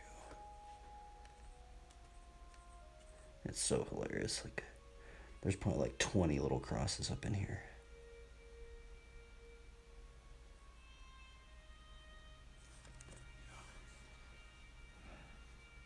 I think I actually gotta fix this right here. It's all messed up.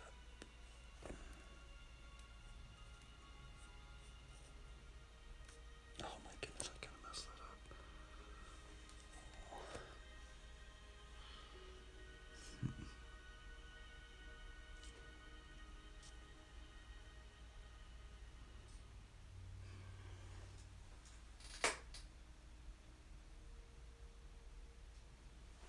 We're about done. I mean, I don't know if I should put the little shield thing up there because I just put it right there.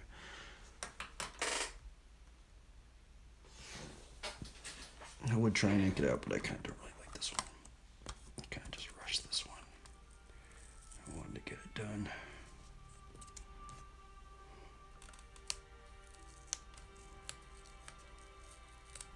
So just take a thumbnail and then call it a day.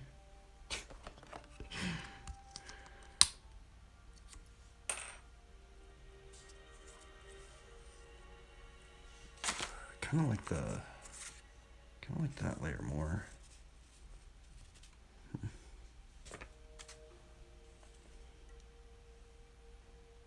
Where's that paper at? Oh, here it is. Put it on here.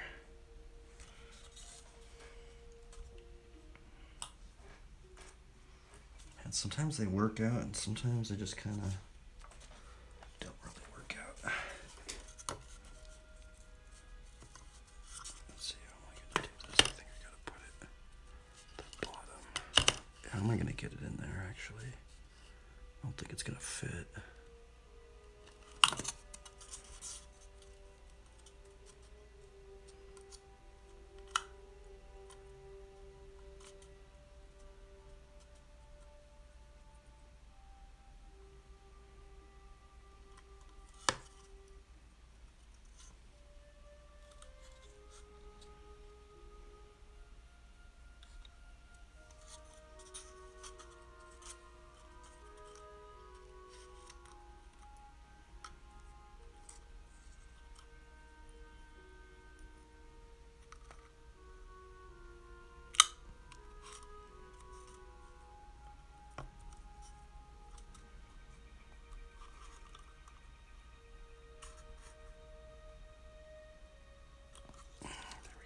Oh wait, I didn't sign it. I guess I don't have to sign it really. It's all good. I'll just sign layers on it. Okay, now we can get the thumbnail. Let me turn this thing off.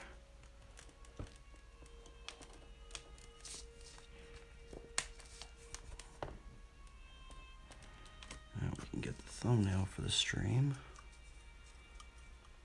So, I can't really get it with the verse in here, huh? I guess that will be it.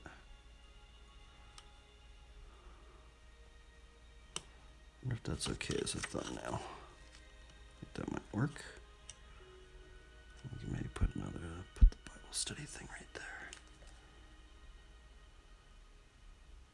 Yeah, okay. Let me do a stream marker. Live, stream manager, edit stream info. Add stream marker. Wait, is it straight? I guess that's as straight as I'm going to get it. Okay then. Well, everybody, we got this drawing done. This is actually the first knight character I've done. It's kind of hilarious. I thought this idea was very cheesy, to be honest. You know, a knight riding a bike. It's ridiculous. But here's the thing is, I feel like if we do the armor of God, then I don't necessarily have to, like, you know, because lately I've been doing this, like, sword of the spirit thing, which is the word of God. We have the shield of faith. We have the belt of truth. We have the... I haven't been doing the helmet. I kind of just like to consider the halo as almost like a helmet.